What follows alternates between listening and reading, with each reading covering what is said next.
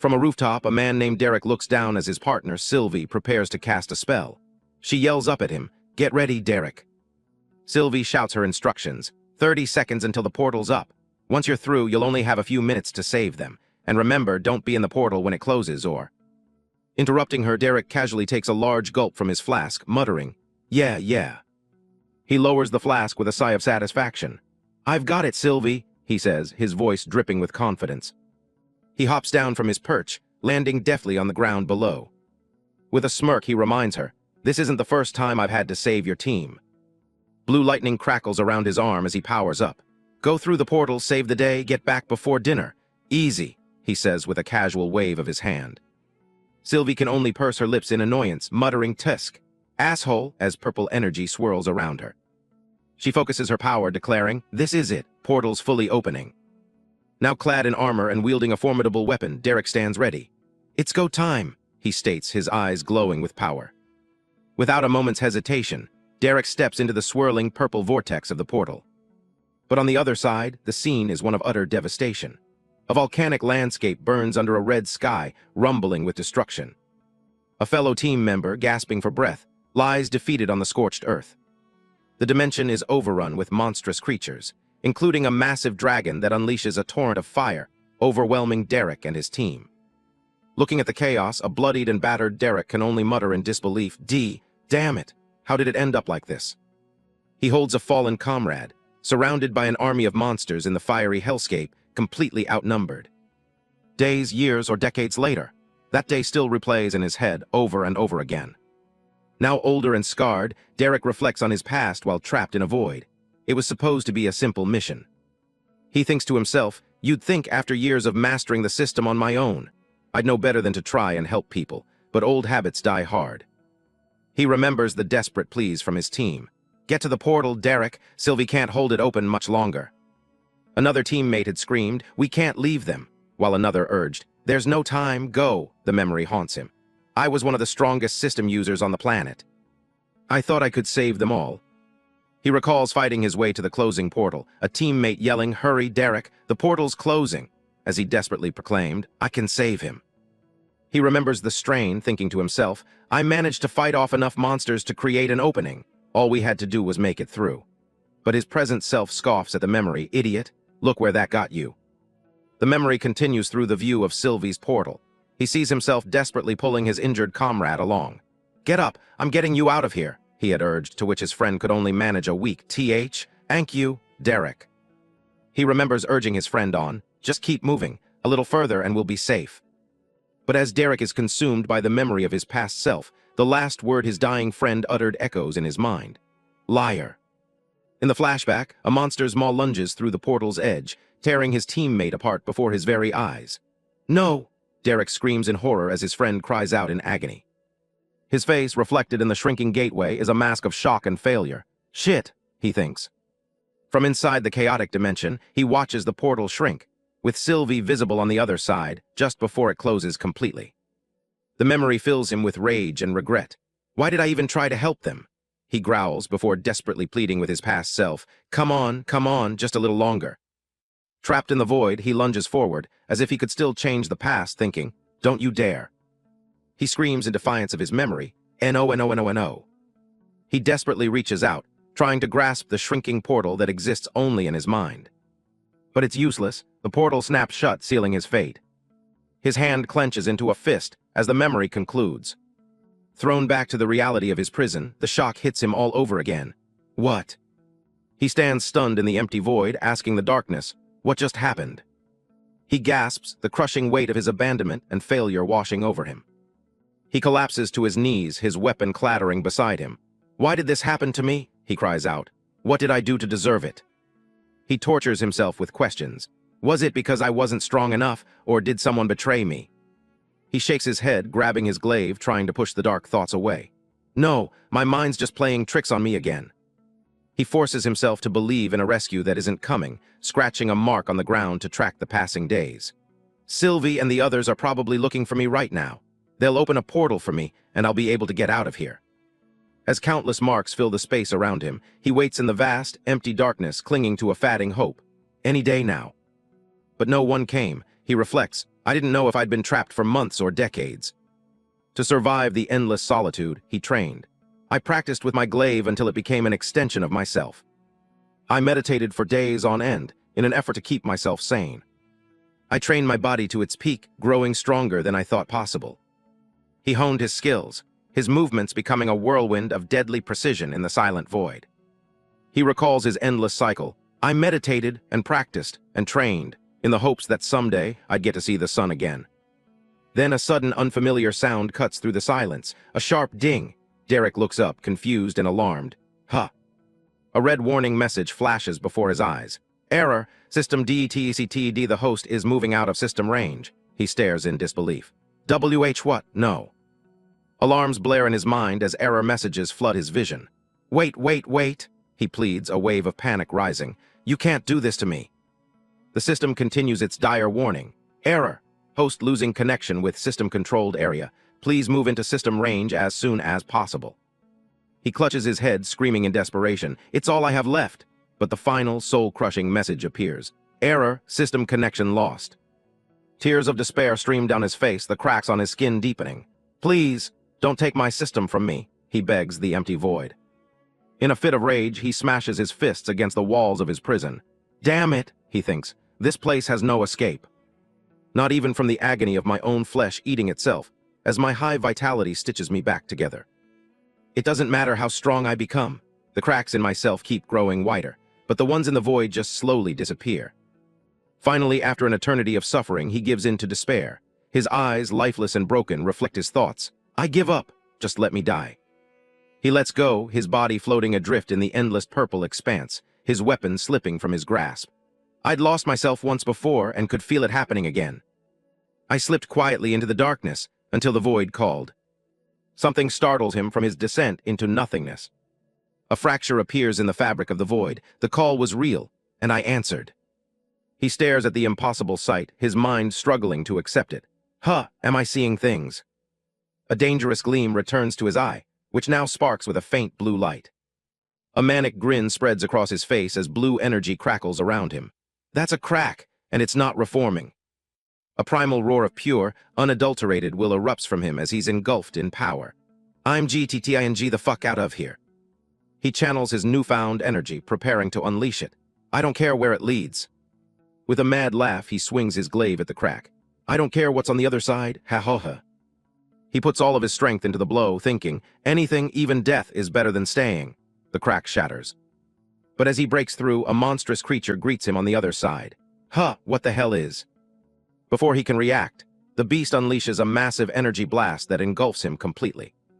The force of the explosion sends him hurtling back through the shattered remains of his prison. He rights himself, clad in his transformed armor, a grimace on his face. Certainly doesn't feel like another hallucination. He gazes at the monstrous creature, a flicker of understanding in his eyes. So that's what is strong enough to keep me in my prison. The beast lets out a deafening roar. Unafraid, Derek smirks at the roaring beast. I know it's been a while since I've talked to someone, but I'm pretty sure that's not how you say hello. The monster responds with a guttural snarl, its multiple red eyes glowing with malice.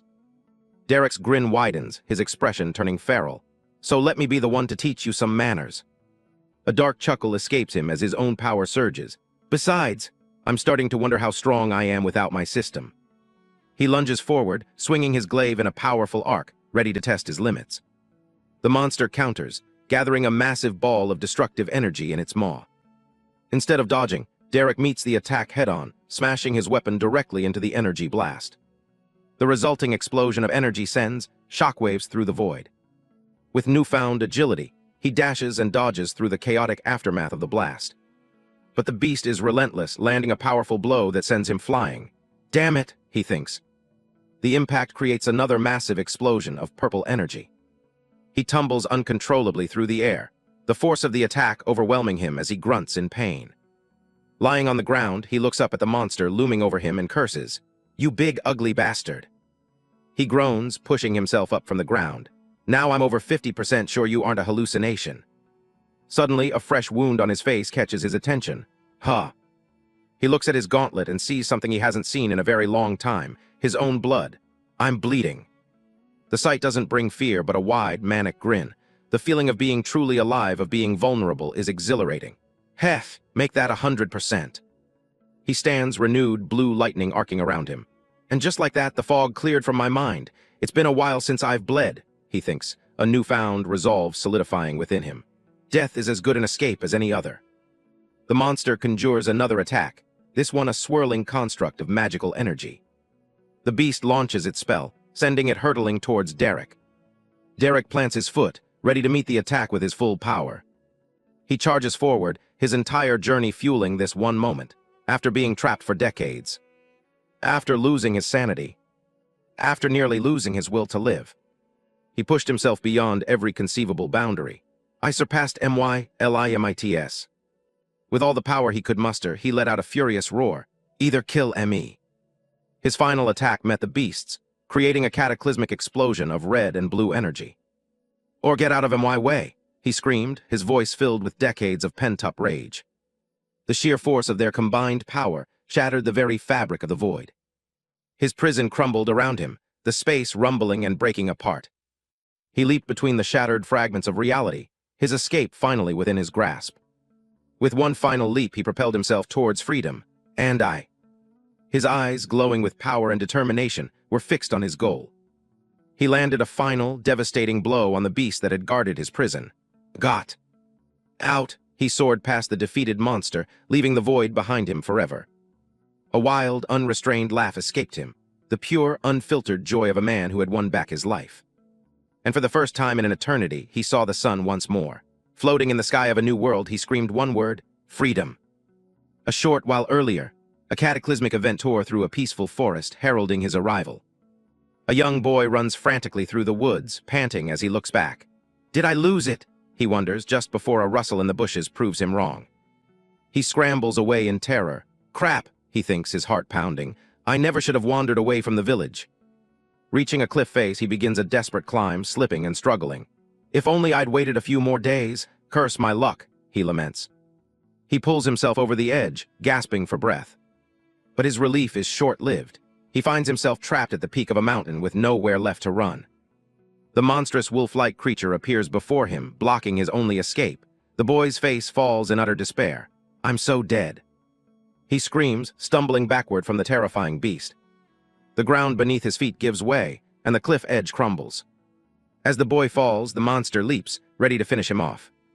The boy cries out in terror, "Somebody help me," as the monster's jaws close in. He plunges into the water below and surfaces, gasping for air, having narrowly escaped the beast's attack.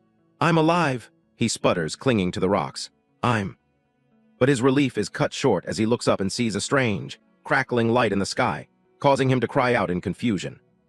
Whatever it is, it comes crashing down from the heavens with a deafening boom. It hits the water right in front of him with an enormous splash, sending waves and energy everywhere.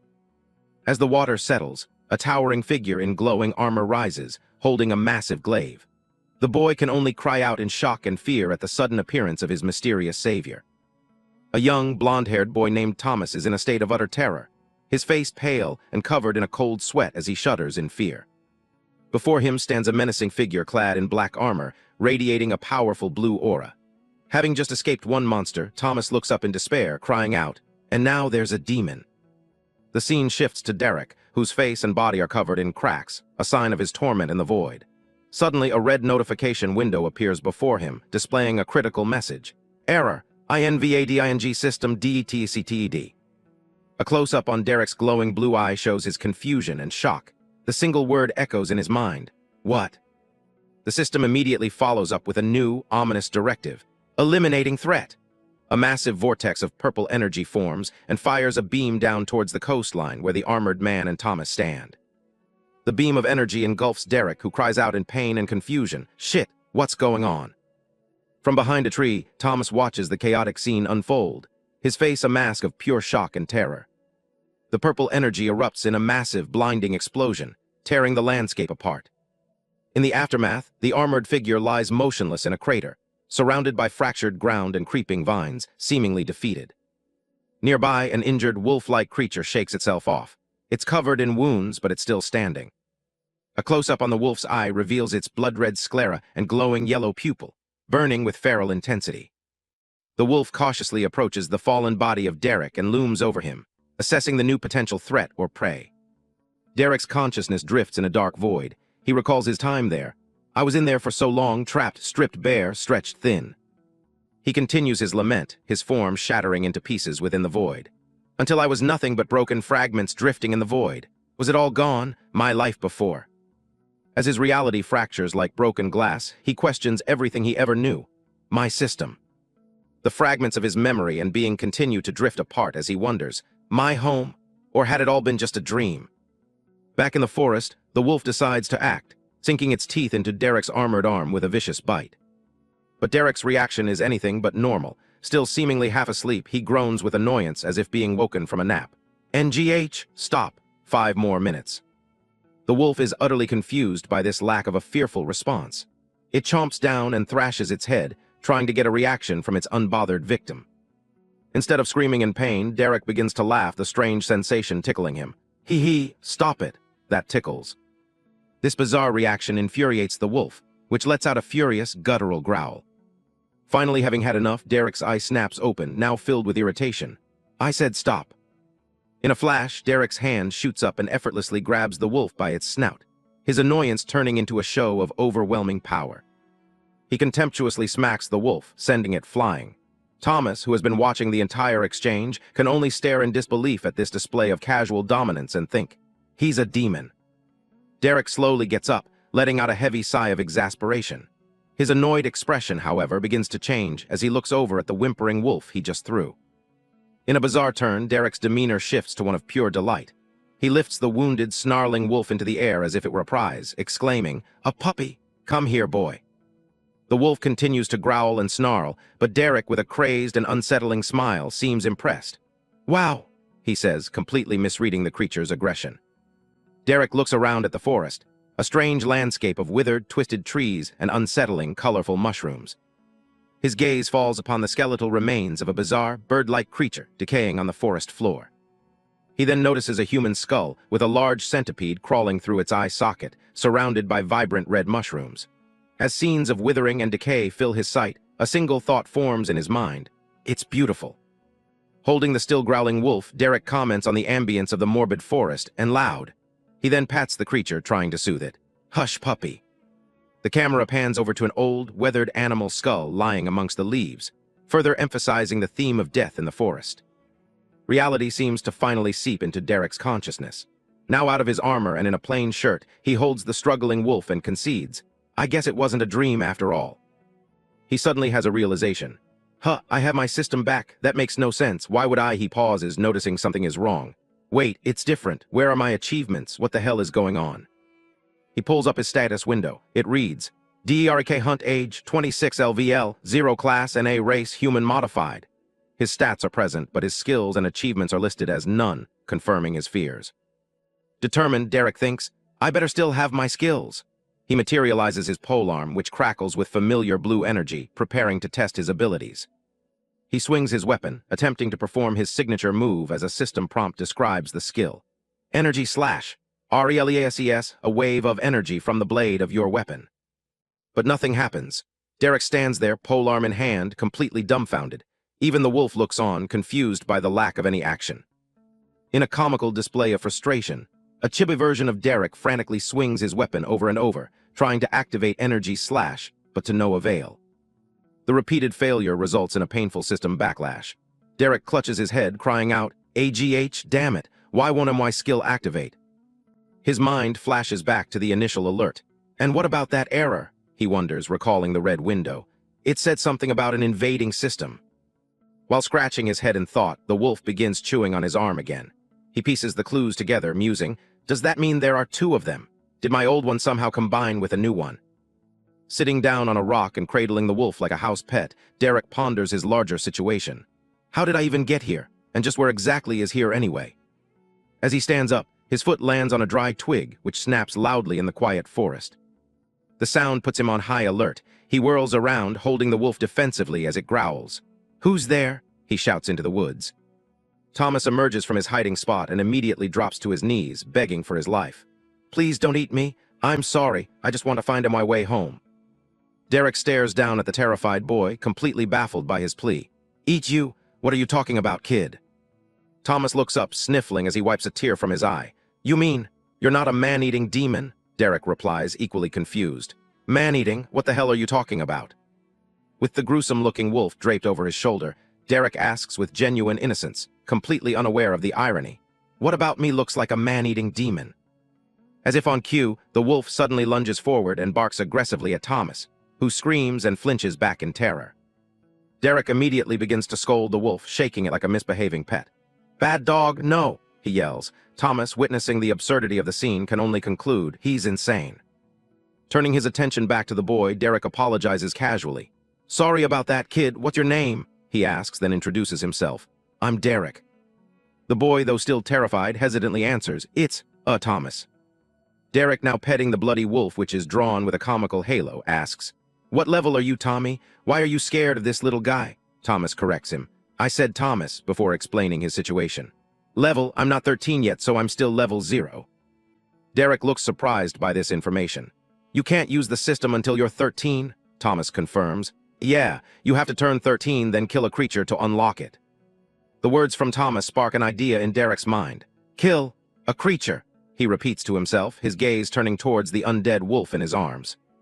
Sensing a shift in Derek's demeanor, the wolf begins to look nervous, its comical halo disappearing. With sudden, shocking brutality, Derek snaps the wolf's neck. The sound echoes as blood splatters, his eyes glowing with a menacing red light. Thomas screams in horror, What? Why'd you kill it? You were just playing with it. Derek, standing calmly over the wolf's corpse, states flatly, It wasn't a pet, Tommy.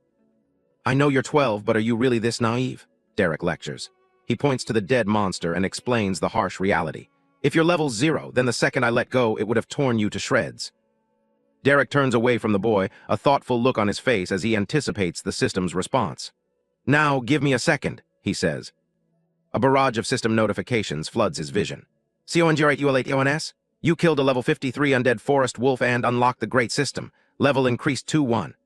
He also unlocks the Giant Slayer achievement for killing a creature 50 levels above him, gaining 2 skill points and 282 experience, triggering multiple level-ups. As the level UP notifications continue to pop up, Derek breaks into ecstatic laughter. Haha, this is more like it, he exclaims, thrilled to be gaining power again. But then a different set of notifications appears. There's even more, he says, observing the red and blue windows. They read, Failure to eliminate threat, SUPPRESSING threat, and finally, threat successfully suppressed. Derek looks at the conflicting system messages, his earlier hypothesis proving correct.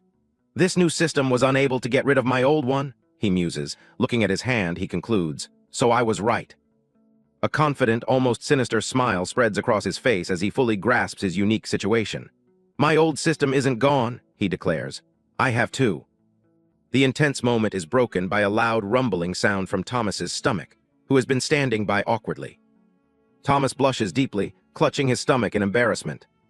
Derek's menacing demeanor vanishes, replaced by a friendly smile. You hungry? He asks. Thomas, looking relieved, shyly nods and admits, starving. Sparks fly as Derek quickly gets a large campfire going.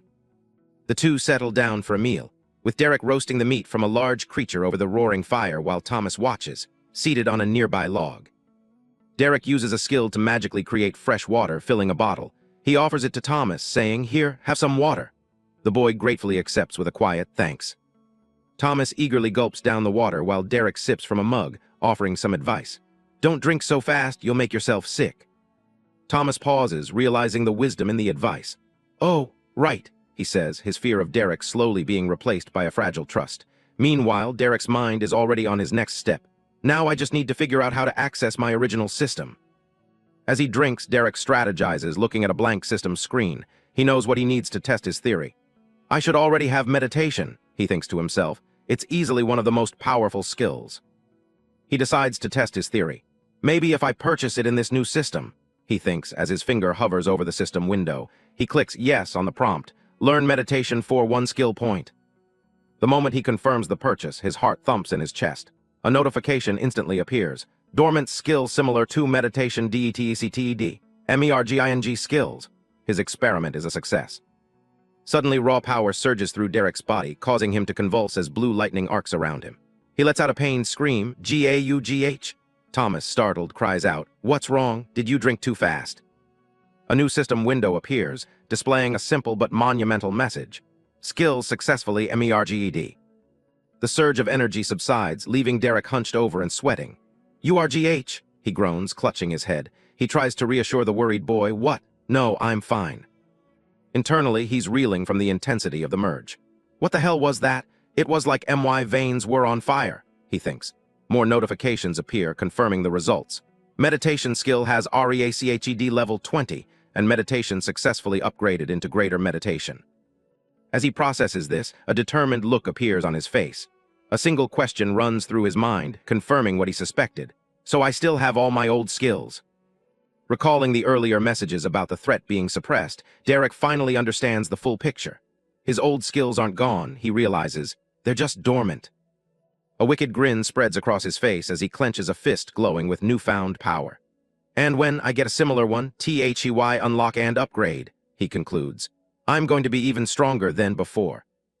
The scene shifts. Thomas is nervously holding a set of glowing mana clippers.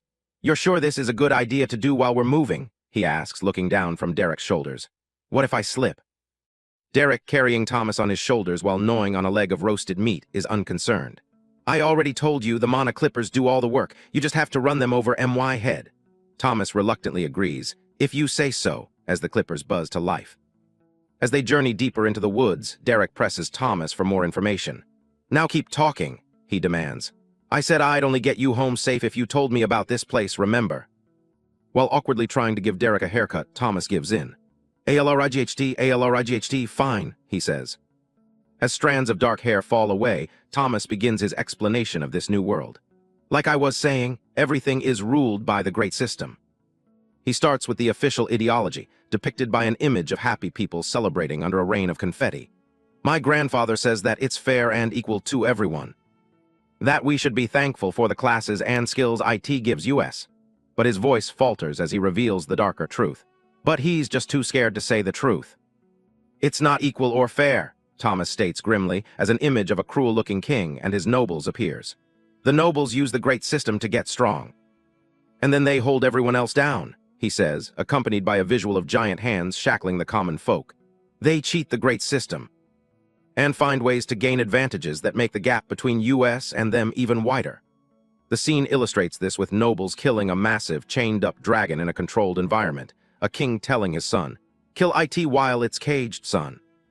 Thomas's anger builds as he speaks, and he starts cutting Derek's hair more aggressively. And because of the damn NOBLES, he seethes. His eyes fill with rage and unshed tears as he touches upon a deep personal tragedy. MYPARENTS. In his anger, the clippers slip. GAAH, Derek yelps.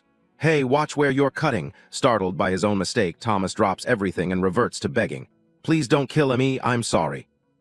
Derek holds up a hand mirror to inspect the damage, trying to sound reassuring but failing miserably. Relax, kid. I'm not insane. Obviously, I wouldn't kill you until after I've seen how bad IT is. Thomas can only shiver in fear. Derek inspects his new, much shorter haircut in the mirror and, to Thomas's surprise, seems pleased. He gives a thumbs up to the boy's terrified reflection and says, CONGRATULATIONS, you get to live. In a tiny thought bubble, Thomas wonders, is he joking? The scene fades to the next morning with the sun rising over a vast forest. Derek's voice calls out, Hey, Tommy, wake UP. Derek gently shakes the sleeping Thomas awake as they continue their journey. They arrive at what appears to be the outskirts of a settlement. A rundown shack stands near a fork in the road, with a discarded helmet lying near a gnarled tree root. HRMMM, what is it? Derek asks as they stop. Derek looks at a crude wooden signpost with the names RAYNA, LEON, and Noah carved into it. He asks Thomas, which way to your village? Thomas, rubbing the sleep from his eyes, begins to answer, pointing towards a path. Right, I'm from Raynasville. Suddenly his eyes snap wide open. He's seen something ahead that fills him with dread. With a cry of Mr. Jones, Thomas leaps from Derek's shoulders and dashes towards the house, leaving a surprised Derek behind. He runs frantically, his feet tapping past a gruesome trail of blood and mangled body parts scattered on the ground. Thomas reaches the shattered doorway of the wooden house, calling out the name again as he enters, Mr. J.O. The horrifying sight cuts him short. The body of Mr. Jones lies on the floor in a pool of blood, a feeling of absolute doom filling the room. Thomas can only whisper the last syllable, Ness. A full view shows the bloody and lifeless body of Mr. Jones lying on the wooden floor. Thomas stares, his face a mask of pure horror, pupils constricted as he tries to process the massacre. Derek comes up behind him, placing a gentle, comforting hand on the boy's shoulder. With his new haircut, Derek looks on with a calm expression. "This isn't your grandpa you were telling me so much about, is it?" he asks. Thomas, trembling, replies, "And no, he was just a nice old man, but..." Thomas's shock gives way to disbelief and grief. "How could this happen? He was nearly level 30, he cries out. Derek, however, is unfazed by this information. His expression is one of detached analysis as he asks, 30? Is that supposed to be strong?" Thomas explodes in anger at Derek's callousness. "What are you even talking about?" he shouts. "At that level, nothing in the forest should even be able to scratch him." Leaning coolly against the doorframe with his arms crossed, Derek challenges the boy's worldview with a simple question. "Are you sure?" Derek then drops a bombshell, shattering Thomas's understanding of the forest's dangers. "That wolf I killed earlier was level 53. An image flashes back to him, snapping the wolf's neck, the system notification for Giant Slayer appearing. The revelation devastates Thomas. He stumbles back, surrounded by the gory scene, and stammers in denial. "That's impossible. There's no way. You're lying." But the horrifying truth sinks in, turning his denial into panic. "If that's true, we need to get back home now," he exclaims, his face filled with terror for his own village. "I have to warn Chief Reyna." The scene shows the bloody doorframe of the house, contrasting the grim interior with the bright, sunlit forest outside, which now feels far more menacing. Derek looks out into the dark, twisted woods with a grim expression, thinking to himself, if the kid even has a home to return to. In the distance, a mysterious green orb emanates a faint, sickly glow. The strange, patterned green orb hums with a dark energy, pulsing ominously in the depths of the forest. The reanimated corpse of the wolf Derek had killed earlier steps out from between the trees, its eyes glowing with the same green light, drawn towards the orb's power. The undead wolf lifts its head and sniffs the air, its feral gaze fixed on the source of the green energy, letting out an eager sound. The wolf's ear twitches as it senses another presence nearby, far more powerful than the orb. Its head snaps up, letting out a vicious snarl as it stares into the darkness, reacting to the overwhelming power it feels. From the shadows emerges a new threat, a terrifying, giant skeletal monster wreathed in green flames and dark energy, towering over the undead wolf. With a single, contemptuous slam of its hand, the skeletal monster effortlessly crushes the level 53 wolf, demonstrating its immense and terrifying power. The very trees of the forest seem to shudder and recoil from the sheer evil emanating from the newly arrived creature. A close-up on the monster's face shows green, noxious energy leaking from its jaw as it lets out a deep, gravelly growl. The chapter ends with a full reveal of the colossal skeletal monster. With its horned skull, green flaming hair, and a tattered cloak adorned with the skulls of its victims, it stands as a harbinger of doom, the new, formidable threat that awaits Derek and Thomas. The story opens with a panoramic view of a peaceful, sun-drenched village nestled at the foot of towering mountains. Water drips from a heavy basket, indicating something freshly gathered. A woman, Mallory, looks at her daughter with a mix of pride and concern, asking, "You sure you can carry all that on your own, Brandy?" The young girl, Brandy, confidently replies, "Course I can, Mama. I unlocked the great system, didn't I?" Brandy declares that she's strong enough to help, but trembles under the heavy load. Her mother, Mallory, smiles warmly and pats her head, saying, "That's my girl." As they walk through the village, Mallory suggests, "If you ask nicely, I bet your father will give you leather from the hunt." Brandy's eyes light up with excitement at the thought. "Really? I can increase my leatherworking skill." In her excitement, she accidentally drops the heavy, dripping basket. Mallory continues with a smile, adding, "He might even let you help skin the animal. That is an important part of leatherworking, after all." Brandy's excitement vanishes, replaced by a look of dawning horror as she repeats the word, "skin." Her face fills with absolute terror as she processes the full meaning of the question, "the animal." The scene flashes back to 2 weeks ago. Brandy's father, Travis, tells her, "You're 13 now, honey. That means it's time you decided how you're going to contribute to the village. Are you ready to unlock the great system? I have a special treat for you." Travis presents Brandy with her first challenge, a small, fluffy creature. "A level 10 monster," he exclaims. A system window pops up, identifying the creature as a fluffy fox level 10. After its defeat, another window confirms, "Achievement unlocked, Lesser Giant Slayer, 1 skill point received." The reality of the kill hits Brandy hard. She looks at the bloody creature, sobbing. "I should have spent my skill point on something else. I made a mistake. I wasn't thinking about touching dead animals. I can't kill them. I just wanted to learn a trade. I made a mistake. Returning to the present, Mallory comforts her daughter. You'll grow used to it, dear. She then adds quietly, though I wish your father hadn't found the cutest beast I've ever s. Suddenly, a loud crash interrupts them. Both mother and daughter look startled and afraid. Mallory recognizes her husband, Travis, running towards them, wounded. But he just left for the hunt. A bloodied man yells, Mallory, take Brandy to the eastern gate. Mallory and Brandy run to him as Mallory asks, Trav, what's going on? He urgently replies, beasts are attacking, strong ones, higher level than we've ever. Brandy looks at her wounded father in shock, calling out, Daddy. Travis, holding his bleeding side, says, there's no time to explain. Travis looks his daughter in the eyes and tells her, listen to your mother, sweetie. Brandy, though scared, tearfully agrees, okay. Mallory tries to plead with him, but Travis turns to face the danger, spear in hand, and yells, just go, Mallory, now. As Mallory pulls a crying Brandy away, Travis looks back one last time. I love you both, please stay safe. The once peaceful village is now engulfed in flames and chaos, a clear sign of a devastating attack. While fleeing through the burning village, a sniffling Brandy asks her mother, Mama, is Daddy going to be okay? Mallory tries to be strong for her daughter, replying, of course he will. Your father and Chief Leon are both very strong. He'll make it back to us.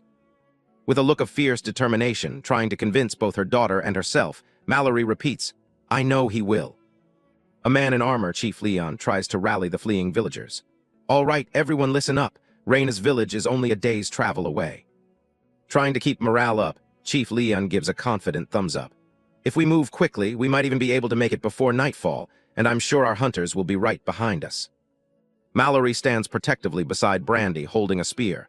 She tries to reassure everyone, saying, there's no need to panic. Everything is going to be. Her words are cut short as a massive, clawed foot slams into the ground right in front of them. The shadow of a great beast falls over Chief Leon. He turns, his confident expression replaced with dread as he mutters, shit. A massive, snarling, wolf-like monster lunges at the chief. As someone screams, run, the monster viciously tears into Chief Leon. The villagers, including Mallory and Brandy, look on in horror as the chief's severed arm falls to the ground. Brandy stares blankly, her mind shutting down from the sheer terror of the scene. One of the savage, blood-soaked wolf monsters stands, its eyes glowing with malevolence.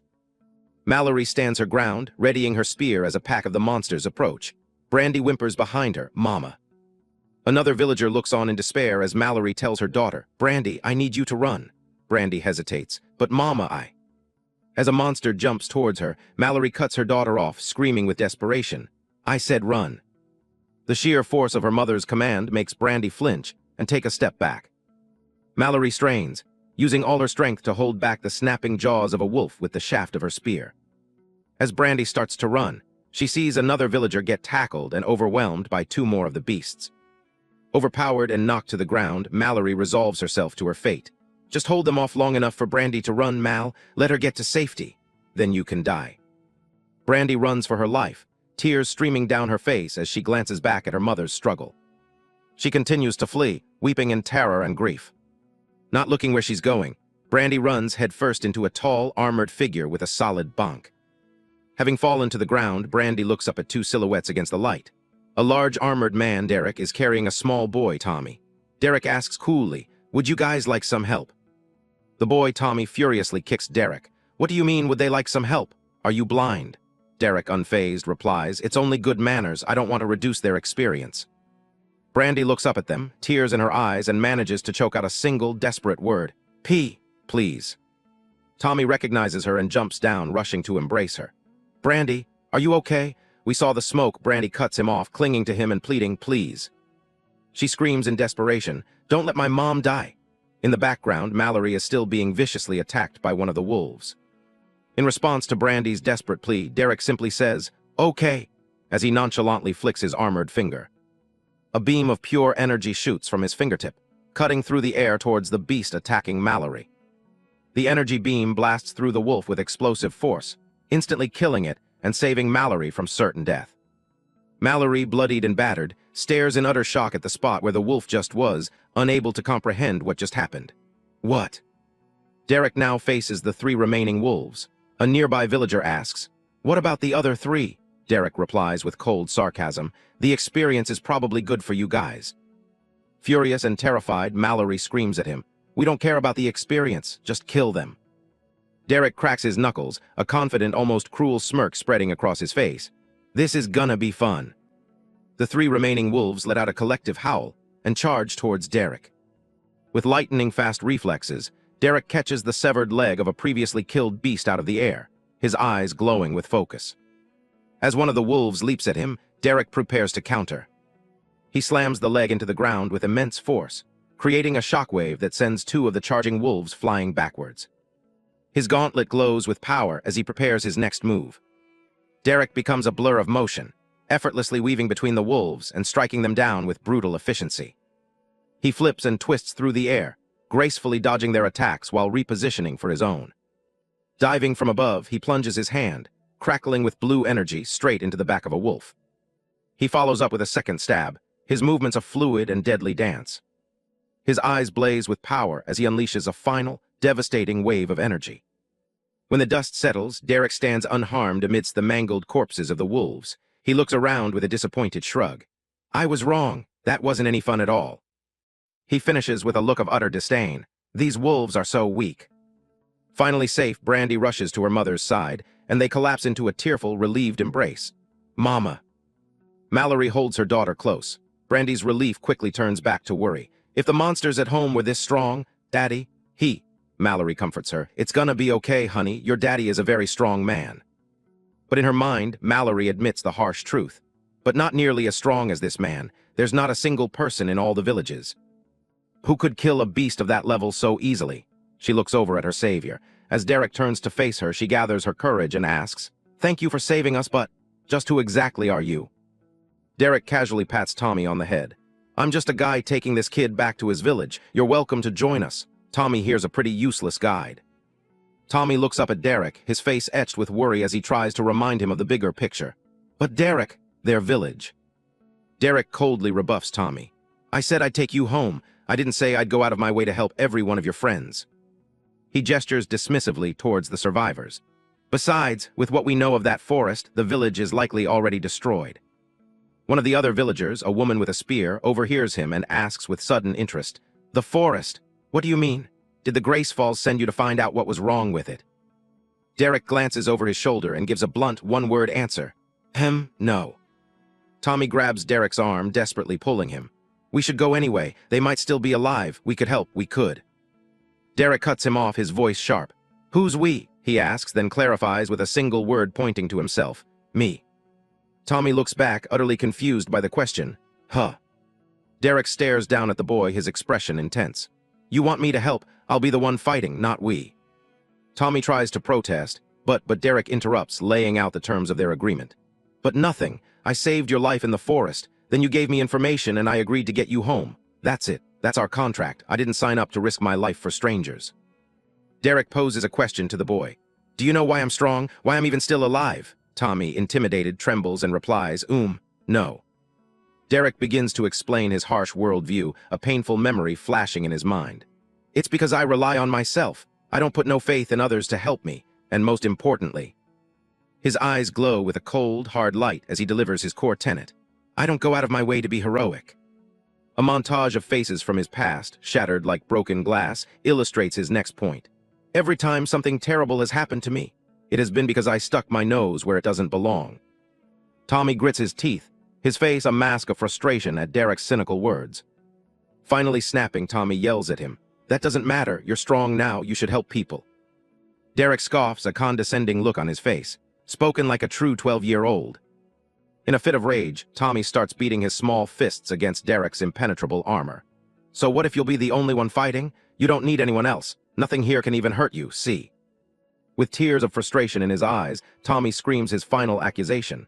"You're just being an asshole." As the surviving villagers watch the boy's futile assault, Derek calmly agrees with the accusation. "Exactly." Derek continues his cynical lecture while Tommy keeps hitting him. "I am an asshole. I'm an asshole in a world where assholes live and heroes die. Life ain't a fairy tale, kid. One day I hope you become a proper asshole." Tommy's frantic assault finally stops, his small hand gripping Derek's massive gauntlet. Derek grabs Tommy's wrist, his expression softening almost imperceptibly as he offers a piece of hard-won advice. "Be an asshole, get strong, then be a hero." He leans in, emphasizing his point.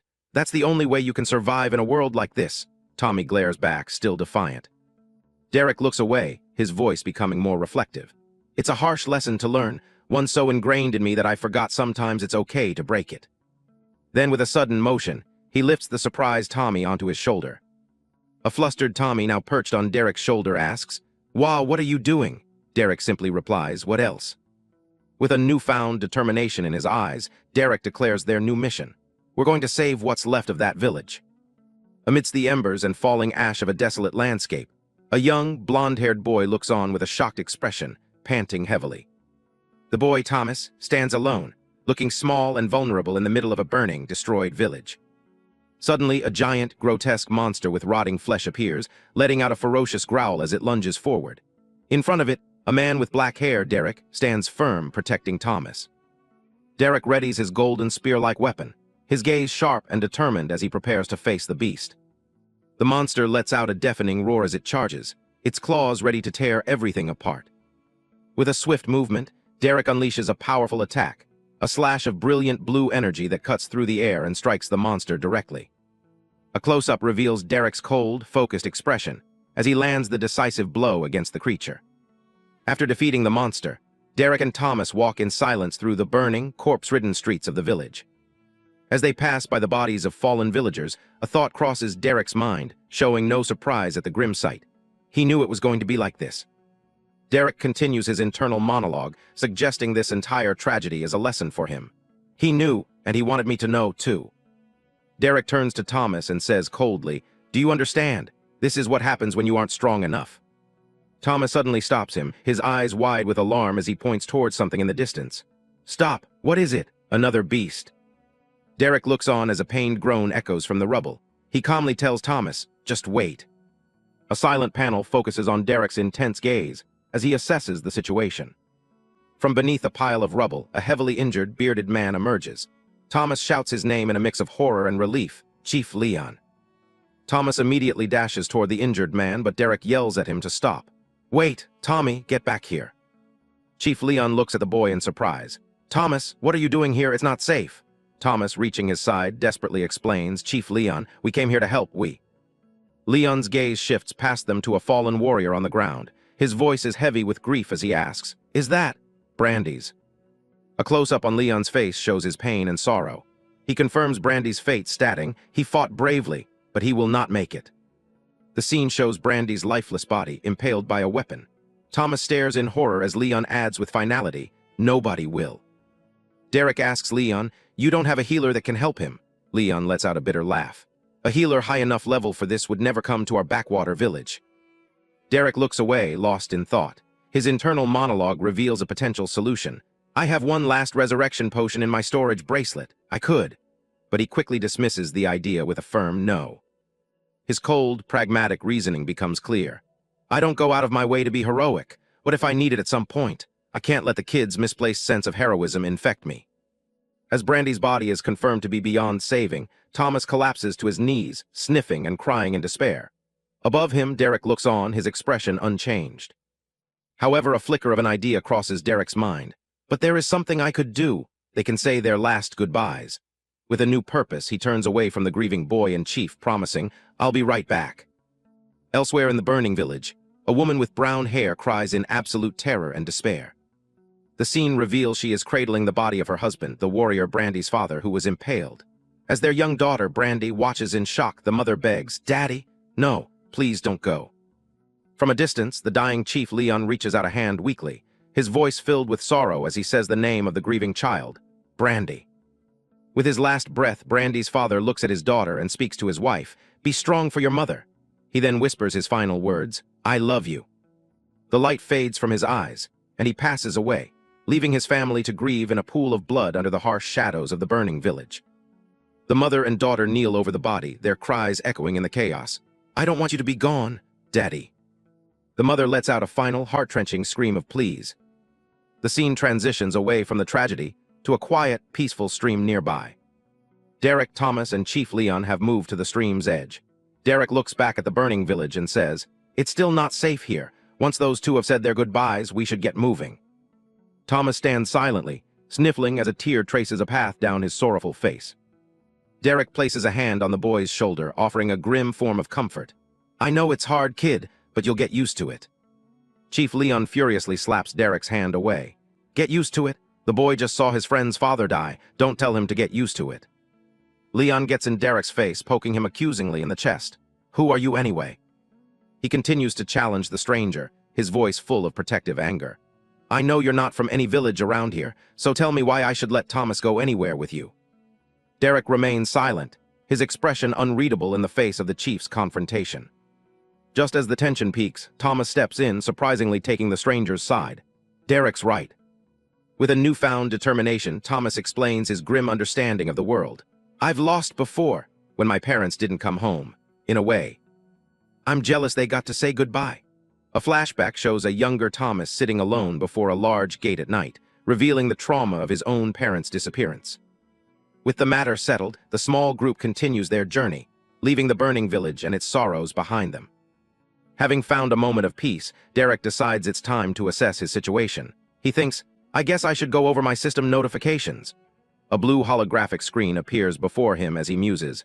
"I probably gained quite a few levels." A series of notifications confirms his kills. A level 22 undead forest wolf, a level 18 black forest bear, and another level 29 undead forest wolf. The final, most important message declares, "Level 10 reached. Please choose a class."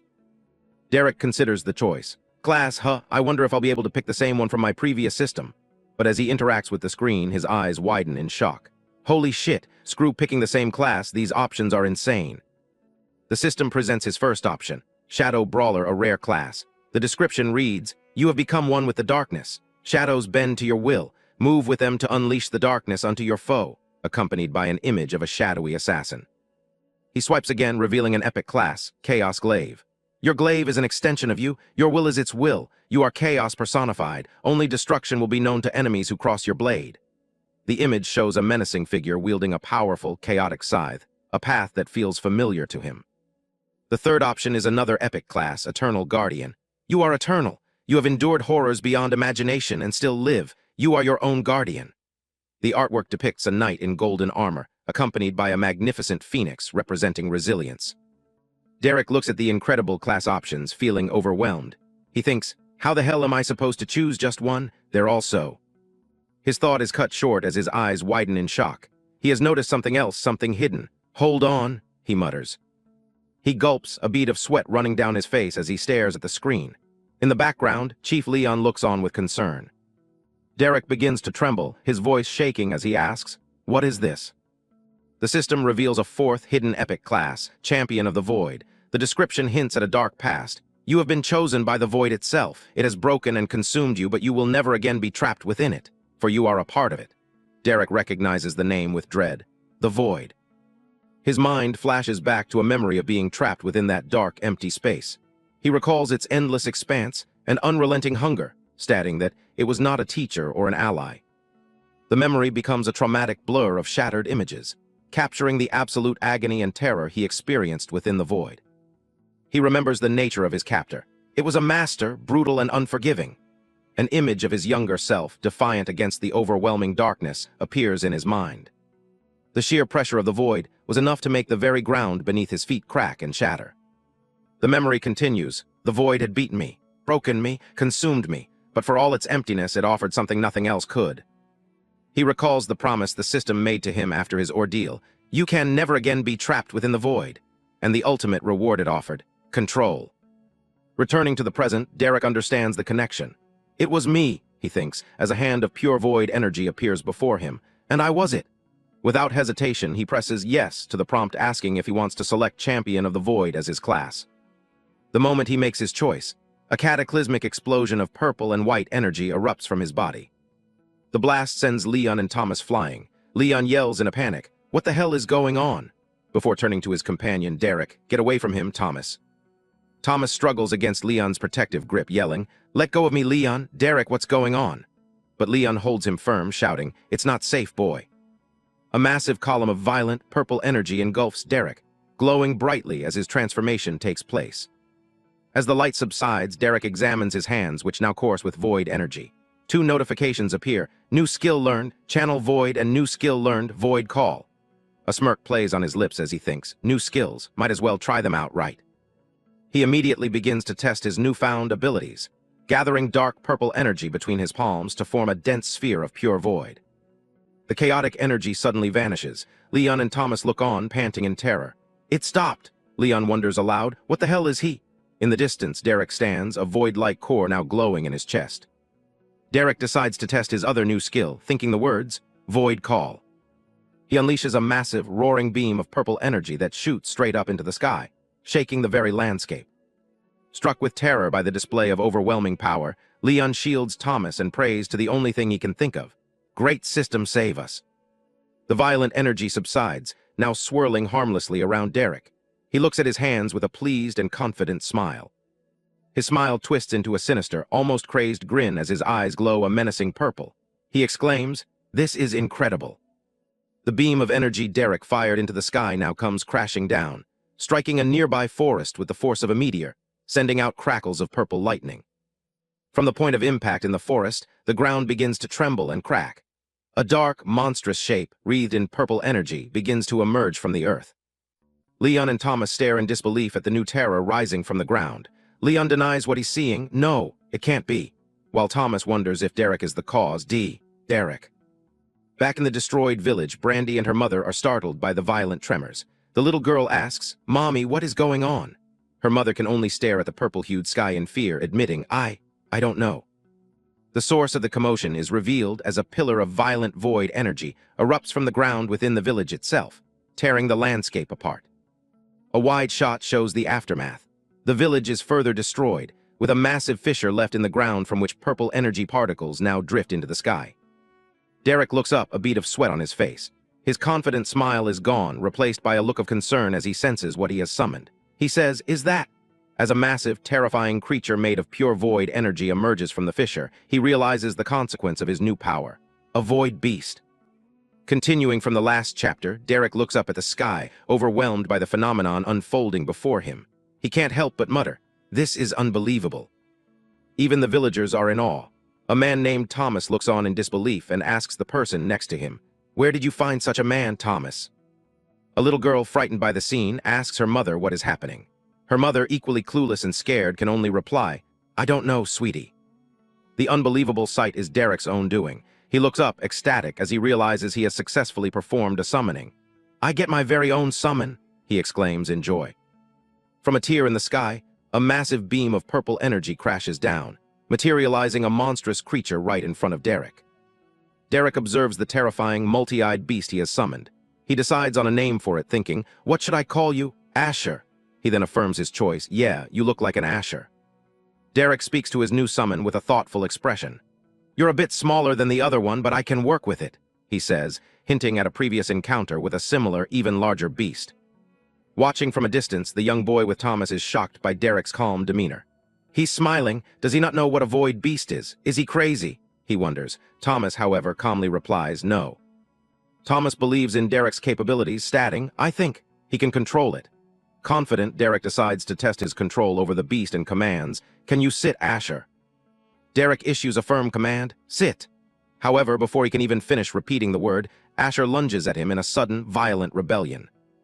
Asher's powerful attack slams into the ground, narrowly missing Derek and sending debris flying everywhere. As the situation turns dangerous, Thomas quickly shoves the young boy back to safety, shouting, "Derek, stay back, Thomas." The ground cracks under the immense force of Asher's hand slamming down, a testament to the creature's raw power. Derek, now clad in armor and sporting a fresh wound on his head, glares at his rebellious summon. The initial excitement is gone, replaced by cold fury. "You shouldn't have done that, Asher," he says menacingly. "Now I have to kill you." Asher stands defiantly, its red eyes glowing as it prepares to face its own master in a battle to the death. With blood dripping down his face, Derek turns to the onlookers. "You two, get out of here," he orders, preparing for a serious fight. As Thomas and the boy flee, Derek materializes a blade of pure energy from his armored gauntlet, ready to engage his rogue summon. Derek's eyes glow with intensity, his face a mask of cold determination. "I don't want you getting in my way," he mutters, focusing entirely on the battle ahead. Derek attempts to use his system's ability to analyze the foe. Identify, he commands. However, the system fails, returning a message. Identify skill failed, unknown entity. This creature is not of the great system. Derek grits his teeth in frustration. Damn it, of course, this damn system hates making things easy, he thinks, recalling a past battle. I could barely even put a scratch on his cousin. Knowing the immense power he's up against, Derek prepares for the worst. If this bastard is anything like that, he thinks as he propels himself forward with incredible speed. Derek leaps through the air, diving towards Asher. He knows he has only one chance to win this fight. There's no room for error, he thinks, his focus absolute. Derek clashes head-on with the Void Beast, his energy blade meeting Asher's monstrous jaw with a resounding snap. The impact creates a massive explosion of dark energy, but Derek is the one who bears the brunt of the force. Despite putting all his strength into the attack, Derek is immediately overpowered, his determined expression turning to one of shock as he is pushed back by his own summon. Derek is shocked by his summon's power, thinking, it blocked that with nothing but its palm, as Asher looms over him unfazed. Asher's blow sends Derek flying backward. Shit, he curses, realizing he has completely lost control of the situation. The Void Beast immediately retaliates, firing a massive beam of destructive energy directly at Derek. The blast hits him head-on and he coughs in pain, thinking, what the hell, as his body is thrown back. The force of the impact is immense, and Derek gasps for air, his face contorted in pain from the heavy damage he just sustained. Before Derek can even recover, Asher closes the distance in an instant. How is it so fast? Derek wonders in disbelief. Asher unleashes another devastating energy beam, sending Derek flying and crashing into the rocky terrain. Derek crashes to the ground, spitting a mouthful of blood as he cries out in agony. The damage is quickly adding up. Lying defeated on the ground, Derek resorts to a desperate, almost comical thought. Maybe if I play dead, it will get tired and leave me alone. But Asher is relentless. It begins to brutally pummel the spot where Derek is lying. Yeah, that's not happening, Derek thinks, his plan failing spectacularly. As Asher continues its assault, a system window flashes with a critical warning. Health has dropped below 20%. Realizing the grave danger, Derek curses and immediately shouts, activating meditation. Despite being pinned down and beaten, Derek struggles against the onslaught, a purple aura flaring around him. I need to get this bastard off of me now, he thinks, trying to muster his strength. His health ticks down to 19%. Fueled by desperation, Derek manages to get to his feet and thrusts his transformed spear towards Asher, shouting, take this. Asher's reaction is swift and dismissive. It effortlessly snatches Derek's weapon out of the air, completely nullifying his attack. The monster then slams Derek into a rock wall, causing his health to drop further to 18%, and then 17% as the brutal assault continues. Derek's health continues to plummet, now at 16% amidst the relentless beating. He coughs up another spray of blood, as the system registers his health falling to a critical 15%. Another smash from Asher's powerful fist sends shockwaves through Derek's body, and his health drops once more, now at 14%. Watching the horrific scene unfold from a safe distance, the young boy's face is stained with tears as he witnesses the hero being brutally beaten. Meanwhile, in a nearby village, the chaos is spread. A group of villagers is seen fleeing in terror. A woman calls out to their apparent leader, Leon, what is going on? Leon, carrying an injured person on his back, can only yell, no time to explain, just keep running. Back on the battlefield, Asher's hand crackles with dark energy, preparing for another devastating blow. A single desperate thought echoes, please live. The Void Beast gathers energy into an orb, ready to unleash it. Pinned and helpless, Derek can only curse his fate. Derek is engulfed in another explosion of void energy, the overwhelming force making him realize, I'm taking too much damage. Even with meditation active, my regeneration isn't enough. Derek thinks in despair as a system interface shows his health plummeting rapidly from 13% all the way down to 8%. Just as Derek is on the brink of death, a new system window appears, offering a glimmer of hope in his desperate situation. On the verge of death, Derek desperately searches for a solution, thinking, I need something that can let me fight back. His eyes land on an option in the system interface. There. With no other choice, Derek spends his last skill point. A series of system notifications appear. Skill point spent. Heavy weapons master learned successfully. Skill points remaining 0. But then a new, unexpected message pops up. Multiple similar dormant skills found. The system begins merging the skills, and an excruciating pain courses through Derek's body, forcing him to scream in agony. As Asher slams the ground again, the system announces the completion of the painful process. Skills successfully merged. The results of the merge are instantaneous and immense. The heavy weapons master skill has been upgraded and boosted straight to level 20, represented by the spectral form of a powerful dragon. A massive torrent of blue energy erupts from Derek's body, signifying his explosive power-up. The tables have turned. Now glowing with blue energy, Derek clashes with Asher, his empowered strikes creating a flurry of blue and purple sparks against the beast's attacks. Derek is now on the offensive, swinging his glowing spear with newfound strength and pushing Asher back. Wreathed in a powerful blue aura, he leaps into the air, poising his spear for a devastating downward strike. His face, though still bloody, is now a mask of pure rage and determination. His eyes glow with blue light as he channels his new power. Derek's empowered weapon clashes directly with Asher's hand. This time, the beast is the one struggling to hold its ground. He roars with effort, pushing with all his might as he tries to break through the monster's defense. "Come on, just a little more," he grunts. Despite his incredible power-up, he realizes his spear isn't breaking through. "I can't cut it," he thinks, his attack being held at bay. Derek quickly understands the problem. "The void is nullifying my attack." A sphere of light appears on his chest as he comes to a crucial realization. "But there's one thing I still haven't tried." With a smirk, he decides on a new strategy. Time to fight fire with fire. He begins to channel the very same void energy that Asher is made of. Void energy, colored purple and blue, swirls and coalesces around his spear, transforming it into a weapon capable of harming the void beast.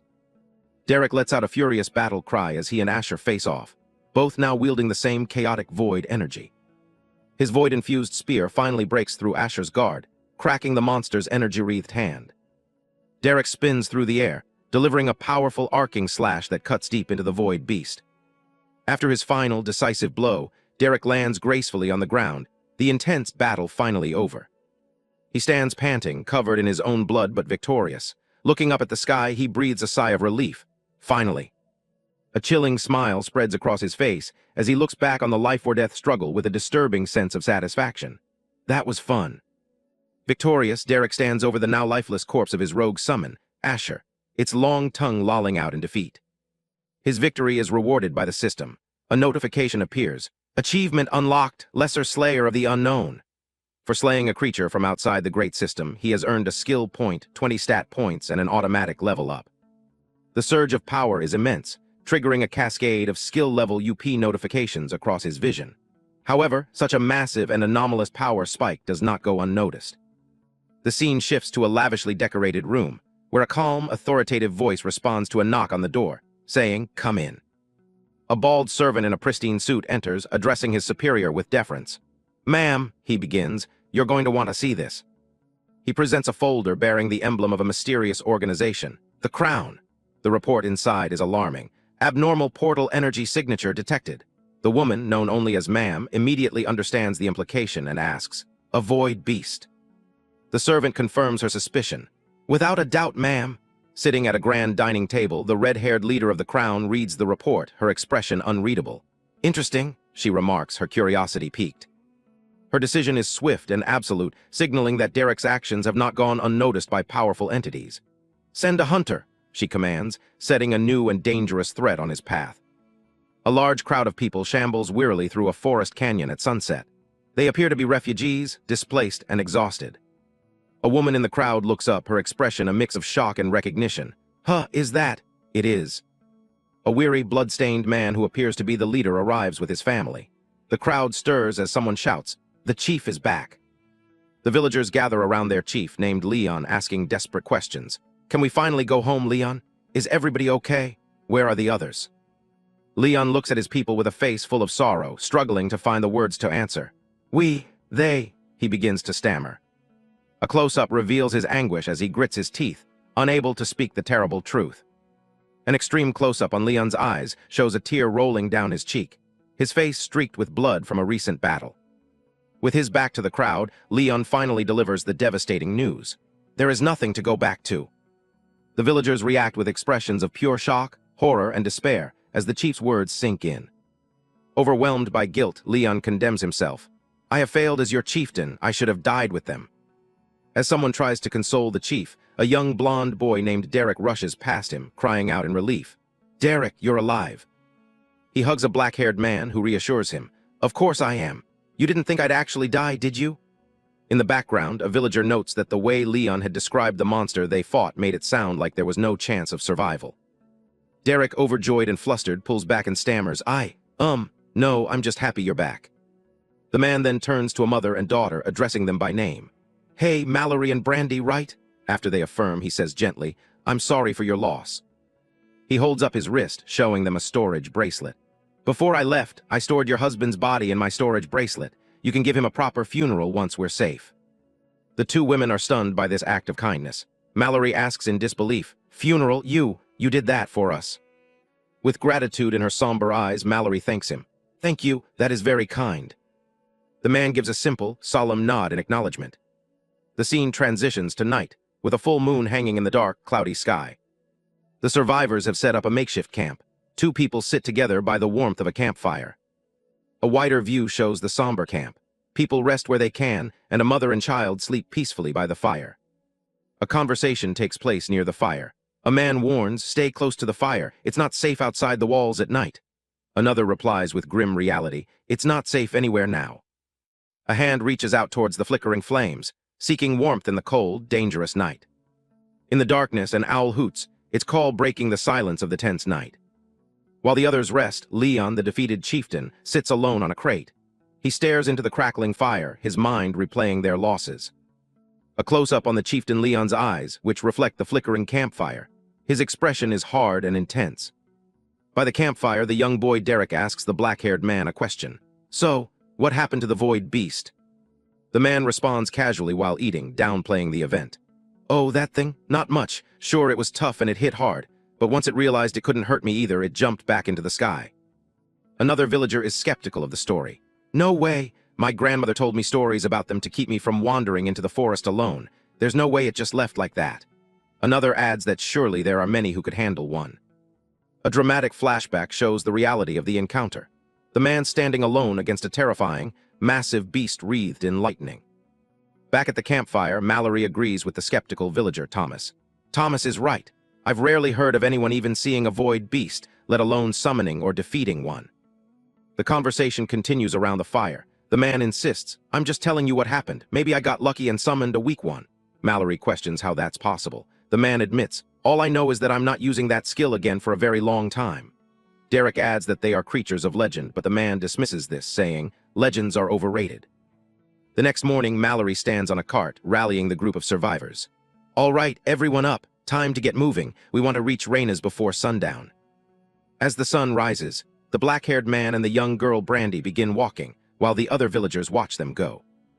Brandy gently tugs on the man's arm to get his attention.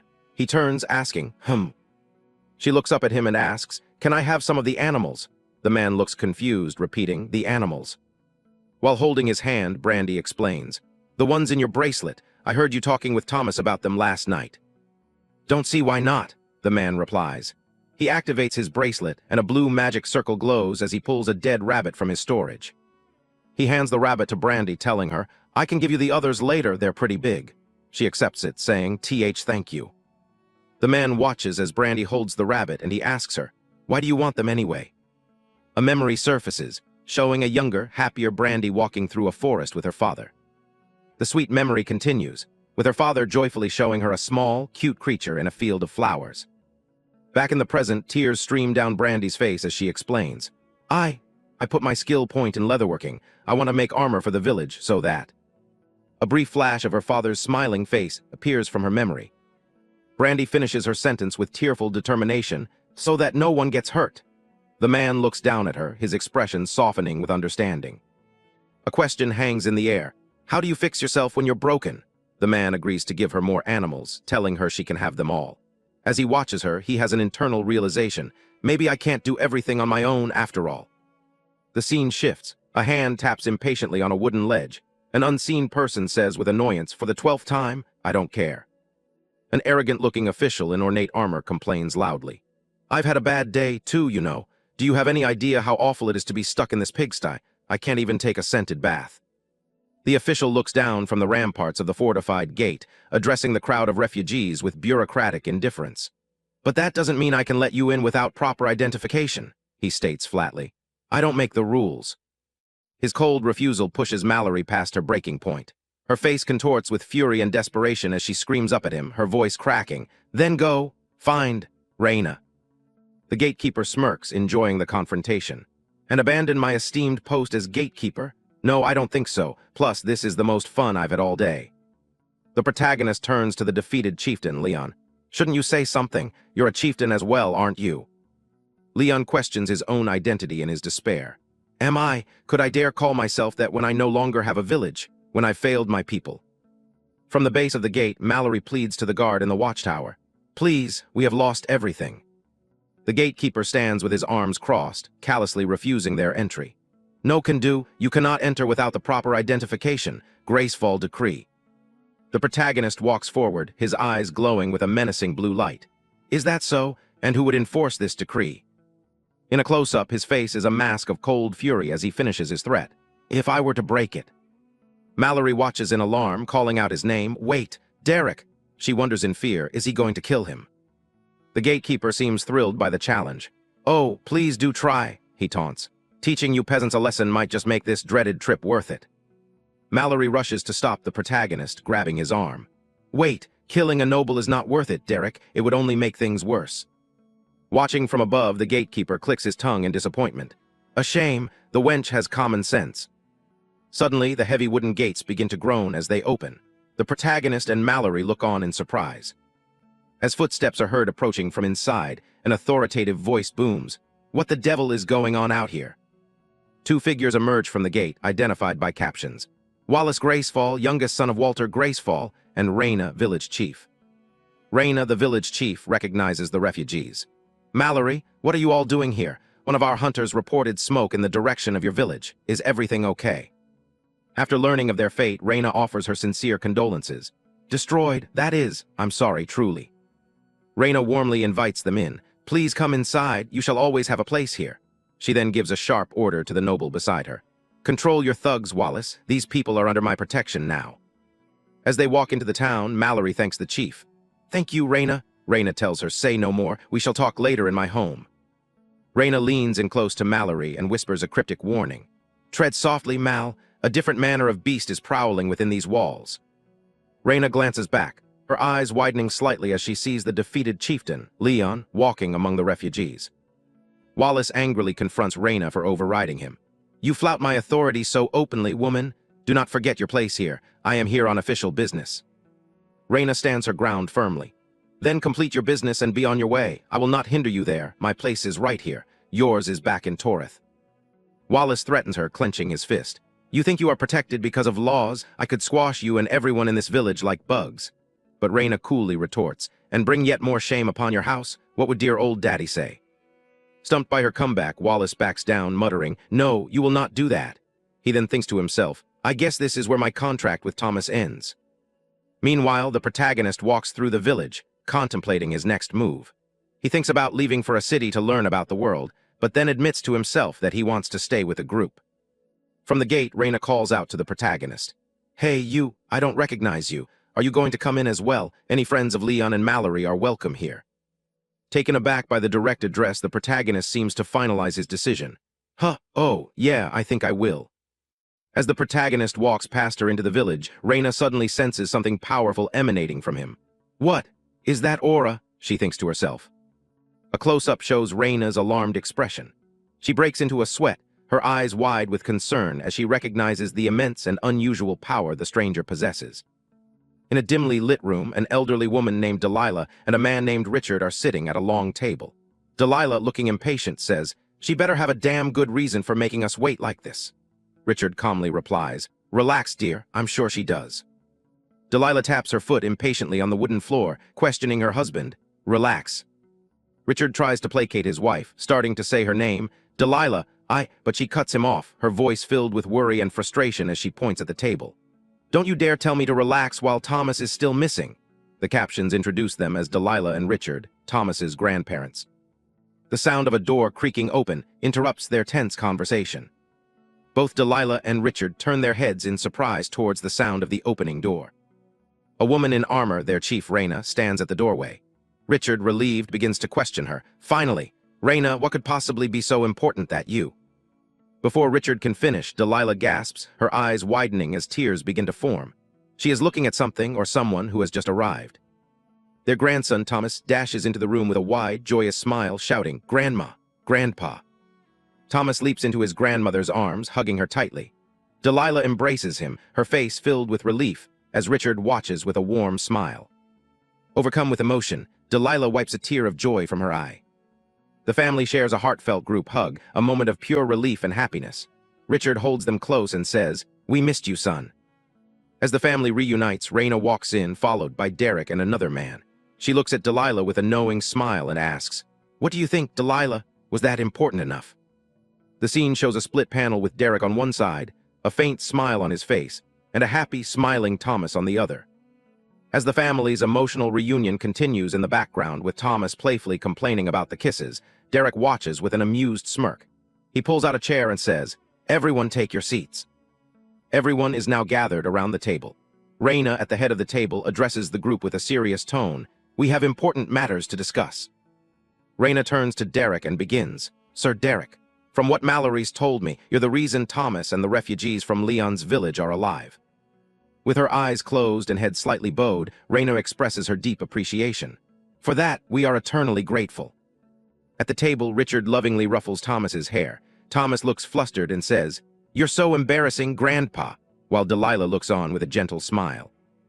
Derek replies with a confident smirk, dismissing the praise. "It was nothing," he says, "and drop the sir, just Derek is fine."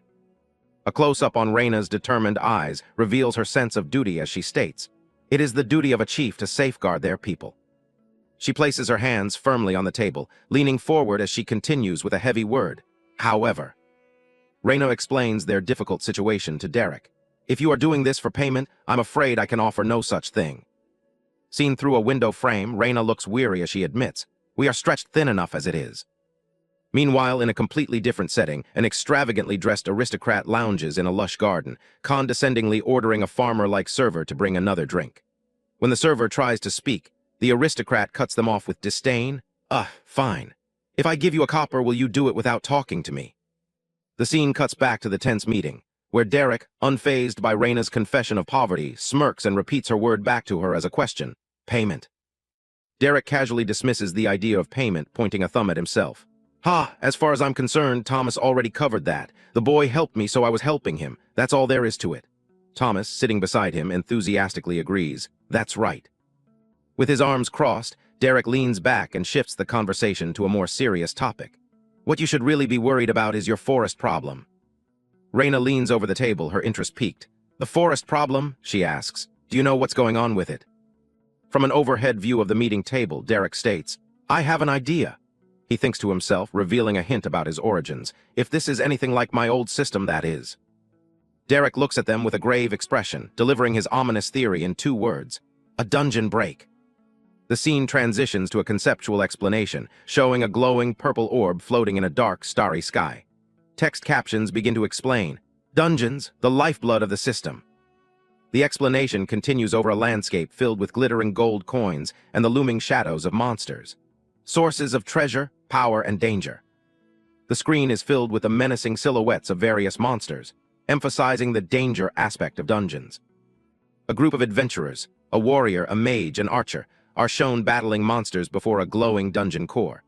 The narration explains, each one is a self-contained world, crafted by the system to test, torment, and reward those brave enough to enter. The glowing dungeon core sparks with energy. Text explains the rules. Only adventurers that are lower level than this dungeon can enter to ensure maximum challenge. It then sets up the premise for the problem. But when the system falters, or a dungeon is left to sit and fester. The dungeon core erupts in a blinding flash of purple light, a catastrophic event simply described as chaos. A red-eyed dragon begins to emerge from the light. As the light expands, hordes of monsters are silhouetted, pouring out from the breach. The consequences are laid bare. Monsters spill into the world, and its power infects the land around it. The montage concludes with a terrifying, abstract image of a demonic face with glowing yellow eyes, representing the chaos and corruption of a dungeon break. Returning to the meeting, Raina expresses her doubt. "What? If there was a dungeon, we would have known about it." Derek, smirking, challenges her assumption. "That may be so, but who says there can't be new dungeons?" Richard puts his hands together thoughtfully, considering Derek's words. New dungeons appearing is rare, but not unheard of, he muses. If a dungeon spawned deep in the forest where few adventurers go. A close-up on Richard's face shows sweat beading on his brow as the horrifying realization dawns on him. It would explain everything, he says, his eyes wide with fear. Reyna stands over the map, looking to the elder for confirmation. You think he's right, Richard? He replies grimly. It may be far-fetched, but it's the only thing that makes sense.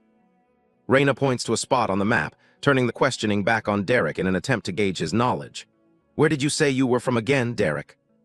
Derek bluntly replies, I didn't, as he scoots his chair back from the table. He stands up, already detaching himself from the problem. Anyway, now that you have an idea of the problem, you need to find a way to fix it. Derek turns and walks toward the door, gesturing dismissively. Who knows, maybe those pricks outside can handle it, he says with a cynical tone. That is why they're here, isn't it? Delilah watches him leave, a worried expression on her face. Just as Derek is about to leave, Reyna calls out desperately, Wait! Derek stops, a bead of sweat on his temple, clearly annoyed by the interruption. With the whole room watching, Reyna pleads with him, acknowledging his capabilities while admitting their powerlessness. You're strong, I know we can offer nothing. But... Reyna places a hand over her heart, her expression sincere and desperate as she makes her final appeal. Could you help us? A close-up captures Derek letting out an exasperated sigh, visibly burdened by their desperate request. With his back turned to them, Derek reaches for the door and delivers his crushing one-word answer, shattering their hopes. No. Back at the table, Thomas looks down, his face a picture of disappointment after Derek's abrupt departure. From outside, Derek calls back, but only for the boy. Tommy, walk with me. Thomas looks up, surprised by the summons. As Derek walks out into the evening, Thomas runs to follow him. Derek reveals his true, personal motive. I need to find that little girl. I have some more animal pelts to give her. The wooden door slams shut, leaving the rest of the council in stunned silence. Inside the now somber room, Richard breaks the silence, speaking to Reyna. He's right, you know. Reyna sighs, frustrated. Yeah, but he doesn't have to be so upfront about it. From the end of the table, Delilah adds with urgency, we need to figure out what to do, and fast. Richard turns to Leon, the chief of the refugees. Leon, you've spent the most time with that man. Reyna also turns to Leon, seeking his insight. Now that he's gone, what's your take on him? Leon is quiet for a moment, his expression grim as he considers the question. He finally speaks, listing Derek's perplexing traits. I don't know. He asks a lot of basic questions. He's sarcastic, moody, and... Reyna leans forward, sensing there's more to it. And what? She presses. A bead of sweat runs down Leon's temple as he reveals the most unnerving fact about Derek. And he can summon the void. The scene shifts to a wide view of the village street as dusk settles, the sky painted with orange and blue hues. Derek walks casually through the village, humming a tune, with Thomas following closely behind him. Derek glances around looking for the girl he wants to find. This place is not that big, Tommy. Where is she? Thomas, looking lost, stammers. I don't know, Suddenly, a harsh voice yells from a nearby alleyway, cutting Thomas off. Let go, you mangy little rat! Derek immediately stops and turns toward the sound. In the alley, a well-dressed man and woman are bullying a small girl, trying to rip a large, high-quality animal pelt from her grasp. It's mine! He gave it to me! The girl protests. The man sneers, a peasant like you would ruin a high-level pelt like this, while grunting and tugging at the prize. With a final, violent yank, the bully rips the pelt from the little girl's hands. He holds it up triumphantly with a smug grin, saying, There! That wasn't so hard, now was it? The little girl, now kneeling on the ground, demands, Give it back! The bully scoffs. Or what? He then adds a threat, revealing a larger plot. Wallace has been itching for an excuse to teach your chief a lesson. While the little girl watches helplessly from the ground, the bully turns and arrogantly drapes the stolen pelt over his arm, admiring his prize. As the bully turns to leave, he walks straight into an immovable object with a loud bonk. He recoils from the impact, angrily yelling, Ow, watch where you're going, you. The bully's anger instantly turns to sheer terror. He looks up, trembling, his face pale with fear as he stares at the person he ran into, Derek. From Derek, a single, cold command hangs in the air. Drop. With eyes glowing a terrifying blue, Derek glares down at the bully, his face radiating pure rage. He finishes his command with chilling menace. The goddamn pelt. The air itself seems to darken as the word doom emanates from his presence, ending the chapter on a climactic note. A sword is stabbed forcefully into the ground as a voice cries out, This is unacceptable. The scene reveals a group of armored nobles. Their leader, a white-haired man named Wallace, angrily demands justice, questioning how a commoner would dare to touch a noble. Wallace's face is contorted with rage as he issues a dire threat. "Move out of the way, Reyna, or heads will roll." A woman in a red dress, Reyna, bravely stands her ground, ordering Wallace to stand down. She firmly states, "I will not allow you to fight within my village," while in the background, villagers hold back the dark-haired protagonist, Derek.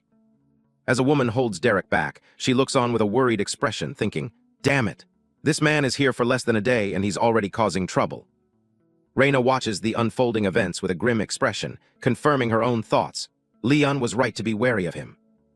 Overwhelmed by the threatening presence of the nobles, a village woman begins to cry, comforted by a young boy. Ignoring Reyna's plea, Wallace menacingly walks forward, sword in hand, declaring, "So be it." Suddenly, a hand reaches out and grabs the wrist of one of the nobles, stopping them in their tracks. A voice says, "Here." Wallace contemptuously tosses the woman he was holding to the ground in front of Derek, callously saying, "You can have her." Derek calmly faces Wallace, with Reyna and the rest of the villagers behind him, and announces, "I was just about to leave the village anyway." The young boy, Tommy, and his mother look shocked by Derek's sudden announcement. Tommy cries out, "What? But you said?" Derek turns to the boy with a reassuring smile. "Don't worry, Tommy, I'll be back," he says, advising him to eat his vegetables, listen to his grandparents, and train hard. He then hands Tommy a pair of bladed training guards, adding, "Practice with these while I'm gone, too." As Derek and Reyna walk away, he gives Tommy one last instruction. "And don't unlock your system until I get back, okay?" Tommy quietly agrees. Derek turns his attention back to the noble. Wallace smirks and begins to say, "Derek, was it? You're lucky I..." Before Wallace can finish his sentence, Derek appears right in front of him in a flash, cutting him off with, "I'm gonna stop you right there." The scene freezes on the tense standoff, with Wallace and his men stopped in their tracks by Derek's sudden move. Leaning in close, Derek speaks to Wallace in a low, menacing tone. "I'll keep this short and simple, so even an idiot like yourself will understand. If you ever lay a finger on anyone from this village again, I will kill you." The threat hangs in the air, and Wallace's eyes widen in sheer terror as the killing intent washes over him. Wallace's terrified henchmen can only look on in shock, wondering to themselves, who is this man? Even from a distance, Reyna can feel the immense pressure emanating from Derek, a presence that fills her with. The terrifying aura radiates outwards, causing Tommy, his mother, and the other villagers to look on with expressions of pure fear and awe. Terror, a palpable purple aura of dread surrounds Derek, a clear display of his overwhelming power as he turns to leave the village. Shaken but resolute, Wallace watches Derek depart. He gives an order to his subordinate, "Follow him." The henchman simply nods, preparing to track their target. As Derek walks into the forest, he recalls a conversation. "Thomas said something about an achievement for killing something over 100 levels higher than you. I'll probably need to walk pretty far into the forest to find something that high." Unbeknownst to him, Wallace's archer, Jeffrey, is perched in a tree, watching him and chuckling. Derek, meanwhile, continues his thoughts. "But I should definitely do it now, while I'm still technically a low level." Jeffrey pulls back the string of his bow, the wood creaking with tension as he prepares to fire. Taking aim, the overconfident archer scoffs, "Night-night, peasant. You'll never even know what hit you." He releases the arrow, which flies through the air with a swift sound. The arrow speeds towards an oblivious Derek, who is busy looking at his system's screen. "I've leveled up quite a few times already," he thinks. "I'll have to find a monster at least level 112. I'm gonna be walking for a while." His status window shows his details. Derek Hunt, level 11 class, champion of the Void Epic with 40 stat points remaining. He considers, maybe it's time I distributed a few of these stat points. A close-up shows Derek's calm, blue eyes as the arrowhead gets closer and closer. Despite the imminent danger, Derek's expression is merely one of mild curiosity. "Oh," he thinks. He was aware of his follower all along. He finally decided to do something. Took him long enough. He's been following me for over an hour. Just as the arrow is about to strike his shoulder, it seemingly hits a system window that Derek has pulled up. Completely unfazed, he allocates his points. Let's see. 5 in wisdom, 2 in intelligence, 4 in dexterity, 2 in strength, and 9 in endurance. Instantly, 2 notifications appear. He's unlocked the Jack of All achievement for getting all stats over 200, and the Meat Shield achievement for getting endurance and vitality over 500. A cartoonish version of Derek celebrates excitedly. 2 free skills, he exclaims in delight. Jeffrey the archer stares from his hiding spot in complete shock. What? How did I miss? I never miss. Did he dodge? he wonders before dismissing the idea as impossible. Believing his target is just oblivious, Jeffrey scoffs. Doesn't matter anyway. The idiot didn't even notice as he takes aim again. He fires another arrow, sending it flying with incredible speed towards Derek. But this time, the arrow explodes harmlessly against some kind of barrier just before reaching Derek. Derek turns, his expression one of annoyance. "Do you mind?" he thinks, irritated. "I'm in the middle of picking a new skill." Struck with fear and confusion, Jeffrey can only stammer, "Why you? How did that's not?" Panic sets in, and the archer immediately turns to make his escape from the tree branch. With a desperate "nope," he leaps from his perch and flees into the woods. Jeffrey frantically leaps through the trees, trying to put as much distance as possible between himself and the monstrous target. As he escapes, he thinks in terror, "Who the hell is this monster? Did I lose him?" Jeffrey's frantic escape comes to a sudden halt as he finds Derek perched on a branch directly in his path. While Derek calmly contemplates, "Should I choose stone skin or magic resistance?" A terrified Jeffrey lets out a scream and lunges forward in a desperate attack. Driven by fear, Jeffrey attacks, lunging upwards towards the branch where Derek sits.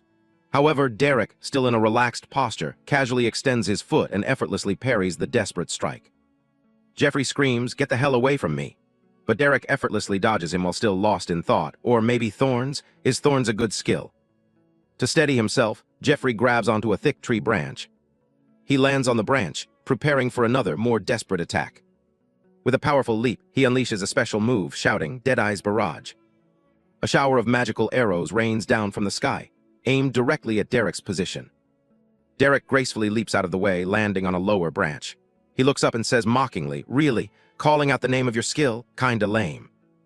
The arrows slam into the tree with a massive explosion, obliterating the spot where Derek just was. Jeffrey lands, panting from the effort. He looks at the destruction and wonders, "Did I?" He hopefully asks himself, "Did I get him?" as smoke billows from the tree. A relaxed voice from above answers, "Almost." Jeffrey looks up in shock to see Derek sitting casually on a higher branch, completely unscathed. Suddenly, Jeffrey is struck down by an unseen force. Derek's voice rings out, "Too bad I already chose magic resistance." Later, a battered and defeated Jeffrey stumbles back towards the village. As he approaches the gate, groaning in pain, a voice yells out, "What the hell happened to you, Jeffrey?" Wallace rushes to support his injured man, demanding, "Did you kill him?" Jeffrey can only weakly answer, "No." With a face full of bruises and terror, Jeffrey admits his utter defeat. "I couldn't even scratch him." Wallace is left speechless, his eyes wide with disbelief and growing fear at the power gap. His arrogance shattered, Wallace turns to his remaining knights and makes a decision. "Gather your things, we're going back to Torith." One of his men asks in surprise, "We're fleeing." Wallace glares, his expression grim and determined. "No, we're getting reinforcements." The scene transitions, showing a peaceful sunset over the forest. As night falls, Derek continues his journey, walking alongside a serene, glowing stream deep within the woods. He decides to train one of his skills, pointing at random objects and repeatedly saying, "Identify." After identifying a rock and a tree, he receives a notification that his Identify skill has leveled up. He then spots a new creature, a small white rabbit with a horn, and begins to use his skill on it. Identify. The system window appears, identifying the seemingly innocent creature as a horned rabbit, level 54. Crouching down, Derek speaks to the rabbit in a gentle voice. "Hey there, little fella. What are you doing out here in these big rotten woods?" A close-up shows the horned rabbit's adorable, sparkling eyes, giving it a completely harmless appearance. Charmed by the creature, Derek smiles and thinks, "You're actually pretty cute. Even if you were over level 112, I might not kai." Before he can even finish his thought, the deceptively cute rabbit lunges at him with incredible speed, its horn glowing as it aims for a killing blow. In the middle of a forest, Derek Hunt finds himself facing off against a small, white, horned creature. The creature, a horned rabbit, suddenly glows with a blue aura and lunges forward to attack. With a whoosh, the horned rabbit flies directly at Derek's face, its horn pointed forward like a spear. Derek quickly dodges the attack, surprised by the creature's aggression. "What the hell?" he exclaims. Having missed its target, the horned rabbit crashes into a large tree trunk with a loud crunch. Derek, annoyed by the unprovoked assault, shouts, "What did I ever do to you?" as the horned rabbit launches itself at him again. The horned rabbit skids to a halt, its eyes gleaming as it prepares for its next move. A close-up shows the horned rabbit's determined and angry face as it huffs, ready for a fight. Derek smirks, wiping his nose with his thumb as if accepting the challenge. All right, fine, he says. You wanna go? The horned rabbit lets out a determined growl. Seeing this, Derek rolls up his sleeves and gets into a fighting stance, declaring, "Let's go." With a powerful boom, the horned rabbit shoots a bright blue beam of energy from its horn. Derek skillfully dodges the multiple energy beams that the horned rabbit fires in rapid succession. He continues to weave through the barrage of attacks, closing the distance between him and the creature. In a swift move, Derek snatches the horned rabbit right out of the air, its attack cut short. He holds the squirming creature in his hands. "You're a little daredevil, aren't ya?" he says with a grin. The horned rabbit retaliates by fiercely biting down on Derek's thumb. A system window pops up, showing 26 damage. Derek Hunt's health bar reflects the minor damage, now at 5224 out of 5250. Derek looks at the creature unfazed by the bite. "Haha, 26, that's nothing," he scoffs. But then a thought suddenly strikes him. "Wait," he thinks to himself, his expression turning serious. He realizes something important. That may be nothing to me, but to someone like Thomas, that could kill him. Derek holds up the horned rabbit, its angry glare meeting his now thoughtful expression.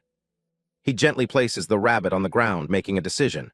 "I'm just gonna leave you right here." Derek turns and walks away, leaving the creature behind. "Bye-bye, Psycho Murder Bunny. You're not nearly high enough level to be worth killing." Left alone, the horned rabbit sits on the ground, its expression a mix of anger and frustration. As Derek walks through the woods, he pulls up his skill menu, ready to make a choice. Which restorative skill should I choose?" he wonders.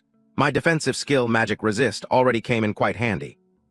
He ponders his next move with a slight, confident smirk, thinking, as he prepares to select a new skill. A system window appears before Derek, showing him the available restorative skills. He has 3 options: Cure Toxin, Life Leech, and Rejuvenation. Derek is unimpressed. Only 3 options? Stingy system, he thinks. He first considers Cure Toxin, represented by a cobra and a cross. Curing poisons and toxins? Nah, he dismisses. His attention moves to the next skill, Life Leech, which is depicted by a Grim Reaper figure. He considers Life Leech, thinking, heal myself based on the damage I do? Maybe. Then he examines Rejuvenation, which shows a targeted healing spell. A targeted heal, not bad, he notes before weighing his options. Life Leech would almost certainly heal me more, but... With a thoughtful and serious expression, Derek strokes his chin as he makes his final decision. With a decisive ding, he taps his finger on the Rejuvenation skill, selecting it. A notification confirms Rejuvenation learned successfully.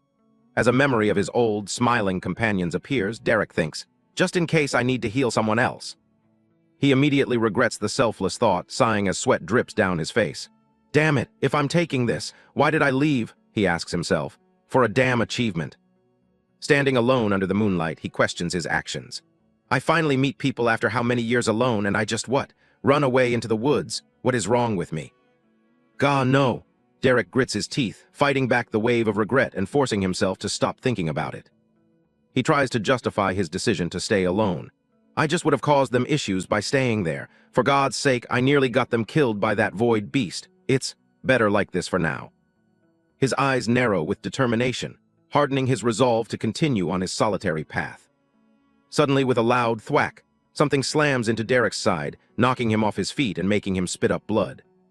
What the hell? Derek shouts, looking up just in time to see the horned rabbit whoosh past him, having delivered the blow. He turns to find the rabbit staring at him with an angry, defiant look.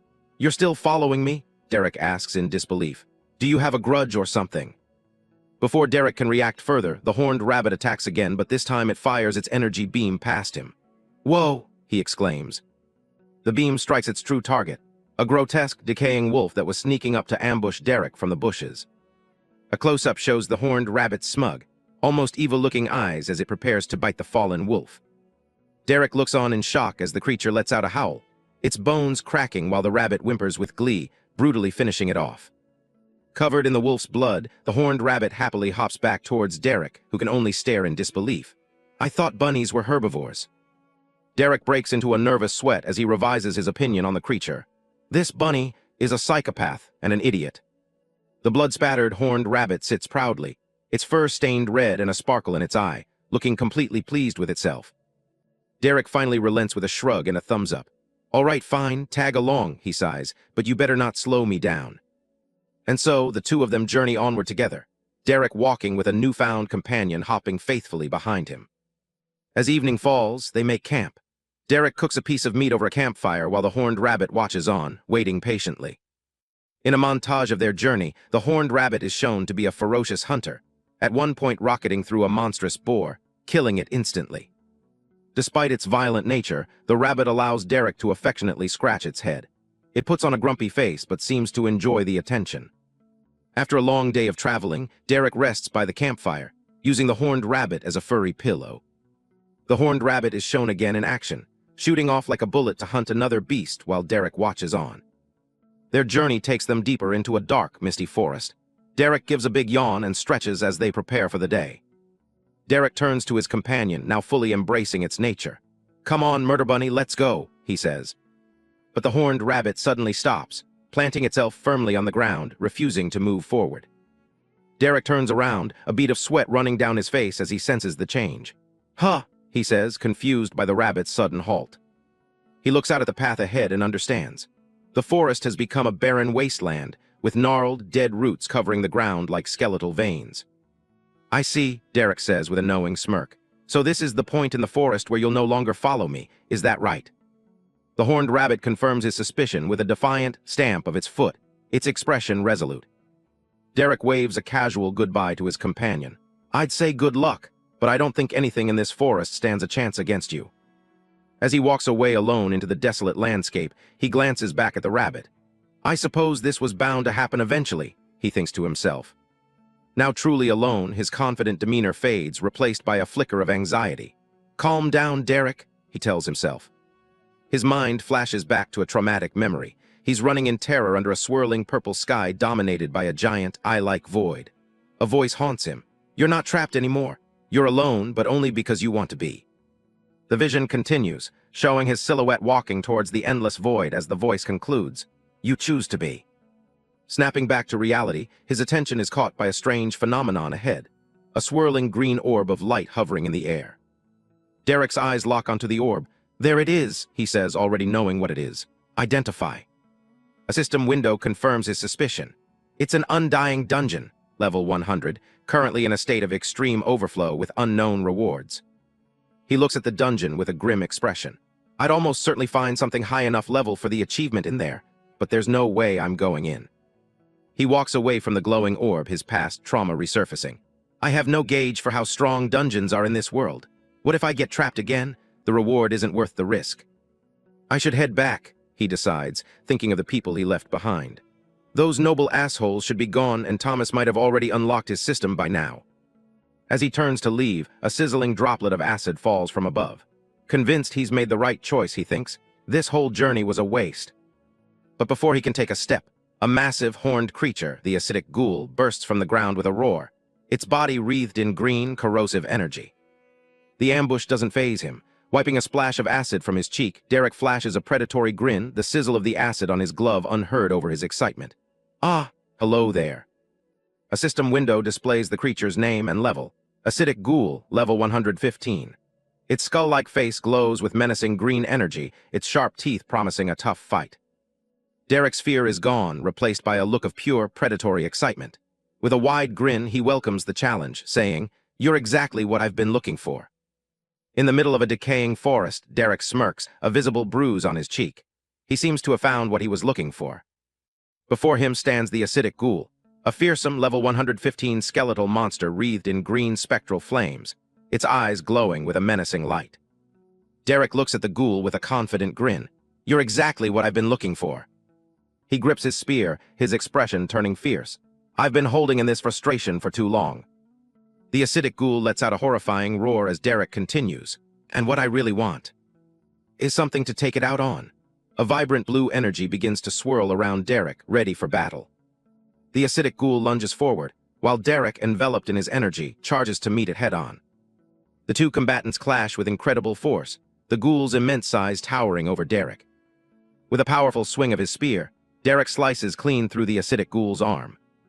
Unfazed, Derek looks up at the monster with a mocking smirk. "Is that all you got?" He continues his taunt. "I was expecting more from a level hunter."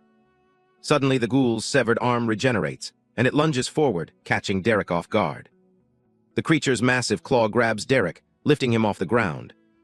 The acidic ghoul's eyes glow with a menacing red light as it swings its other claw, unleashing a powerful attack. Derek grunts in pain as the attack hits him squarely, the force of the blow sending him flying. He twists in midair, narrowly dodging another swift attack from the relentless ghoul. Derek slides to a halt on the ground, taking a moment to catch his breath. "All right," he says, acknowledging the creature's strength. Now covered in more cuts and bruises, Derek looks up with a grim smile. "Maybe you're a little stronger than I thought, that's fine." Blue energy erupts around him once more, even more intensely this time.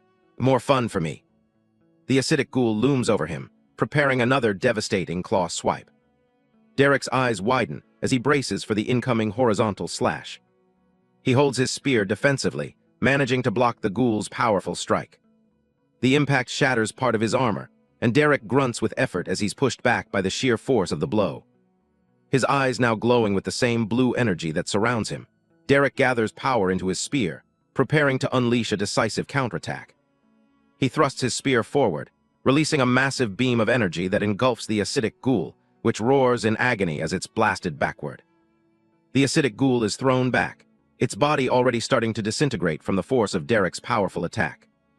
As the ghoul hisses and dissolves, acid splashes onto Derek. He yells out in frustration and disbelief, "You call yourself a level 115. Derek grits his teeth in pain as the acid sizzles and melts through his tattered clothing and armor.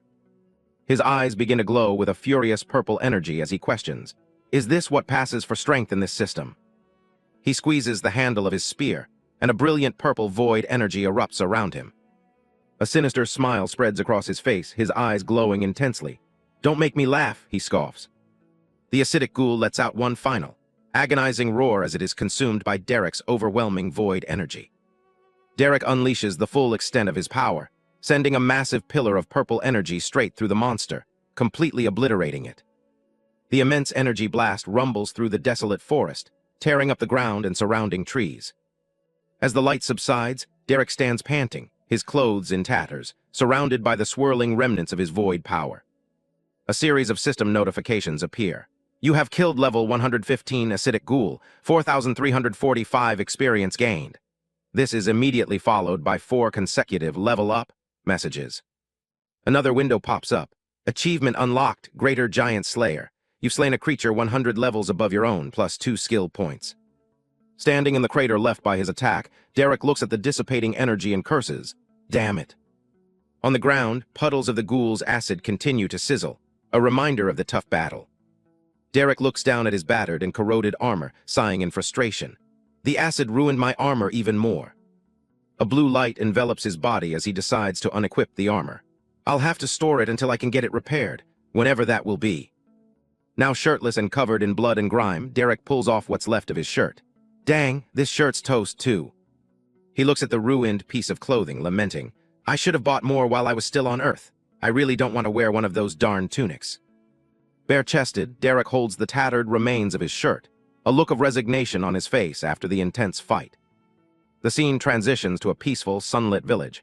A caption reads, "2 weeks since Derek left Raina's village." A woman's voice asks, "Almost done, Thomas?"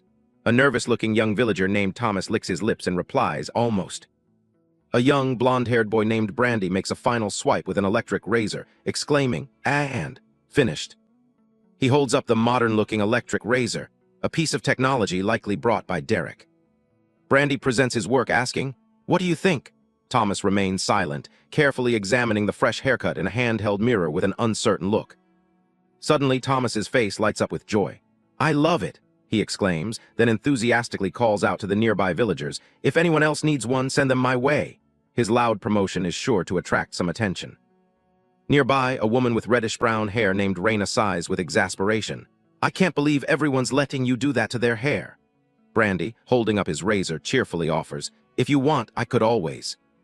Raina's expression darkens immediately, and a menacing aura surrounds her as she glares at Brandy, warning him with a deadly tone, "Don't even think about it." Brandy throws his hands up in surrender, a nervous blush on his face. Okay, I'll stop offering," he says quickly. Raina, satisfied, simply replies, "Good." Raina sighs again, this time with a weary look as she gazes at her crafting tools laid out on the table.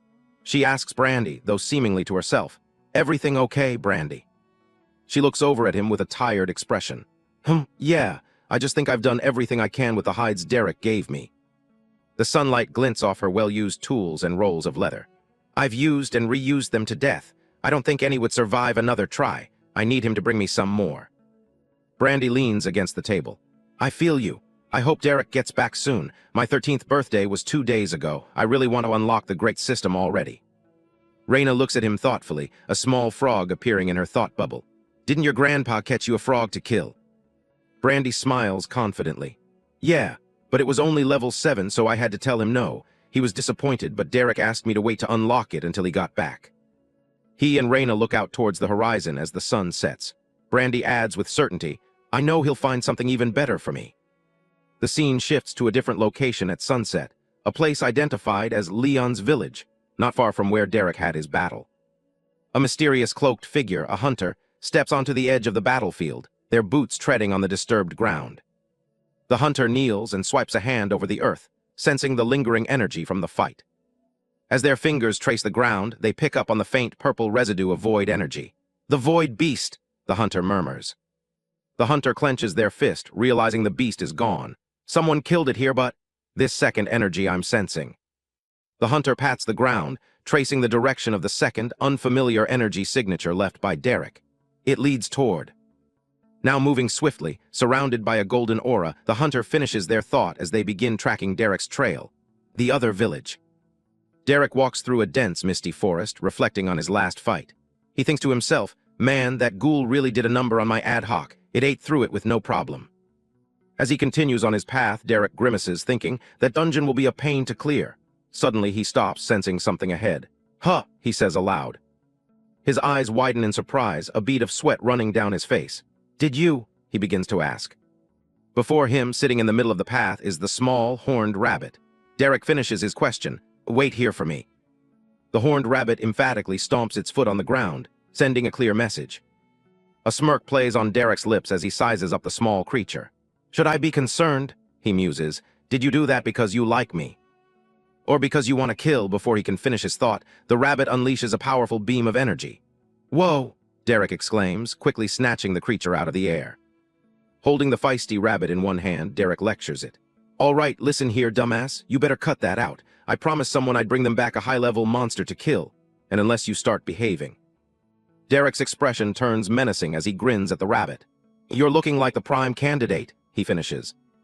The horned rabbit breaks out in a cold sweat, its eyes wide with terror at Derek's threat. Derek pokes the rabbit's chest while setting some ground rules. You can stay with me while I'm in the forest, but you can't follow me into the village.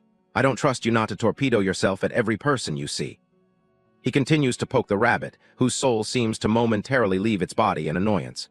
Do you understand the words that are coming out of my mouth? Derek insists. Derek lets out a weary sigh, a bead of sweat on his brow, clearly exasperated with the difficult creature. He says, whatever, as he gently sets the horned rabbit back down on the ground. Derek begins to run, calling back to the rabbit, Follow me, idiot! The little creature obediently hops along behind him. While jogging, Derek touches his chin thoughtfully. He thinks, Actually, I'm tired of calling you bunny or idiot. Let's give you a new name. He asks the rabbit, You like the idea of that? In response, the creature leaps through the air with excitement. Later, Derek rests by a campfire with a rabbit sleeping soundly on his stomach. He brainstorms names. What about Snowball? Maybe Bella. He immediately recoils in horror at his own suggestions, blood spatter on his face. Dear God, no, that doesn't fit you at all. Derek looks over at the cause for his reaction. The rabbit is happily feasting on the bloody carcass of a large undead forest bear, level 59. He thinks, let's see. Standing with the rabbit on a cliff at sunset, Derek continues to ponder. You're insane and try to kill everything. Dingbat, no, too weird. Beelzebunny, nah, too long. Then inspiration strikes. Wait. Derek's face lights up with a triumphant smile. I got it, the perfect name, he says. He kneels before the rabbit. A trail of blood drops from its last meal on the ground between them. With a formal air, he announces, From henceforth, the bunny previously known as Idiot shall now be referred to as. The name Sylvie hangs in the air. The newly christened rabbit, still stained with blood from its meal, looks up, seemingly accepting its new identity. And with that, a new partnership is forged. Derek leads the way, calling out to his companion, Come, Sylvie, there are things that need headbutting. The small rabbit happily hops along, officially starting their journey together. 1 week later, Derek and Sylvie walk down a path leading to a wooden bridge, presumably towards the village. Derek is carrying a small, squeaky toy. At the edge of the forest, Derek stops. He holds up the toy, which looks like a chipmunk, and says to his companion, "I guess this is it, Sylvie." Derek looks at Sylvie with a serious expression. "I can't let you come to the village with me," he explains. "You'd cause a massacre." He instructs her, "So, stay here in the forest." Sylvie looks up at him, listening. He reassures her, "Don't worry, I'll be back in a few days." Derek offers the squeaking chipmunk toy to Sylvie, whose eyes gleam with malice. "If you're still here, maybe we can travel together again," he says, trying to strike a deal. He wipes the toy, a gentle smile on his face as he admits, "You know, despite everything, I'm gonna miss." Suddenly, with a loud boom, Sylvie launches herself headfirst into a thick tree, completely ignoring the toy. A shocked Derek can only yell, "What the hell?" As the tree crashes down, Derek stands on the wooden bridge and shouts in exasperation, "Stay in the forest, you psychopath." Derek looks down at the level 50 woodland chipmunk toy with frustration while Sylvie stands defiantly behind him. "Idiot bunny, we were having a moment," he mutters. "I should let Thomas kill you instead of this darn chipmunk." Derek approaches the tall wooden wall of the village. A guard posted on top spots him and yells, "You." The guard challenges him, "Halt, who are you, what do you need?" Standing below, Derek calmly introduces himself. "I'm Derek, you may have heard of me, I'm just getting back." Derek tells the guard, "No need to go through the trouble of opening the gate," as he bends his knees into a deep squat. The guard yells, "What?" but is cut short as Derek leaps powerfully into the air, soaring over the palisade. The guard can only look on in disbelief, exclaiming, "Huh." As Derek lands atop the wooden wall, his foot slips on the edge, causing him to lose his balance. "Whoa, whoa, whoa," he yelps. The quick-thinking guard immediately reaches out and catches Derek's arm, steadying him and preventing a fall. Derek grins at the guard who helped him. "Careful there," he says, then adds with a smile, "and nice haircut." The guard, looking flustered, stammers, "Thanks." Safely on the wall, Derek leaps down into the village grounds below as the guard watches from his post. Now inside the village, Derek cups his hands to his mouth and shouts, "Oi, Thomas, I'm back." A villager yells, "Watch where you're going, Thomas." As a young boy with blonde hair, Thomas skids to a halt. Another villager calls out, "Derek." Another villager says, "Oof," as Thomas runs past. Hearing the commotion, other people exclaim, "Derek's back." A young, red-haired girl, Brandy, joins Thomas as they both rush towards Derek. Thomas and Brandy excitedly surround Derek, talking all at once. Thomas boasts, "I've been practicing with the Mana Clippers, just like you asked. Guess what? I got my leatherworking skill all the way to level 5. It's almost the highest in the village. Brandy wouldn't let me cut her hair, but I cut a bunch of other people's." The excited children continue to bombard him. Thomas asks, "What did you get me? You said you'd find something high level, right? I ran out of hide, I used them all so much." Brandy eagerly chimes in, "Grandpa got one for me, but I was waiting for you, Derek. It was hard at first, but I got better. Do you have a knife I can have, Derek, do you?" They both look up at him with pleading eyes, asking in unison, "Are you proud of me, Derek? Please, Derek." Overwhelmed by their enthusiasm, Derek gives a strained smile and a hesitant nod, muttering, "Who?" Thomas pumps his fist, declaring, "Yes, I want to become strong like you, Derek." Both children shout, thank you, Derek." Brandy then shoves Thomas aside, trying to get closer. To quiet the boisterous pair, Derek playfully but firmly pinches both of their noses at the same time, much to their surprise. Derek lets go of the children's noses with a sigh. "Boy, the two of you sure can talk," he says, crouching down to their level. He addresses Brandy first. "Yes, you can have a knife, Brandy. I have several. They aren't made for leather work, but they should do the trick. Just be careful." He adds, "I also got plenty more hides for you to practice on while I was gone." Derek continues, making a deal with Brandy, whose eyes sparkle at the proposition. "If you can get your leatherworking skill to level 10, I'll help you get a class. Then I have a special project you can help me with." Brandy considers for a moment before asking, "Deal." Derek then turns his attention to Thomas, who is flexing his arms. "And Thomas, did you think about what we talked about before I left?" Thomas responds with an enthusiastic "Hum." "Good," Derek says as his bag rustles and lets out a squeak from the chipmunk toy inside. "'Cause I got something special for you." With a serious look, Derek makes a promise to the boy. "Meet me at the front gate tomorrow morning and we can unlock your system." Thomas, still holding his nose, eagerly agrees to the deal. Derek stands up looking at the two excited children. "That sounds good to both of you." They both jump and cheer. "Yes." Satisfied, Derek says, "Good." With a smirk, Derek issues a challenge. "Now, unless you two can answer my next question, you won't be getting any of the gifts I just mentioned." He raises a finger and asks, "Does this village have a tavern?" Having gotten his answer, Derek pushes open the large wooden door of the local tavern with a creak. He steps inside, closing his eyes and taking a deep, satisfying sniff of the tavern air. "Ah, I miss that smell," he says with a smile. Derek walks further into the bustling tavern, taking in the scene. He thinks to himself, this planet better have good beer. As he walks past the bar, he bumps squarely into another patron. "Whoa," Derek exclaims, startled by the collision with the large, cloaked figure. Holding a freshly poured mug of beer, Derek turns to apologize. "Sorry about that, didn't see you there." The cloaked figure begins to respond. "It's no trouble, Suddenly, a wave of familiar purple void energy washes over Derek, emanating from the person he just bumped into. His eyes widen in shock as he recognizes the power, thinking, that energy. A close-up reveals the figure's eye, glowing with golden light and surrounded by a cascade of system data. With a look of sudden realization, Derek utters, "It's you." A strange energy signature suddenly appears, and Derek, the man with the dark hair, immediately senses it. The source of the energy is a mysterious hooded figure. His eyes glow with a digital light as he confirms his target's identity. "It's you," he says with certainty. Derek confronts the stranger inside the tavern, demanding to know who he is. He cautiously assesses the man, wondering if this strong individual could be another noble. The hunter cryptically replies, "You're what I've been tracking." Derek corrects him, confused by the strange choice of words. "Don't you mean who you've been tracking?" "No," the hunter says, his suspicion growing. "You're not a void beast, are you?" Derek scoffs. "Last I checked, no." The hunter presses on. "Then why do I sense the void on you?" Derek starts to sweat, thinking to himself, "Damn it, I really don't want to cause more trouble for everyone." Out loud, he feigns ignorance. "I'm afraid I don't know what you're talking about." The hunter begins a rapid-fire interrogation. "Do you live in this village?" "No, I'm just a traveler." "From where?" "Out of town." "What level are you?" Derek, annoyed, retorts. "You ask a lot of questions." "Because I think you're lying," the hunter declares, jabbing his finger towards Derek. Derek quickly grabs the hunter's hand, stopping him in his tracks. With a tense look, Derek challenges him. "And what would you do if I were?" "This," the hunter exclaims as his eye flares with a brilliant light, activating a skill. He shouts, "Identify," attempting to scan Derek's status and information. But to the hunter's shock, a system window appears with a glaring red message.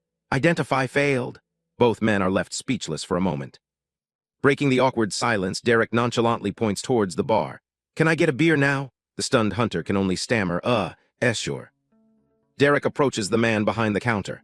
"You must be Derek," the bartender replies. "Guilty." Derek continues, "I've heard quite a bit of talk about you." Meanwhile, the hunter watches from a distance, deep in thought.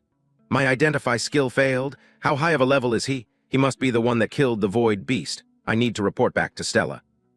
Derek orders from the bartender, "1 pint of your finest ale, please." The bartender, whose name is actually Bart, laughs. "I make it all myself, and there ain't nothing fine about it. Nice to meet you, Bart." As they talk, the hunter quietly leaves the tavern. Derek watches the hunter go, thinking to himself, "That felt close. I'm not sure who that was, but it couldn't have been good news. Seems like he won't be bothering me anymore, though."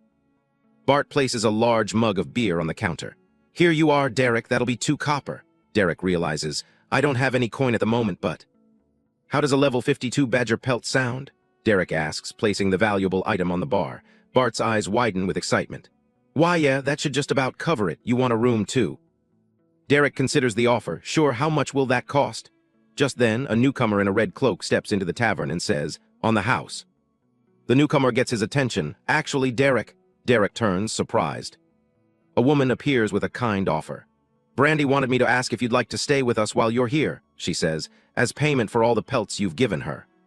She gives him a warm smile, sealing the invitation with a simple, "I'm making stew." Derek, carrying 2 mugs of ale, walks with Brandy through the bustling village streets. As they walk, Brandy asks, "So, what did the hunter want with you?"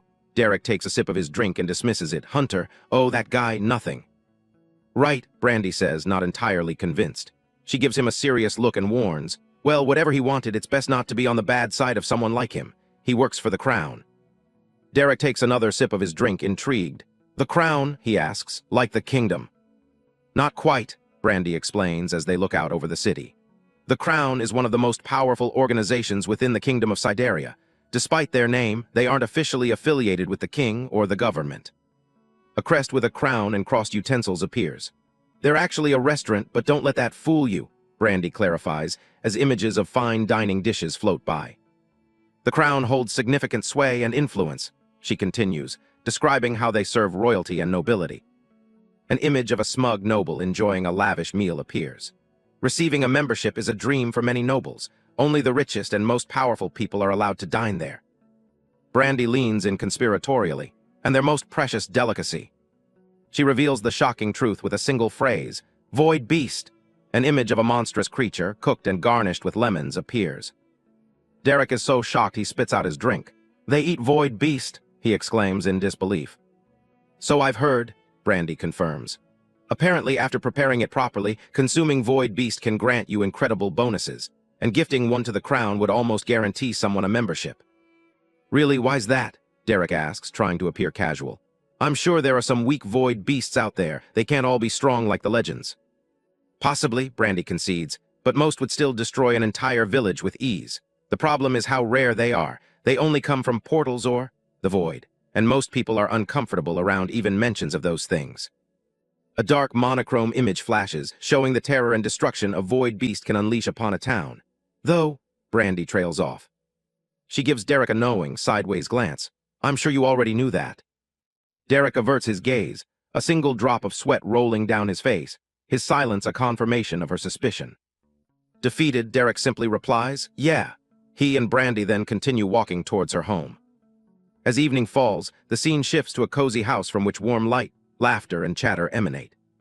Inside, Derek is heartily enjoying the stew Brandy prepared, slurping it down with obvious relish. He smacks the empty bowl down on the table. "That was great, best thing I've eaten in years," he proclaims. The scene widens to show a warm family dinner. Brandy appears embarrassed by the high praise, saying, "Oh, stop it. It wasn't that good. My cooking skill is only level 8. An older woman at the table disagrees. "No, Derek's right. It was delicious, Mallory. Much better than what Delilah." The older man beside her stops abruptly as she gives him a threatening glare. A young, blonde-haired boy at the table eagerly looks at Derek, a bit of food still on his cheek. "So I get to unlock the great system tomorrow morning, right, Derek?" he asks, full of hope. Derek gives the boy a reassuring nod. "That's what I told you," he confirms before turning to the elders at the table.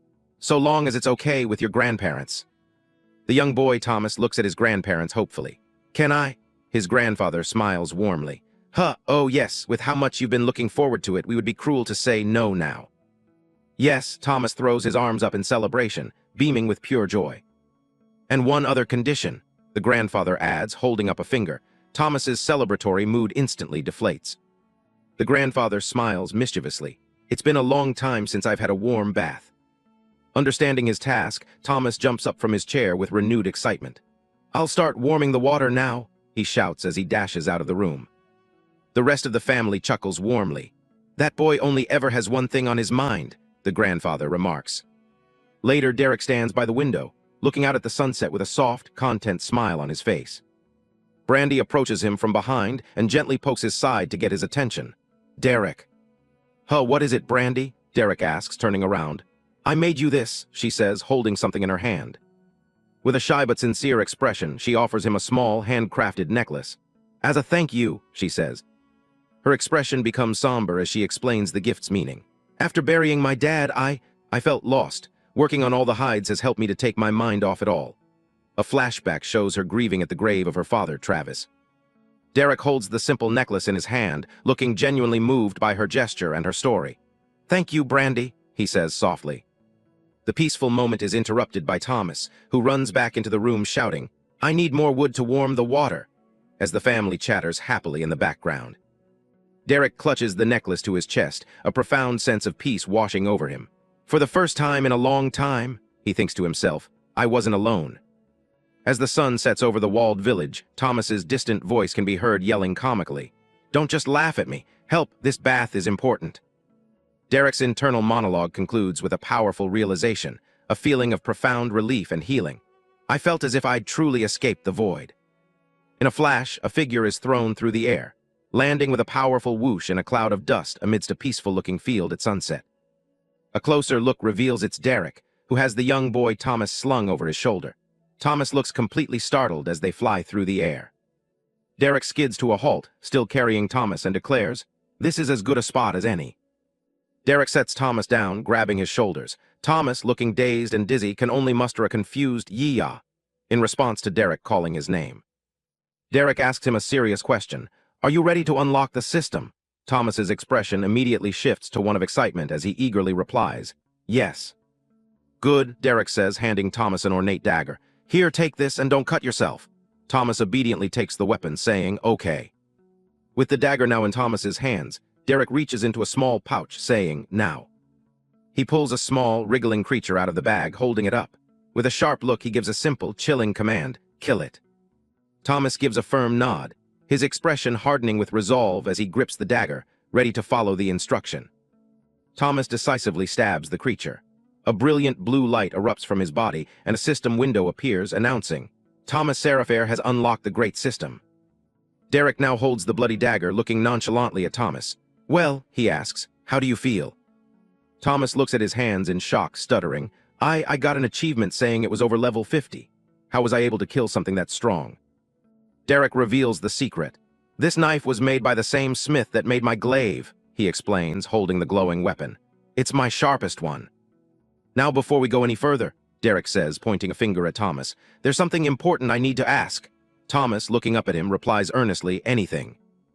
Derek begins, Thomas, you've made it clear that you plan to leave the safety of your village and grow stronger. In a moment of vulnerability, surrounded by a swirling purple aura, Derek confesses, I've been alone for a long time, a very long time, and honestly, it's getting pretty old. He then looks down and asks Thomas directly, when I leave, do you want to come with me? Thomas is completely taken aback, his eyes wide with a mix of shock and hope. You, he stammers, you would let me travel with you. Yeah, that's why I asked, Derek confirms. Thomas is ecstatic, his mind racing with excitement. Adventure with Derek, is he serious? What would Grandpa say, or Grandma? This is amazing, he thinks. Trying to compose himself, Thomas clears his throat and attempts a casual tone. Yeah, of course, I don't see why not. Derek smiles, satisfied. Good, in that case, a few more things. He raises one finger, laying out his first condition. 1, if you travel with me, you'll learn a lot about me, my secrets, you can't share them with anyone. Thomas's expression turns deadly serious. I will guard them with my life, he vows. Derek internally thinks that's a bit much, but Thomas insists, no. Derek raises a second finger. 2, I'll keep you safe, but you'll have to train hard. I don't want you relying on others. Thomas nods in understanding as Derek adds, even me. He holds up a third finger for his final rule. And lastly, if I tell you to do something, you do it, he states firmly, no questions. The absolute nature of the final rule gives Thomas pause. He repeats the word quietly, a hint of concern on his face, anything. Sensing his hesitation, Derek raises his hands reassuringly. Don't worry, I'm not evil, he clarifies before adding a candid admission, though I'm not necessarily good either. If I tell you to do something, there's a reason for it. This honest explanation is all Thomas needs to make his decision. With newfound determination, Thomas clenches his fists and agrees. Okay, I want to travel with you, Derek. Derek smiles and shakes Thomas's hand firmly. Then welcome to the team. Later, under a bright blue sky, Derek is relaxing in a grassy field while Thomas reviews his new system window. Derek asks, so how many skill points do you have? Thomas replies, 3. Derek smirks, perfect, you're about to only have 1. As Thomas shouts in protest, Derek calmly reminds him, like I said, do what I say. Derek issues his first command for Thomas's build. Use 1 skill point to get meditation and the other for identify. Thomas looks at the corresponding skill icons and reluctantly agrees, confirming, okay, it's done. Sensing Thomas's disappointment, Derek puts a hand on his shoulder.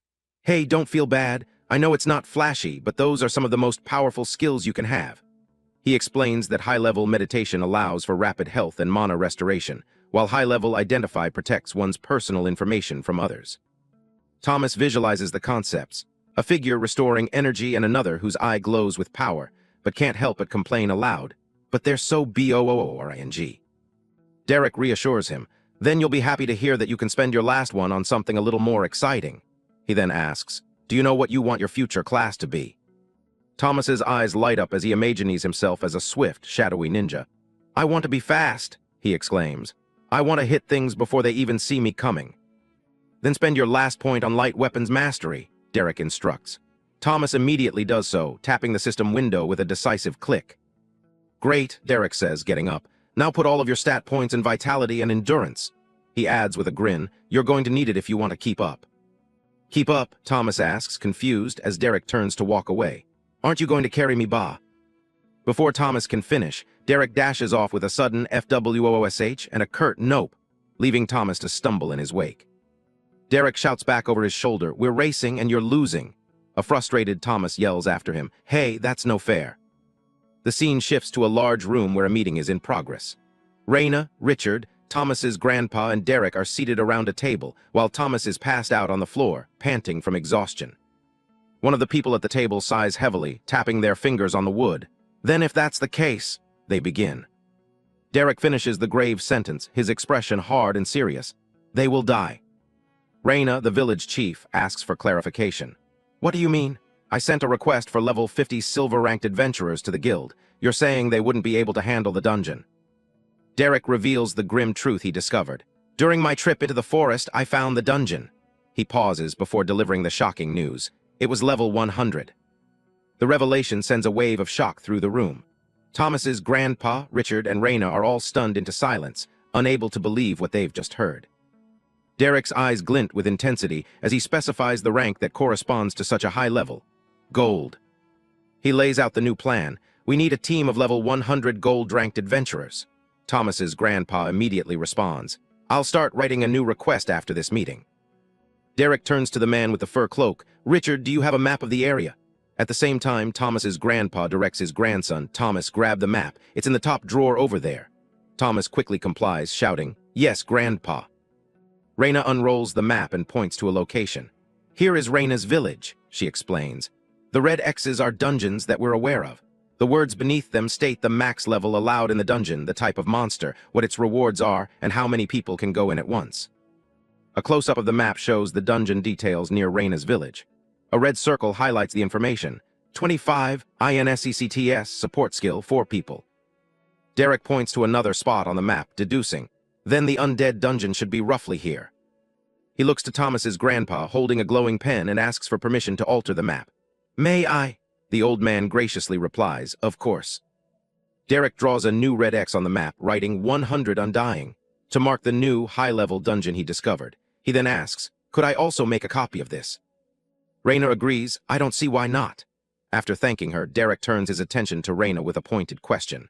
"By the way, Raina, with all the dungeons and monsters in the area, why are you only level 31? A blue system aura envelops a flustered Raina as she realizes what he's done.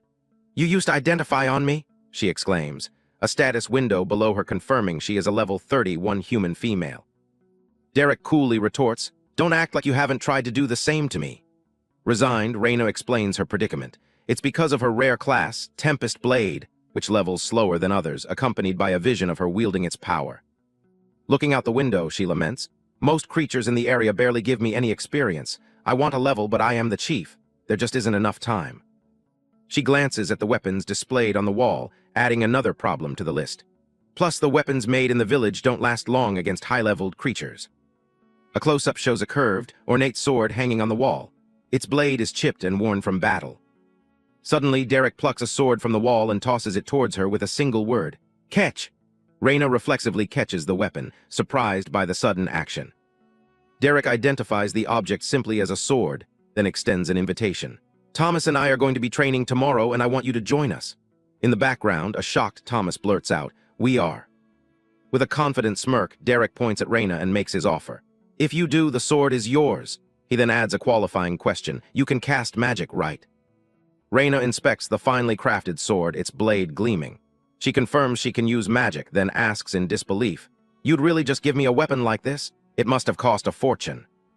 Derek casually confirms, "Yup, it's yours." Hearing this, Raina's expression becomes determined. She gives a firm nod and accepts the deal. "Then I'll do it." "Fantastic," Derek exclaims. "I'll see you and Thomas early tomorrow morning." As he heads for the door, he waves goodbye, adding, "Now if you'll excuse me, I'm going to go see my new friend Bart." The scene cuts to a grand, candle-lit room where the nobleman Wallace pleads desperately with his father. "But I need reinforcements, father." His father, a powerful lord, looks up from his writing with disdain. "For what? To bully a tiny village past the edges of the city? Are you that small of a man?" he scolds. "You forget yourself, Wallace." He continues, revealing his knowledge of the situation. "In fact, I heard the village recently requested a silver-rank adventuring team." He glares at his son. "One to deal with the issue that you were supposed to have dealt with." Wallace clenches his fist in humiliation. The father's face darkens with anger. I will not stand for another embarrassment from you, he commands. You are to return to the village and deal with what they ask of you.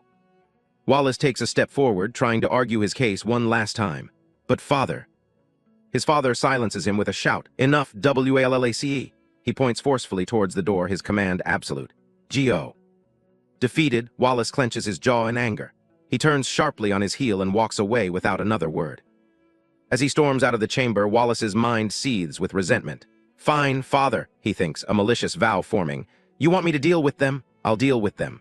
The chapter concludes with the title card for System Universe. In a grassy field, a woman with her hair tied back in a ponytail holds a sword, ready for combat. Her expression is serious and focused.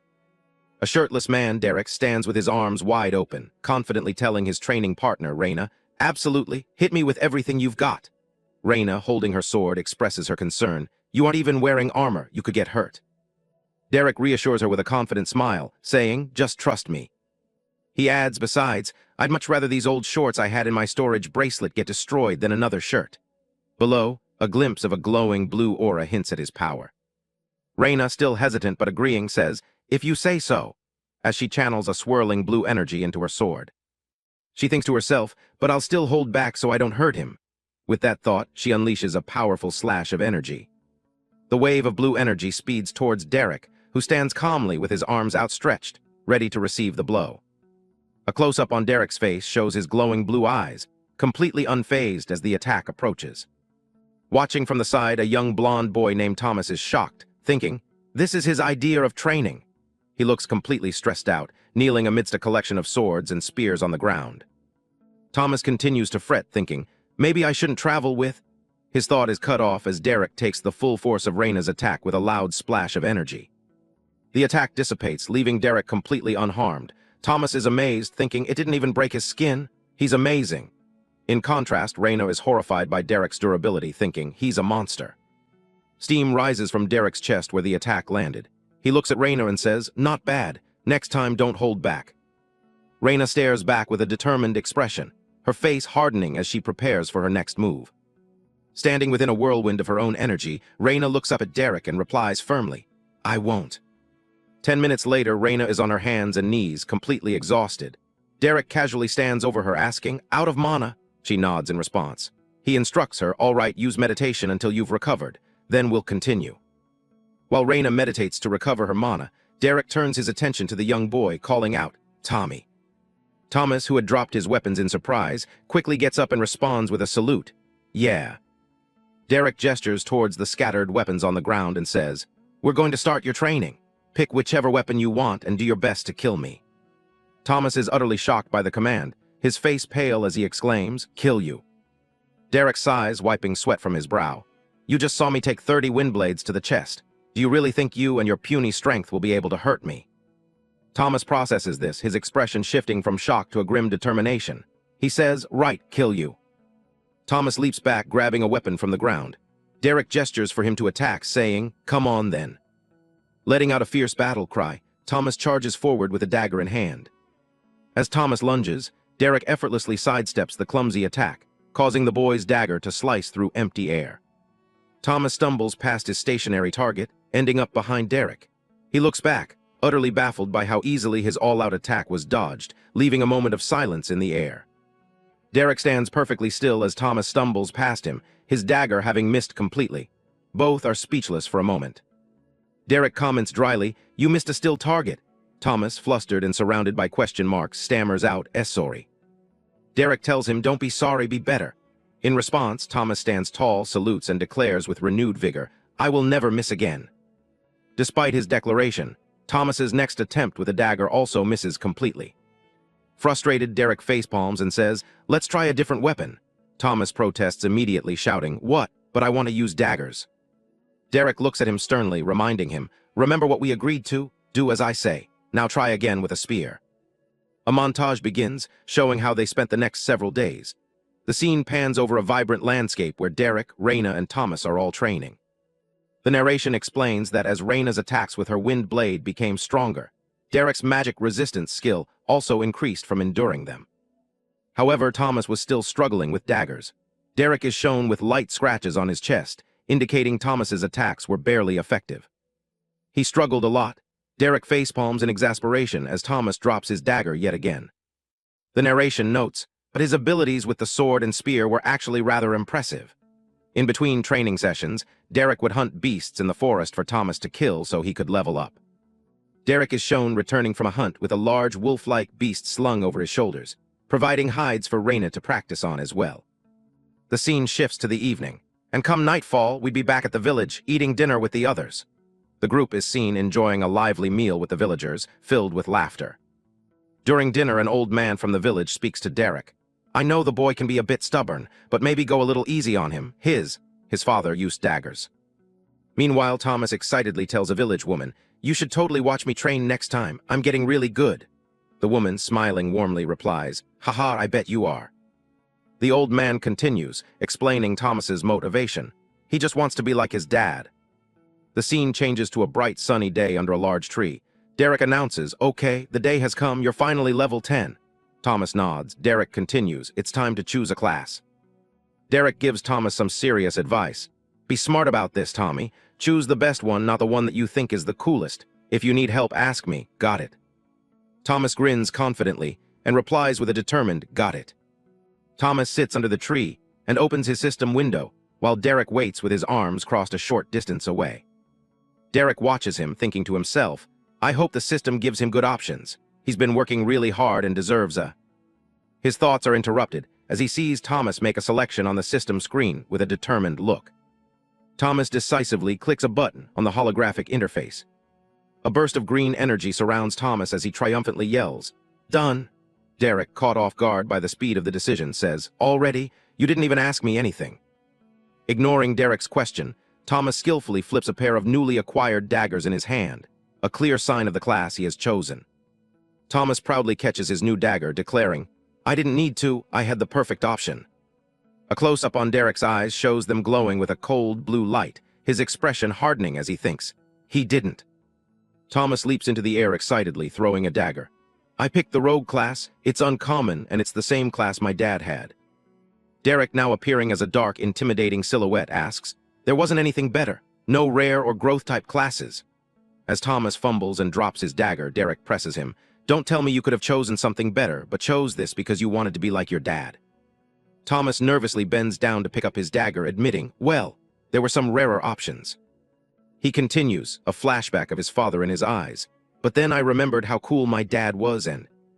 Derek cuts him off, his voice cold and sharp as a menacing aura surrounds him. "Your dad is dead, Thomas, and you're no good with daggers."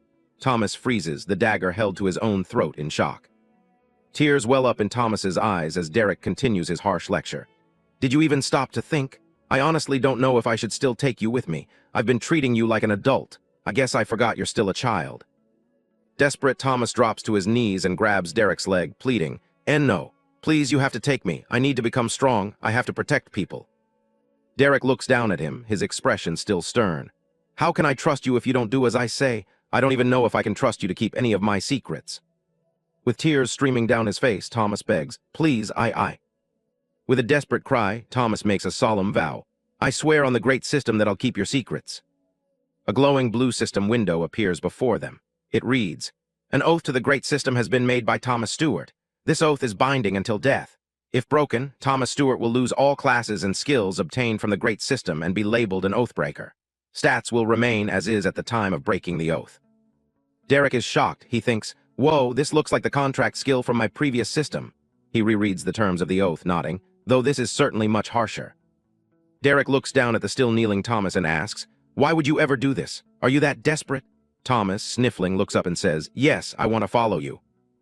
Derek's expression softens slightly. He relents, "Fine, but you already have one strike. I won't hesitate to bring you back home in the future." He adds, "For your own safety." Then he instructs Thomas, "Now stand up. We're running back to the village so you can pack your things. Come morning, we'll be leaving for a few days. We'll see if you truly mean your oath by taking you to your first dungeon." The scene shifts to a fancy, ornate carriage being pulled by horses, rattling along a road leading away from a large castle-like city. Inside the lavish carriage, a group of well-dressed and armored individuals are relaxing. One man pours a drink while others lounge around a table. One of the women in the carriage complains with a look of disgust, "Do we really have to return to that pigsty of a village?" A man with reddish-orange hair whines, I just got the smell out of my hair yesterday. Another woman with long blonde hair adds disdainfully, they'd better have a nicer welcoming party for us this time. They didn't even have one last time. A quiet, sharp-eyed man with a bead of sweat on his temple remains silent during the complaints. Suddenly, a man with white hair slams his hand down, shouting, "Will you all shut up?" The others fall silent, startled. A man with a green cloak retorts, "I didn't even say anything." The white-haired man, clearly the leader, looks away with a serious expression. "Just stop complaining for once. In a few days, this whole ordeal will be over." In a grassy field, Derek and Thomas walk forward as a mysterious green orb of energy spins in front of them. Derek thinks to himself, "We should be able to run a level 25 dungeon about twice before I become too high level." He continues his thought, "That should give Tommy plenty of experience before we move on to something a bit stronger." Thomas looks up at Derek, confused, and asks, "I still don't get why we're here." Derek reminds him that he's already told him. Thomas, still puzzled, questions him further.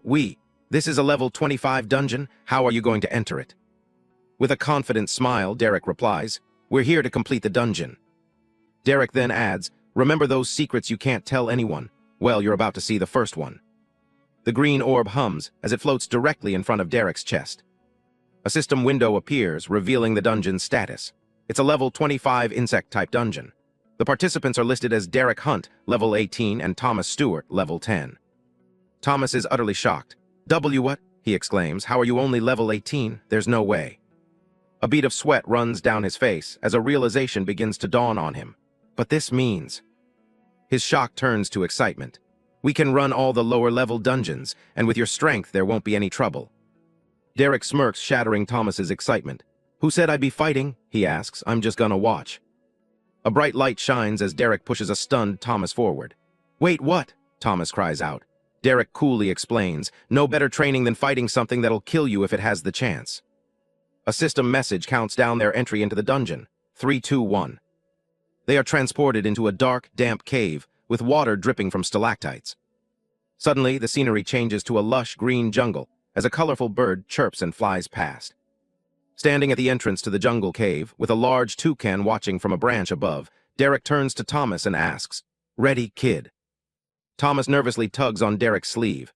Are you sure about this?" Derek looks down at him and asks, "What are you scared of?" Derek begins to list the reasons Thomas shouldn't be afraid. "I gave you high-level daggers. And the armor Brandy made you should be able to protect you from almost anything in here." Derek continues his pep talk, though Thomas still looks terrified. "Plus, if you've been listening to me, which I'm not sure you have, you should have enough vitality to take a few hits. Even if you somehow get hurt, I need to level up my rejuvenation skill anyway." A tiny chibi version of Derek flashes a peace sign, calling it a win-win. Thomas gulps, draws one of his daggers, and reluctantly agrees. "Yeah, win-win." As they stand before a cliff edge, a giant, menacing purple centipede crawls into view. Unfazed, Derek says nonchalantly, "You're going to have so much fun." But the centipede isn't the first to strike. Before Thomas can even react, a giant wasp-like creature swoops down from above, grabbing the terrified boy who can only scream, "Help me." Thomas screams in terror as a giant beetle scuttles after him through the jungle. The massive centipede has now wrapped its body around Thomas, squeezing him tightly. He gasps, "Can't breathe." In a panic, Thomas attempts to stab another giant insect with his dagger, but the blade just crunches against its tough exoskeleton. He cries out, "Derek." Just as the monster is about to strike, Derek finally intervenes, slicing the creature in half with a powerful slash from his polearm. Thomas sits on the ground, exhausted and bleeding from his arm. He gasps for breath and asks Derek, what part of that was supposed to be fun? Derek casually sits down in front of him. "Relax, Tommy, you didn't die, did you?" Thomas looks at him in disbelief and asks, "What is wrong with you?" Derek tells him, "Let me see your arm." As Derek touches it, Thomas winces in pain. "Ow, ow, ow, I think it's broken." A green healing light emanates from Derek's hand as he holds Thomas's injured arm, using his rejuvenation skill. Amazed, Thomas flexes his completely healed arm. Derek asks, "How's that?" Thomas replies, "It's better." Derek claps a startled Thomas on the shoulder. "Great," he says cheerfully. "Then let's get you back out there. This dungeon won't clear itself." A nervous Thomas crouches in the grass, getting ready for the next wave of monsters. Derek enthusiastically cheers him on. "You've got this, kid." Meanwhile, Thomas holds his dagger with a look of annoyance, thinking to himself, there's something seriously wrong with him. A new giant horned beetle appears in the clearing. Hiding in the bushes, Thomas sees an opportunity and thinks, "This is my chance." Thomas gulps, his hands trembling as he grips his daggers. He steels his resolve, thinking, "I can do this." He dashes out from his hiding spot, charging towards the giant beetle. The beetle's glowing eye swivels as it immediately notices the charging boy. Thomas attempts a lunging strike, but the beetle easily sidesteps it, and his attack whiffs completely. Watching from the sidelines, Derek puts a hand to his face and groans in frustration. "You've gotta be kidding me." The beetle swings its massive horn, smacking Thomas and sending him tumbling through the air. Thomas grunts in pain as he crashes hard onto the ground. The beetle looms over the fallen Thomas, raising its horn for a finishing blow. "Crap," Thomas thinks. From the trees, Derek yells, "Dodge, kid." Heeding the warning, Thomas rolls out of the way just as the beetle's horn slams into the ground. He uses the momentum to launch a counterattack, successfully slicing the monster's leg. Derek pumps his fist and cheers, "Attaboy, Tommy." Thomas stands ready with his dagger, panting as the injured beetle recoils. The enraged beetle lets out a screech and charges straight at Thomas. Thomas cries out as he's caught head-on by the beetle's charge, the sheer force of the impact beginning to push him backwards. The beetle pushes Thomas back, and he notices his armor is starting to crack under the pressure, but it's holding. He thinks, "My armor is holding." Finding new resolve, he braces himself against a large tree. Grateful for his equipment, he thinks, "Thanks, Brandy, I can do this." Using the tree as a support, he pushes off and lunges forward, slicing deep into the beetle's head with his dagger. The beetle lets out a piercing screech as yellow blood gushes from the deep wound in its head. Thomas drives his blade even deeper into the monster's skull, finishing it off. With the beetle finally dead, Thomas slumps to the ground against a tree, panting heavily.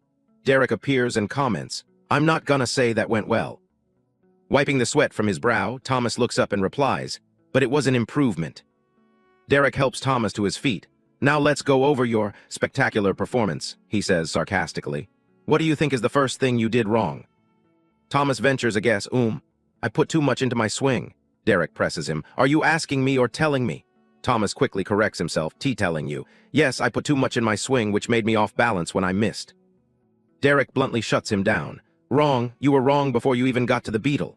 With a serious expression, he asks, "You picked a rogue class, so you should have a stealth skill, right?" Derek poses the crucial question, "Why didn't you use it?" The question hits Thomas, who freezes and repeats it to himself. "Why didn't I use it?" Thomas stands completely stunned, his mind a jumble of mathematical equations and Derek's repeating words. "You should have a stealth skill. Why didn't you use it? You picked a rogue class." He stands frozen in place with a blank expression as the words, "stealth skill," echo in his mind, and leaves fall gently around him. A slow, dawning realization crosses Thomas's face as he looks up with a nervous sweat. "Because," he begins to explain. With an incredibly sheepish grin, Thomas confesses to the stunned Derek, "I forgot I had it." Derek points at him in utter disbelief.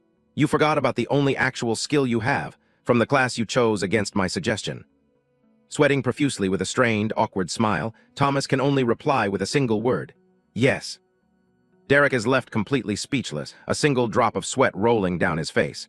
He thinks to himself in pure disbelief, "Holy shit, this kid's dumb as hell." The scene opens with a clear blue sky, hinting at a peaceful day that is about to be disturbed. A carriage wheel rattles loudly, kicking up dust as it speeds along a country road, signaling a hurried arrival. The carriage, drawn by two white horses, comes to an abrupt halt before the wooden gates of a town. A figure in sturdy leather boots steps firmly onto the ground, marking their arrival. From atop the town's wooden palisade, a guard spots the newcomers and calls out, "Who goes there? State your name and your..." Before the guard can finish his sentence, a blast of turquoise energy erupts, sending him flying with a cry of pain. From a distance, a powerful figure unleashes the devastating magical blast, creating a massive explosion at the town gate. The sudden attack throws the townspeople into a panic. "What's going on? Are we under attack?" one person yells. Another recognizes the aggressors, saying, "Why are they back? No, those are the adventurers from before." A group of adventurers, led by a man with white hair, walks confidently past the panicked villagers. Their leader announces, "Don't worry, peasants. Your dungeon fears are over. The city lord of Torith has heard your plea for aid." With a close-up on his face, the leader, Graceful, reveals a sinister smile and glowing red eyes as he declares, "We are here to save you." In response, a hand grips a sword shimmering with blue energy. A voice full of defiance says, "If this is the kind of aid you offer..." The ice that had encased a section of the wooden fence sizzles and melts away, evidence of the earlier attack. A female warrior, Mallory, stands ready with a large polearm, her body surrounded by a swirling aura of power. She finishes her sentence, "Then we want none of it." A man with blonde hair and a determined expression stands amidst a powerful aura, as Mallory's voice rings out, ordering, "I order you to leave, Gracefall." Gracefall merely grins, his expression filled with malice and contempt, completely unfazed by their resistance. The scene shifts to a level 25 insect dungeon, where a grotesque level 18 spider ant screeches as it appears. Inside the dungeon, a young adventurer swiftly dodges a sharp, red-glowing attack from the spider ant. "It's Thomas," he thinks to himself with some frustration. "We've been in this dungeon for days. I'm already level 17. Fueled by determination, Thomas shouts, "I can handle a stupid bug, rah!" and lunges forward with his daggers. With a powerful stab, he plunges his dagger into the spider ant's head, causing yellow blood to spurt out. Thomas beams with pride, clenching his fists in excitement. "Yes, I did it," he exclaims, proud of his kill. Just as he celebrates, a voice shouts a warning, "Watch out!" Thomas, still standing over the defeated monster, looks over his shoulder and says, "What?" A much larger spider ant charges towards the distracted Thomas. His companion yells, "Don't let yourself get distracted. Charge." Thomas panics, realizing his mistake. "CR crap," he thinks, struggling to pull his weapon free. "My dagger's stuck, I can't get it out." As the massive spider ant looms over the defenseless Thomas, he cries out, "Help!" completely vulnerable to the impending attack. Just in the nick of time, a powerful force slams into the spider ant, saving Thomas from certain death. Thomas sits on the ground, shaken but alive, thinking to himself in frustration, "Damn it, that was going so well too." He looks at his dagger, still embedded in the first monster, and laments his choice of weapon. "If I'd had a longer weapon or more leverage to pull my weapon free, I'd have been fine. I'm not cut out for using daggers." The dagger is effortlessly pulled free from the monster's carcass. Derek stands before Thomas holding the clean dagger. Thomas looks down, defeated, thinking, "I shouldn't have chosen this class." Once again, Derek is right, like always. A green healing light envelops Thomas as Derek encourages him. "Don't look so glum, kid. You almost had it. Compared to when we started, you're a whole new fighter." Thomas looks up, starting to regain his confidence, and agrees, "Yeah, you're right." Derek smiles, seeing the change in his student. "In fact, I think you're ready. You've killed just about everything else." They stand before a massive, ancient-looking gate crackling with ominous blue lightning. Derek gestures towards it, saying, "All that's left is the boss." As they approach the boss room, Derek reminds Thomas of the strategy. "You remember the plan? Sneak up on it with stealth and go for the head. Don't mess it up." With a heavy groan, the giant stone doors to the boss's chamber swing open. A blur of purple energy rushes out from the darkness of the chamber. Derek instantly moves to block a swift attack, shielding Thomas, who can only watch in awe and exclaim, "Whoa." The dungeon boss reveals itself to be a massive, armored, mantis-like creature. Seeing its intimidating form, Thomas's confidence wavers. "I don't know if I can kill that," he mutters. Noticing Thomas's hesitation, Derek's expression hardens with resolve. "Change of plans," he announces. "I'll hold it down, you just get the final blow. No sense in taking the risk." Without a moment's hesitation, Derek, wreathed in blue energy, dashes towards the monstrous boss. Derek intercepts the boss mid-attack, grabbing its razor-sharp appendages with his bare hands. With his eyes glowing, Derek overpowers the creature, forcing its scythe-like arms back. With a loud crack, Derek slams the giant insect boss into the ground, pinning it completely. Holding the hissing beast down, Derek yells to his apprentice, "I got it, Tommy. The rest is all you." Thomas, though sweating, gives a firm nod, his eyes filled with grim determination. He rushes forward, gripping his dagger tightly, ready to land the final blow. Thomas successfully stabs the boss in a glowing, weak spot on its neck. The monster's limbs twitch as the final blow takes effect. The boss's body dissolves into a swirling vortex of purple light and particles. A system window appears against a glittering background, announcing their victory. Dungeon boss defeated. Thomas stands triumphantly over the spot where the boss fell, exclaiming, "I did it! I cleared my first dungeon." A small, relieved chibi version of Thomas thinks, "I can finally leave this hell." Meanwhile, Derek walks away from the dissipating loot orb and says, "Congratulations, Tommy. It only gets harder from here." Derek continues, "I was planning on having us do another dungeon, but you were a lot slower than I expected. Besides, your granny is probably worried sick." Thomas falls silent, looking down thoughtfully as he holds onto the remnants of the defeated boss. Thomas looks over at Derek, a bead of sweat on his face, remaining silent as his mentor examines the rewards. As Derek continues to absorb the loot, Thomas, blushing with embarrassment, finally asks, "What are you doing?" It's revealed that Thomas is struggling to kick his dagger free from the monster's tough carapace. "Knife stuck," he grunts in frustration. A system window appears, displaying the dungeon rewards. "Dungeon complete. Exiting dungeon. Assigning rewards. Congratulations, you have received the skill Cure Toxin." Below the text, a potion with a skull stopper materializes. The system displays the details for the new skill, Cure Toxin. Remove toxins, infections, and contaminations from yourself and others. Cost, 1 skill point. A gold coin, likely representing the skill point, is also shown. Thomas also receives an achievement for his efforts. "You have completed your first dungeon. Achievement unlocked. Lesser Dungeon Explorer." The achievement grants him 2 skill points. Now outside the dungeon, surrounded by a swirl of dust and leaves, Derek asks, "All right, kid, you ready to head back?" Thomas nods. "MHM. Derek agrees. "Good. Then let's get going." As they walk along a path towards the village under a setting sun, Derek says, "So, you finally understand why I didn't want you to use daggers?" Thomas, having learned his lesson, replies, "Yeah, I get it now. I'll change classes once I'm level 25. Derek smiles, pleased. "You can do that? Good, then I have a great spear you can have," he offers. "Its former owner doesn't need it anymore." Thomas is thrilled by the offer. "Really? That'd be great." Suddenly, Derek's smile fades. He lets out a surprised "huh" as a single tear escapes his eye, a painful memory seemingly triggered by his own words about the spear. As they get closer to home, Derek notices the empty guard post. "That's odd. Why is nobody guarding the gate?" he wonders aloud. The naive Thomas, however, is distracted, commenting, "Those are some nice-looking carriages." Derek looks up, his expression instantly darkening as he connects the fancy carriages with the empty gate. He starts to say, "Yeah, but cuts himself off with a sharp curse. Shit." Sensing disaster, both of them break into a frantic dash, racing towards the town. Wreathed in crackling blue energy, Derek sprints into the village, desperately calling out for the people he knows. Raina, Mallory. They find a red-haired woman lying unconscious on the ground. A system window identifies her as a level 1 human, but gives no name. Nearby, they discover Mallory grievously injured. A system window above her indicates her dire situation. Level 18, state, critical with only 13 minutes until death. Thomas runs in after his mentor, taking in the chaotic scene with horror. "Derek, what's going on?" he shouts. Derek immediately kneels, casting a healing spell on the 2 fallen women. Thomas rushes to his side, asking, "Is that Brandy? Is she okay?" Derek, focused on the healing, replies, "They'll both be fine. I healed the worst of the damage." With the immediate danger to their lives averted, Derek gently places a hand on Thomas's head, giving him a simple, firm instruction. "Stay here." Thomas, trembling with fear and confusion as he looks at his injured friends, asks with a tear in his eye, "Where are you going?" Derek turns back, his face a mask of cold fury.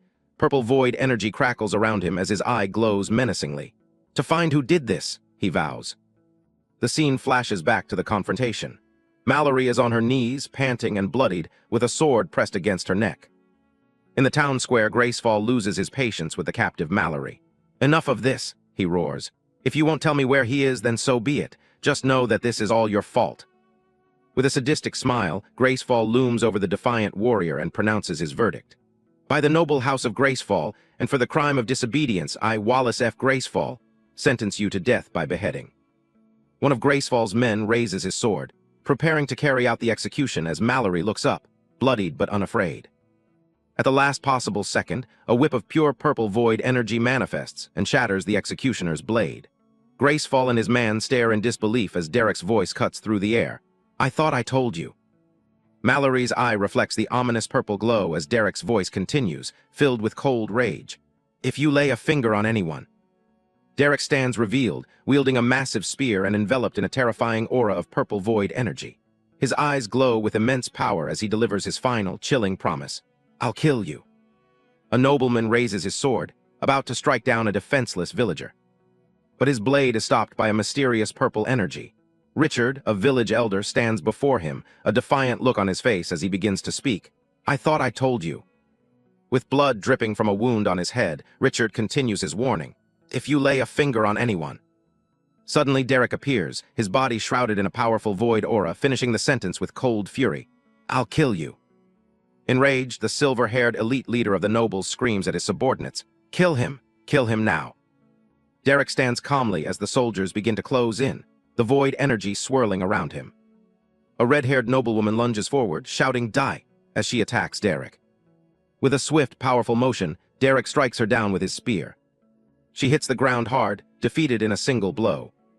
Watching her comrade fall, a blonde noble fire mage screams in fury, her eyes glowing with power. She channels her rage into a powerful spell, shouting, "You'll pay for that, you low-born peasant." A massive fireball forms in her hand as she screams, "I'll burn you to ashes." She unleashes a devastating blast of fire. The fiery attack hurtles towards the terrified villagers, who are being shielded by a female knight. The entire area crackles as it's engulfed in the raging inferno. A close-up on the fire mage's face reveals tears streaming down her cheeks as she thinks, "For my sister." The other nobles look on in shock, the leader barely able to stammer, "Did she?" A massive explosion of fire consumes the battlefield. But from within the flames, Derek's face emerges, his purple eyes glowing, completely unharmed. He calmly walks out of the inferno, simply stating "No." The nobles can only watch in disbelief. One of them thinks he isn't even singed. Their leader, furious at their incompetence, screams, "What are you idiots doing? I said kill him already." A giant, shadowy entity with a single, menacing eye materializes behind Derek, a manifestation of his power. Just as the order is given, an arrow flies toward Derek, but he snatches it out of the air with his bare hand, his purple eyes glowing with power. The archer is revealed to be the same noblewoman who wielded fire just moments ago. Seeing her attack so easily nullified, she stares in utter disbelief and mutters a name under her breath. "No, not again." Seeing the overwhelming power of Derek, one of the noblemen decides to flee. "Screw this," he shouts, jumping from a rooftop. "I'm not dying for Wallace's." But his escape is cut short as an arrow, fired by the noblewoman, pierces through his head. His body goes limp and falls from the roof. Meanwhile, Richard and other villagers push through the crowd, desperately calling out, Derek, out of my way, Derek." Panting, Richard finally reaches him and pleads, "Derek, you have to stop. They're nobles." Richard continues to warn him. There will be no going back, but Derek, with his back turned to the old man, coldly replies, "They had their chance, Richard." In a close-up of his glowing purple eyes, which reflect Richard's terrified face, Derek adds, "But that chance is now long gone."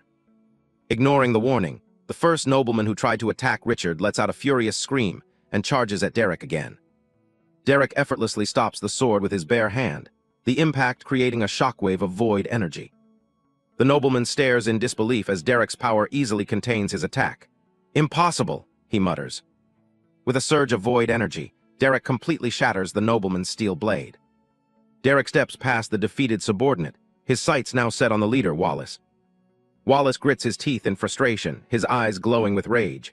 "Useless," he snarls, "the whole damn lot of them." Enveloped in a swirling turquoise aura, Wallace prepares to fight himself. "I'll show you what it really means to be born with superior blood," he roars, unleashing a torrent of energy. A massive wave of spiritual energy, shaped like ghostly hands and faces, hurtles towards Derek. Facing the overwhelming attack, Derek simply smirks. "Channel void," he commands. An immense burst of purple void energy erupts from Derek's body. Derek's power easily parts Wallace's attack, creating a clear path through the turquoise energy. In an instant, Derek closes the distance and grabs Wallace by the throat, lifting him into the air. Gasping for air, the terrified Wallace pleads for his life. I get it. I'll leave. You'll never see me again." Derek looks at the pathetic nobleman with a cold, mocking smile. "You're right," he says. "I won't." He tightens his grip, choking the life out of Wallace.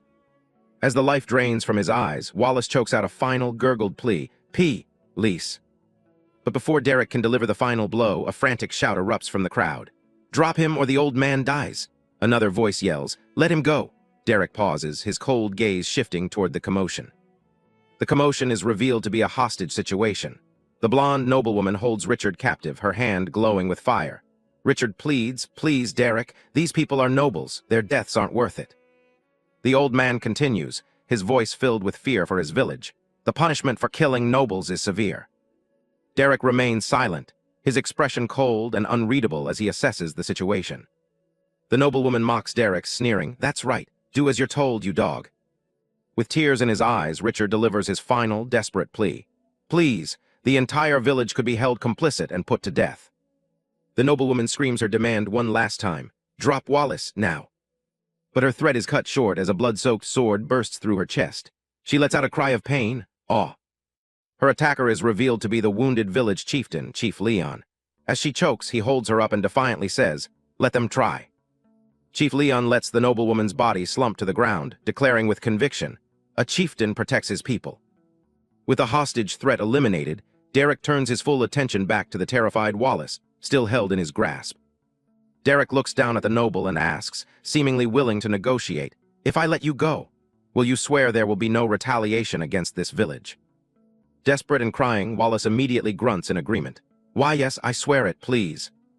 Derek gives a slight, almost imperceptible nod. "Good," he says calmly, "in that case." With a brutal, lightning-fast motion, Derek snaps Wallace's neck. Richard watches in absolute horror, his hopes crumbling as he gasps, "No, he didn't." As Wallace's lifeless body falls, the full weight of Derek's actions crashes down on Richard. He has doomed us.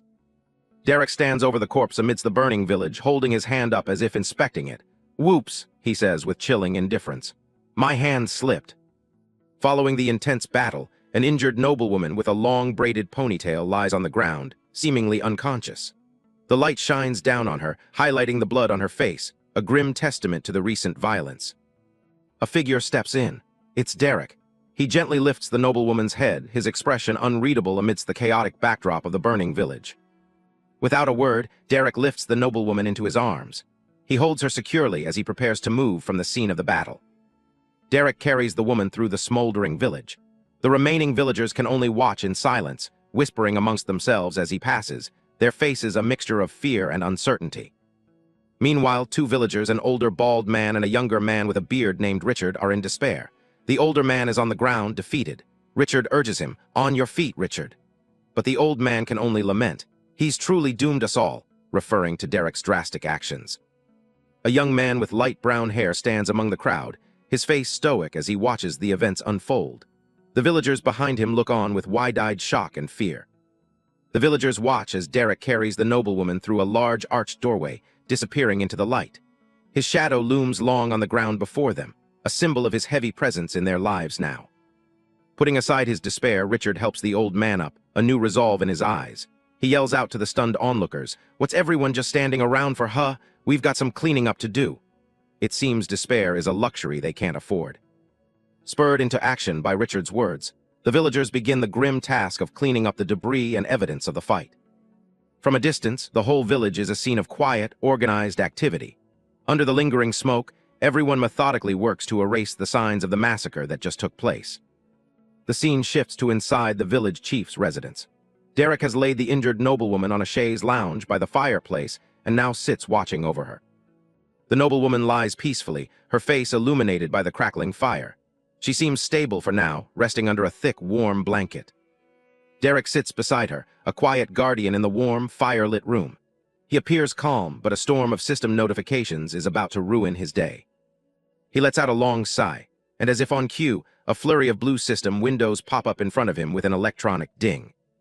Staring at the multiple level UP notifications and EXP gains from killing human warriors, Derek is visibly annoyed.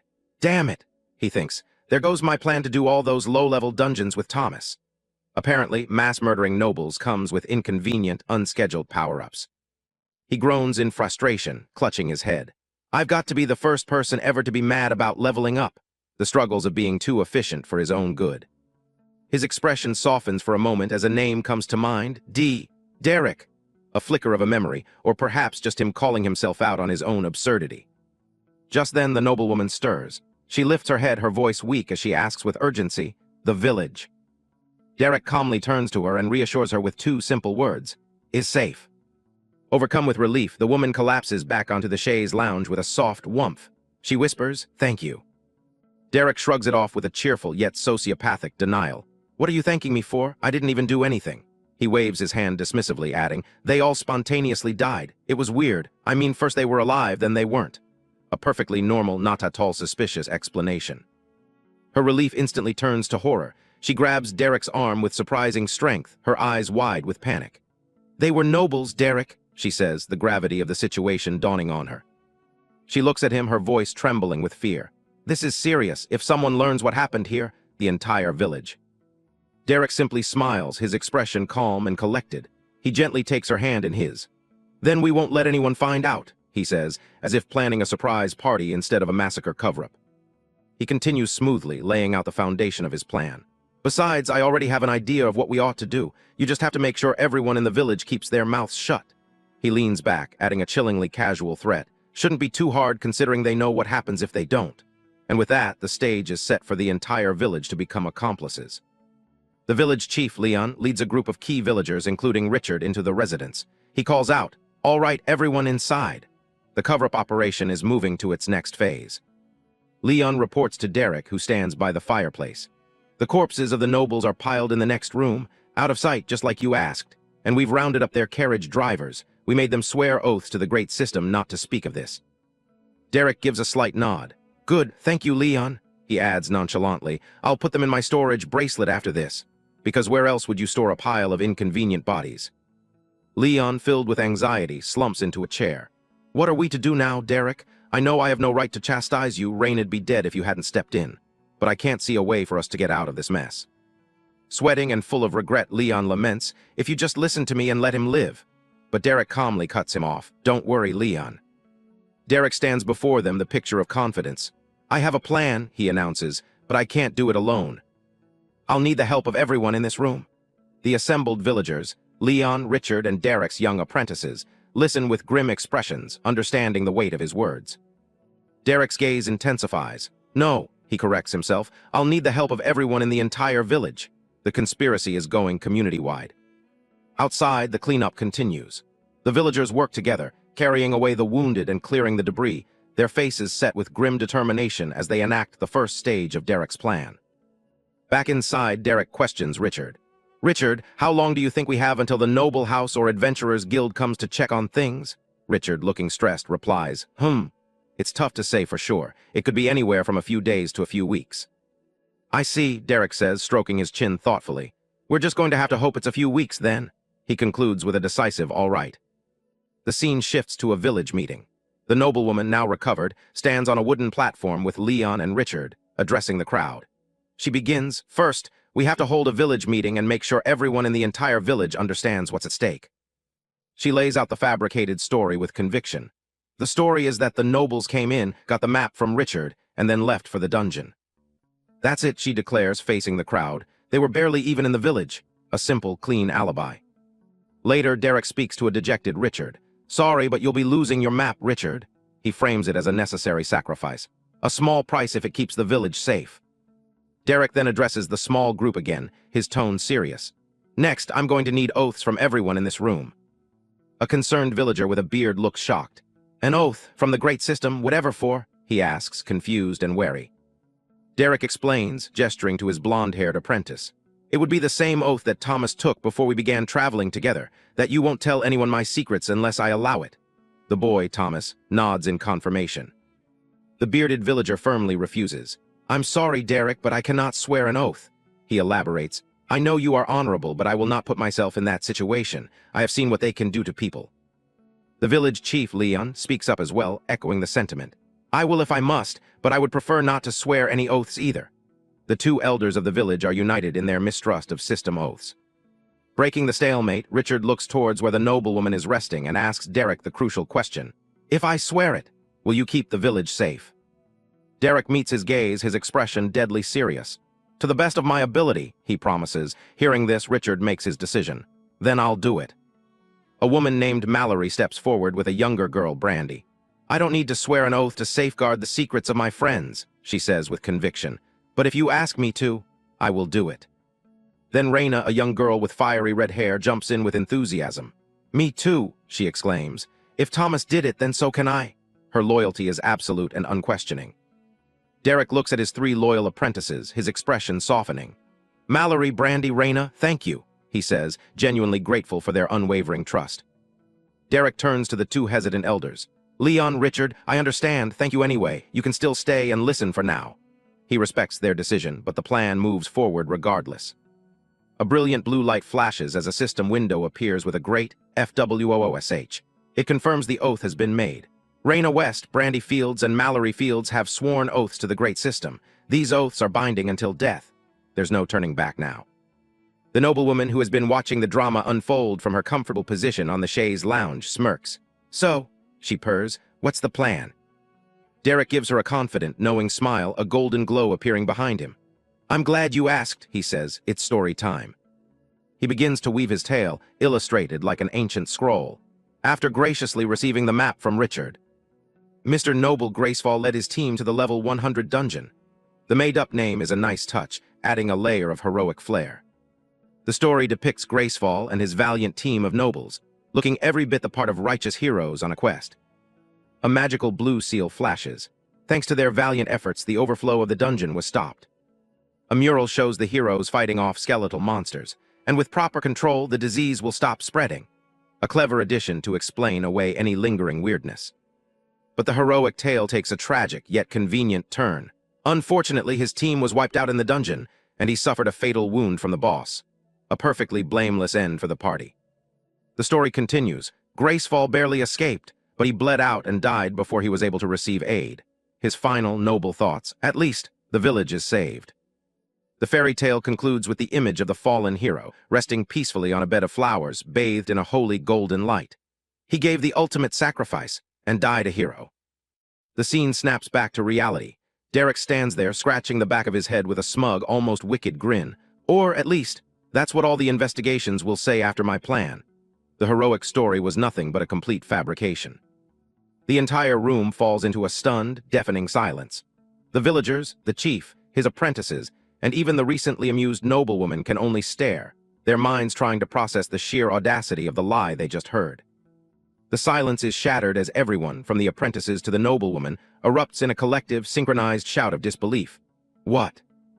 Derek gathered his party. "Is everyone packed?" he asked, giving them a final once-over. "We won't be back to the village for several days, so make sure you aren't forgetting anything." Raina, ever the pragmatist, voiced her confusion. "Yes, but I still don't understand why we're going to the level 50 beast dungeon. Shouldn't we be going to the level 101 that Gracefall supposedly died at?" A confident smile played on Derek's lips. "We will once you're all a little bit stronger." He then added, giving them an out. "Again, if you don't want to join me, you don't have to. I'm more than capable of doing this on my own." "But," Derek continued, his voice persuasive as they stood before the village gates, "this is a great opportunity for you all to grow in strength and get rare rewards. I highly recommend you join." Derek's gaze drifted towards Mallory as a thought crossed his mind. "Plus, there are some things I want to test, from what I've seen so far of this new system." He continued his internal monologue. "The experiences someone has before leveling to Class 1 play a big role in what classes they're offered. If I'm right, she could be offered something incredibly special." Raina, however, was still stuck on the logistics. "So, what? We're going to go into lower-level dungeons and clear them while you wait?" she demanded, her brows furrowed in confusion. "I don't understand. Why?" Derek just gave her a cheeky wink. "Just trust me," he said smoothly. "You'll understand soon enough." Raina pressed on. "Will I have to hand-feed?" Derek cut her off, already starting to walk. "No, I'll hand-feed you all for these ones. We still need to move relatively fast." Without another word, Derek suddenly scooped up a startled Mallory. "All right, everyone," she yelped, caught completely off guard. Mallory found herself perched on Derek's back, her face a mask of pure confusion as he grinned, ready to run. "Why do you always insist on running everywhere?" Mallory shrieked as Derek broke into a sprint. The rest of the party scrambled to keep up as he yelled back, "Let's go!" And so the bizarre caravan set off, with Derek carrying a protesting Mallory and the others trailing behind as they raced down the sun-drenched path. Their mad dash led them through the wilderness until they reached their destination, the level 50 beast dungeon entrance. Panting and gasping for air, the party finally caught up to a perfectly composed Derek. With Mallory still on his back, he pointed towards a glowing portal across a rope bridge. "All right, we're here." As they crossed the precarious bridge, it started to wobble. Raina snapped at Thomas, "Stop doing that!" But Thomas cried out in terror, "I can't, my legs feel like jelly." Once they were safely across, Derek let Mallory down and turned to the group, a mysterious energy swirling around him. "You all swore an oath not to reveal my secrets. Now it's time you found out why." A system interface materialized before them, and Derek's hand reached out, tapping and manipulating the glowing blue screen. The screen displayed the party's information. Max participants, 5-5. The names and levels were listed. Derek Hunt, level 30, Thomas Stewart, level 17, Raina West, level 31, Brandy Fields, level 1, and Mallory Fields, level 18. Raina's eyes went wide with disbelief. How are you only level 30? She exclaimed, utterly baffled. Your level is lower than mine. That doesn't make any sense. Derek chuckled, a sly grin on his face. One of my biggest secrets, see why I wanted an oath? Reyna, now more amazed than confused, replied, I do. This is crazy. You have to tell me how. Derek simply said, maybe one day, for now. We have a dungeon to run. With that, the energy portal flared to life, its light shining as the system announced their entry. A countdown began, ticking away the final seconds before their teleportation. 3, 2, 1. With a great FWOSH, the scenery dissolved, and the party found themselves transported to a new, unfamiliar location inside the dungeon. After entering the dungeon, Derek found a small, defensible building to use as a temporary base. He peeked through the doorway to check on his team. Gathering everyone inside the newly established safe house, Derek laid out his plan. All right, here's what we're gonna do. He explained with a chibi-style reenactment. I'll go outside and beat a bunch of monsters to an inch of their life. Then, the chibi Derek continued, dragging a line of bruised and bandaged monsters. I'll bring them back here for Thomas and Mallory to finish off. Derek then gave specific instructions. Mallory, I suggest looking at all your class upgrade options once you hit level 25. He turned to Thomas. Thomas, you know what you're going to do, right? I don't need to say it. Thomas thought to himself with grim satisfaction. No more dagger class. Perfect. Next was Reyna's turn. Reyna, you should be strong enough to fight outside with me, Derek stated, as a tiny, fierce Reyna was shown expertly dispatching a large wolf creature in their imagination. But if you have any problems, he added, providing a safety net, flee back to the safe house, and I'll do the same for you as I'm doing for Thomas and Mallory. The imagined scenario showed a panicked Reyna being chased back to safety. Mallory, not wanting to be left out, eagerly raised her hand. What about me? Derek paused, turning to her. You. He looked at her with a straight face and delivered the crushing news. We'll do nothing. Mallory's world came crashing down. Derek quickly clarified, except practice on a whole lot of hides. Mallory's despair instantly transformed into pure ecstasy. YESSU, she screamed, imagining herself joyfully skinning a mountain of monster pelts. Before they could start, Derek held up a hand. Before we begin, Mallory, she looked at him questioningly. Yes, he pointed at her simple staff. Is that the best weapon you have? Mallory sighed. Well, yeah, my class is common and weapons weren't easy to come by in the village. She explained the unfair system. All of the strong warriors were given the better weapons and the rest of us got, well, the rest. A familiar blue glow enveloped Derek's arm as he prepared to access his personal inventory. With a loud dump, Derek emptied a vast collection of high-grade weapons onto the floor. Pick a new one, I've got plenty. Mallory could only stare, completely shocked. What in the world? The entire team was stunned by the sheer volume of quality gear. So many, Mallory murmured, picking up a new weapon. How do you even have all of these? Derek gave a dismissive, cool guy shrug. Oh, just collected them over the years. Never really used any of them, though. He selected a sleek, modern-looking spear from the pile and offered it to Mallory. Here, try this one out. It's similar to what you've used in the past, but a bit more versatile and much higher quality. Derek demonstrated its special feature. Press the button on the side to extend and retract blades from it. With a series of pew-pew sounds, blades shot out from the spear, startling everyone in the room. Mallory simply said, oh wow. Seeing all the new toys, Thomas got greedy and tried to snatch a few for himself, muttering, take some daggers too, just in case. But Derek was having none of it. Thomas began to ask, can I also have some dag, before Derek leaned in with a death glare. You really want to ask that question? He said menacingly. You get a spear. With the team newly equipped, it was time for action. All right, Reyna, you ready? Derek asked. Standing beside him, weapon in hand, she replied with a determined, ready. The two of them stepped out of the safe house and onto the dungeon floor. The moment they were outside, the ground shook with a sense of impending doom as a horde of massive, demonic-looking beasts with glowing red eyes charged towards them. The air filled with terrifying growls and snorts as the stampede of red, bull-like monsters drew closer, their eyes glowing with demonic energy. Despite the overwhelming odds, Derek simply grinned, a wild look in his eyes. He turned to the determined Reyna beside him and declared, this is gonna be fun. The ground itself seemed to tremble as the stampede of demonic beasts thundered towards the two lone figures. With a mighty swoosh, Derek and Reyna met the charge head-on, their bodies wreathed in powerful auras as they plunged into the fray. With a sickening thonk, Derek's fist connected with a monster's skull, his raw power on full display. Back at the safe house, Derek cleared his throat within a hum. At his feet, A thoroughly beaten monster, drool leaking from its mouth, let out a confused and pathetic grrrawww. An almost evil grin spread across Thomas's face as he charged up a ball of energy. "Say hello to my little friend," he whispered to the terrified, whimpering monster. Their plan went into full effect. Inside the safe house, Thomas and Mallory efficiently finished off the weakened monsters Derek brought them. Outside, Raina fought with deadly grace, holding her own against the powerful beasts. It was a symphony of strategic slaughter. As the sun began to set, Derek sat triumphantly on a pile of monster corpses. "I think that about does it," he said, looking over at his companion. "Nice work, Raina." The final monsters were dispatched with brutal efficiency, their bodies being stabbed and sliced for that last bit of experience. A brilliant flash of light enveloped Thomas and Mallory. "I hit level 25, Thomas shouted in disbelief. Mallory, glowing beside him, was equally emotional. "Me too, I never thought I'd see the day." Derek clapped his hands together, a proud smile on his face. "Wonderful, now go through all of your class upgrade or class change options and think them through." As Thomas eagerly pulled up the system menu, Derek appeared behind him like a ghost. "Thoroughly, Thomas." Thomas, not taking his eyes off the screen, replied with a smirk. I know. Thomas suddenly gasped, his eyes wide with shock and excitement. "I got offered a rare class," he exclaimed. "It's called Soul Spear." An image of a sleek, armored warrior filled his vision. "It focuses on piercing damage," he read, "and allows me to thrust a projection like an extension of my spear." But Thomas's excitement faded, replaced by a deep sadness.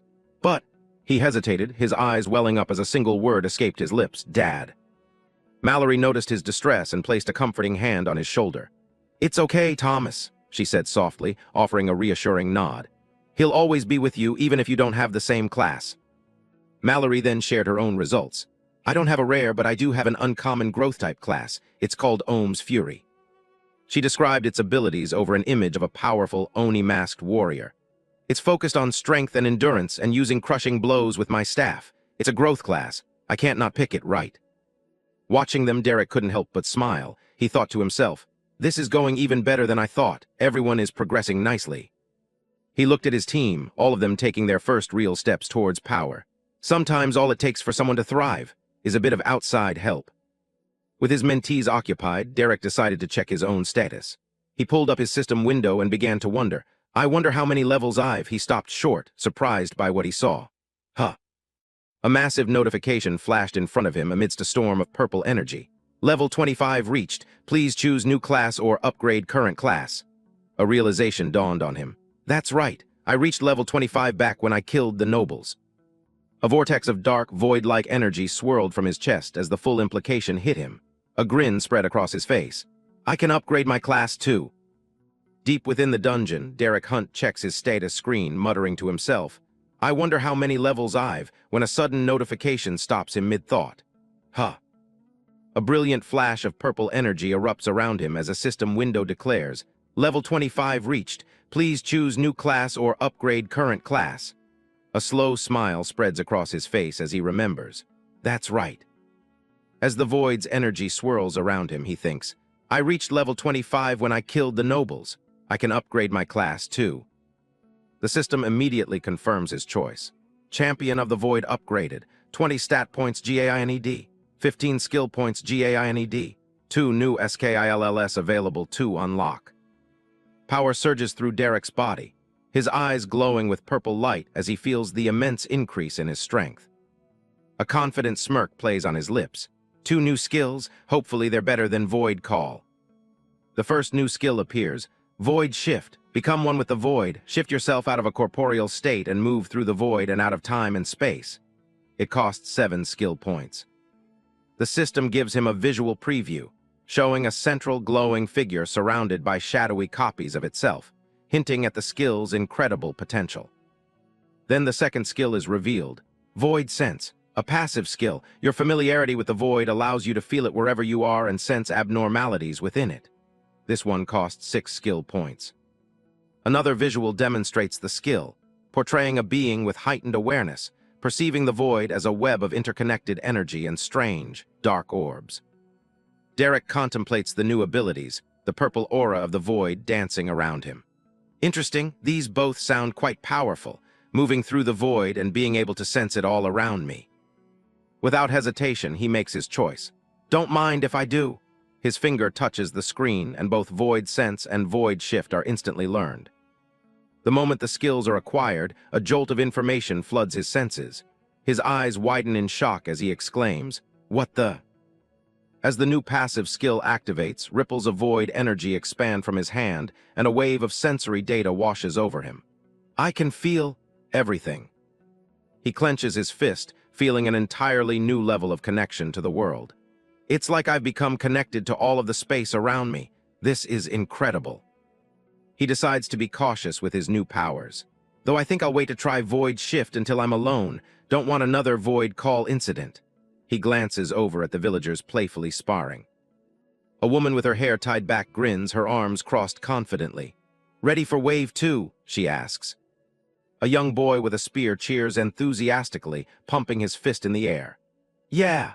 The others around him look on with a mix of excitement and nervousness. Derek takes the lead, running alongside one of the village warriors. "Same plan as before," he commands. "Let's kill some monsters."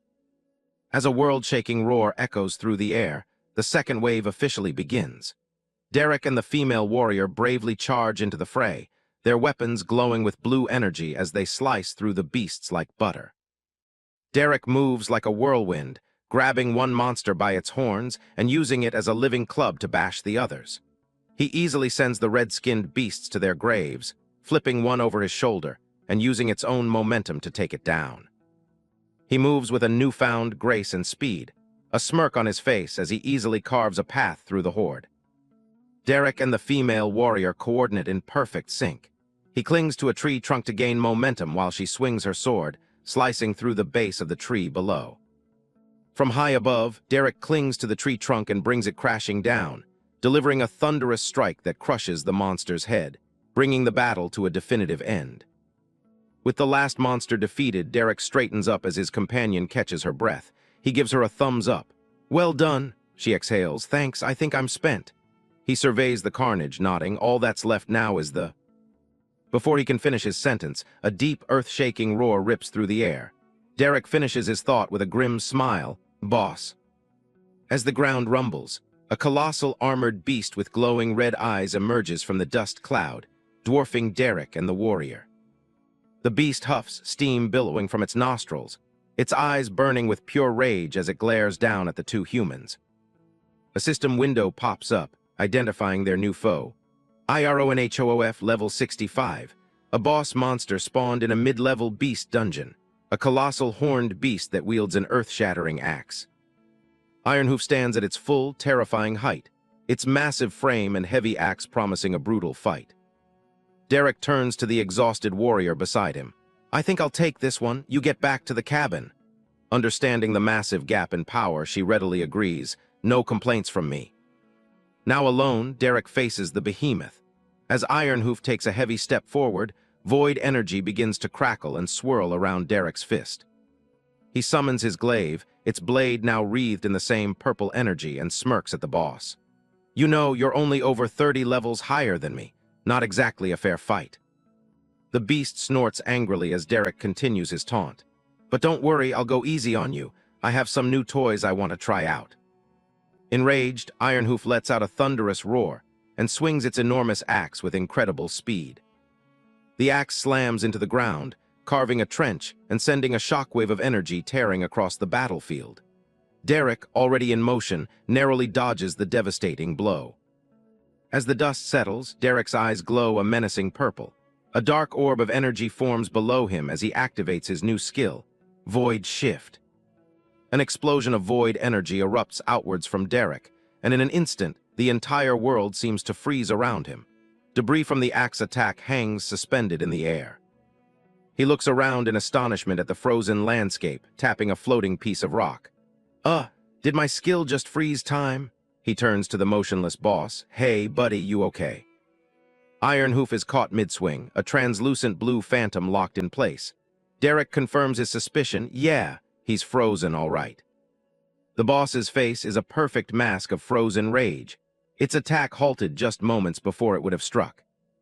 Derek's attention is drawn to several glowing, swirling circles of energy floating in the air. "What is this thing? A portal?" he wonders aloud.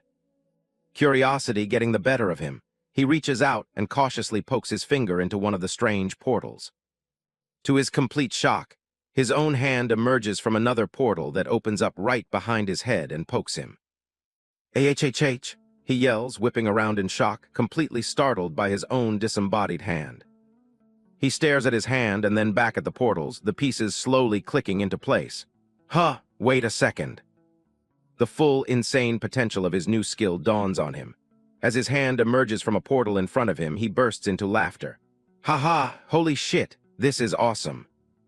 He calmly summons another portal to conveniently scratch an itch on his own head, a satisfied smile on his face.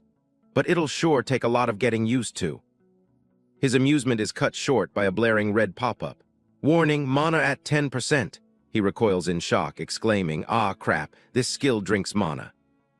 Realizing he can't stay in the void any longer, his mind flashes the command, deactivating void shift, and the frozen world around him begins to warp and rush back into motion. Derek reappears in the real world just as time resumes.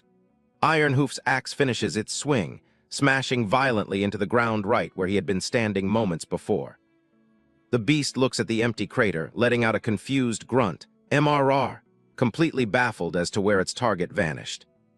Standing safely behind the monster, Derek gives a smug smile. "Missed me," he says, realizing the implications of his new power. "To everyone else, it must look like I just teleported. Man, this'll be fun." Letting out a furious bellow, Ironhoof spots him and charges forward, raising its axe high for another devastating attack. The axe swings in a deadly red arc, but Derek effortlessly leans back, the blade passing harmlessly in front of him. Ironhoof follows up with a lightning-fast horizontal slash, but Derek calmly raises his hand, halting the 1,000-pound blow with a deafening explosion.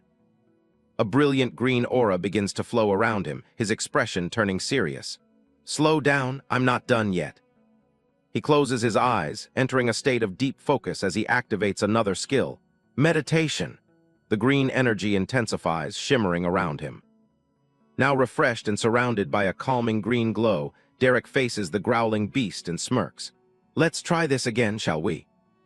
He activates his power once more. A swirling portal of void energy opens at his feet as he utters the words, "Void Shift." The boss swings its axe in a massive, sweeping arc, but its target is already gone, leaving only empty air. In a blink, Derek materializes from the void behind the beast, completely unharmed.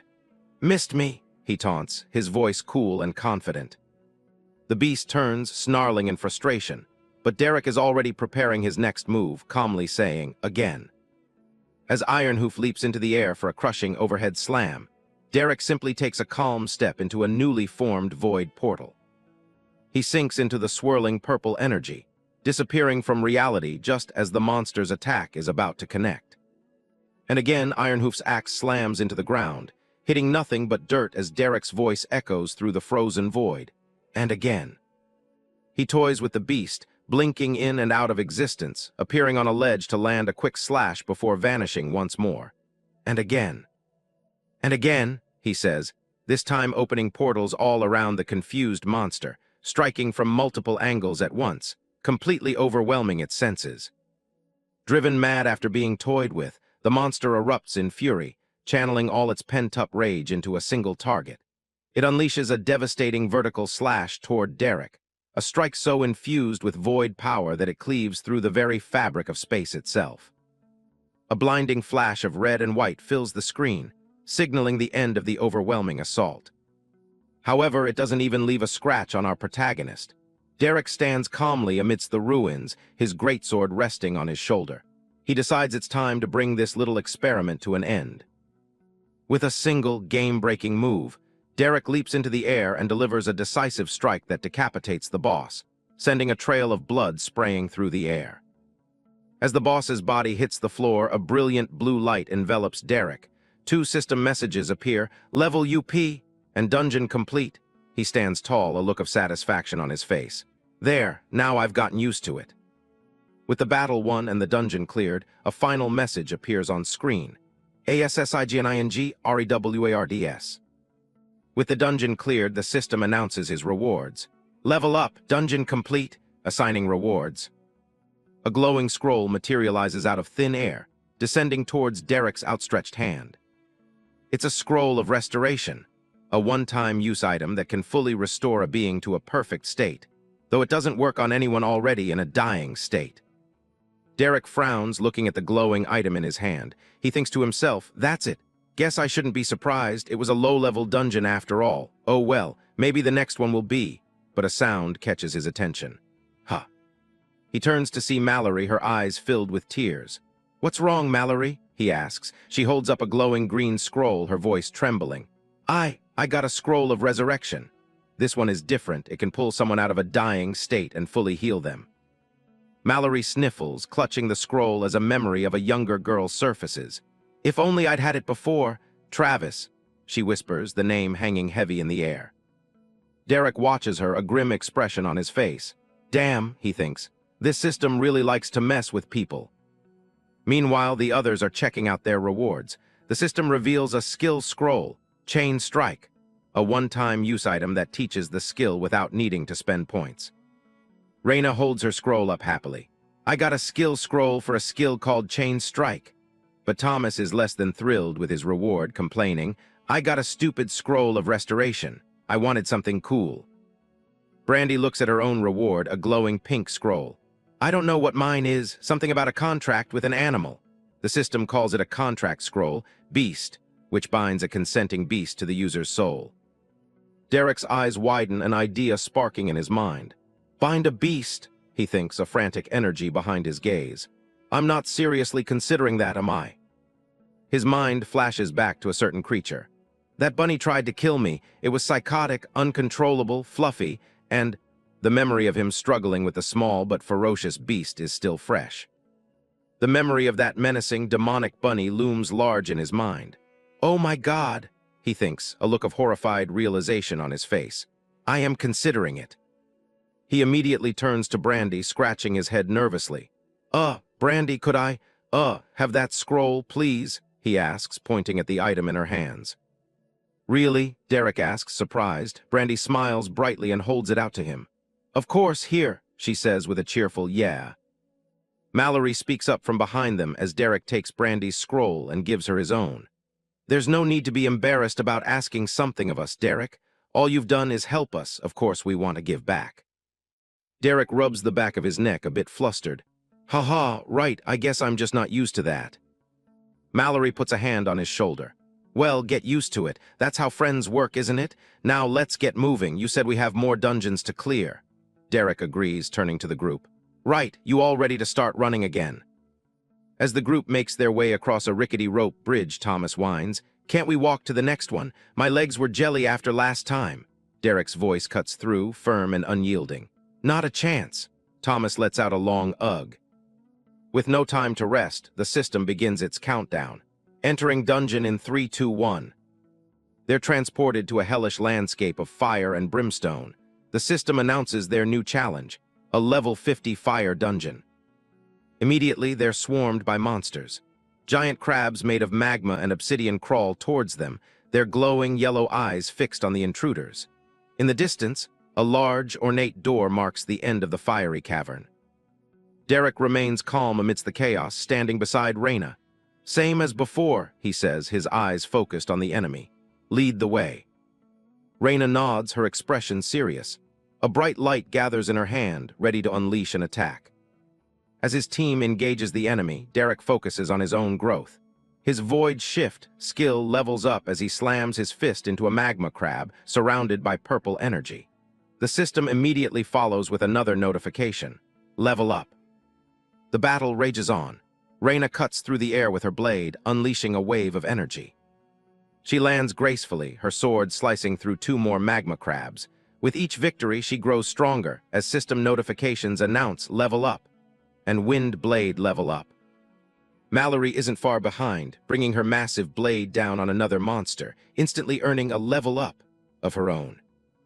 Thomas joins the fray, repeatedly stabbing at an enemy with his spear, leveling up twice in quick succession. Their training montage continues as they enter the next dungeon, a level 45 feathered dungeon. Raina is already in the thick of it, battling avian creatures on a high bridge. Derek, meanwhile, seems to be having the time of his life, casually riding one of the giant bird monsters through the sky. After the battle, the group takes a moment to recover, and a notification appears. Meditation level up. The rest of the group finishes off the remaining birds. Thomas takes down one last enemy, leveling up his soul spear skill in the process. Brandy, meanwhile, is happily gathering the spoils, plucking valuable feathers from the fallen beasts. "Yes, more," she exclaims. Without a moment's rest, they're on to the next challenge, a level 55 underwater dungeon. Deep beneath the surface, Reina finds herself fleeing from a massive, terrifying shark monster. She watches in horror as Derek, protected by a small bubble of air, is caught directly in the path of the beast's gaping maw. The massive jaws snap shut. Reina can only scream his name in a panic. "Derek, no." But something's wrong. The shark's jaws are stuck, unable to close completely. The giant beast begins to sweat, a confused "irk," escaping its throat as it struggles against an unseen force from within. Suddenly, Derek bursts out from between the shark's teeth, surrounded by crackling purple energy. "Ha ha!" he laughs, delivering a devastating blow. The system lights up. Channel void level up, followed by another level up. Their journey takes them to the next area, a serene-looking, level 50 flower dungeon, where Derek and Mallory are seen resting peacefully in a field of beautiful purple blossoms. But the peace is short-lived. As they stand up, Reina looks around the empty field and asks, "Where are all the enemies?" The ground begins to rumble, and monstrous, thorny flowers erupt from the earth, their glowing cores pulsing with dangerous energy. The scene shifts, showing that the non-stop dungeon crawling has been going on for a while. A caption reads, "3 days since the Beast Dungeon." The team is seen climbing a steep cliffside. Brandy is struggling, carrying a heavy load. Derek asks, "Sure you don't want me to put that in my storage bracelet, Brandy?" She grunts with effort, replying, "No, I can at least carry some of it myself." Leaning on her staff, Mallory smiles. "We've been clearing dungeons for days, but I don't even feel sore. In fact, I feel great." Derek turns back with a confident grin. "Welcome to the world of higher stats and meditation. Enjoy your stay." This reminds him of his own progress. "Speaking of higher stats," he thinks to himself, "I have a ton I need to allocate." A blue, digital energy begins to glow on his chest. He brings up his status window, which shows he's now level 41. He looks at his accumulated points and can't help but think, 618 unspent points? This almost feels like I'm cheating. He grins, forming a plan in his mind. "I bet I can get another free skill if I get my strength and dexterity to 500, like I did for endurance and vitality." He imagines a ridiculously muscular version of himself, both strong and flexible. "Heh, this is going to be fun," he thinks, rubbing his hands together with glee while Thomas watches on, completely bewildered. Without hesitation, he allocates his points. 140 to strength, bringing the total to 500, 240 to dexterity, also reaching 500. The remaining 235 go to wisdom. A series of notifications pop up. Achievement unlocked, offensive powerhouse, for gaining at least 500 stat points in both strength and dexterity. He's prompted to choose 2 new offensive skills. He flexes his bicep, feeling the surge of new power. "Oh yeah," he thinks with satisfaction, "that's what I'm talking about." Now for the fun part, the system displays his available offensive skills. He immediately dismisses the first one. "Let's see, glass cannon." Glass cannon is definitely out, not my style. Next up is sweeping slash, an ability that projects a crescent of energy from his weapon. He then considers rapid movement, but quickly discards it. And void shift, I think, makes rapid movement a bit obsolete. Another option appears, whirlwind, a 360-degree attack that leaves a cutting circle for 5 seconds. Finally, the system presents multi-strike, which allows a strike to hit twice. He mulls over the last 3 options, thinking, that leaves sweeping slash, whirlwind, and multi-strike. He strokes his chin thoughtfully. "I've got to pick sweeping slash, right?" he muses. A memory flashes through his mind, a vision of his past self using a similar ability. "I had a similar skill way back in my other system, which means this one will likely merge with it.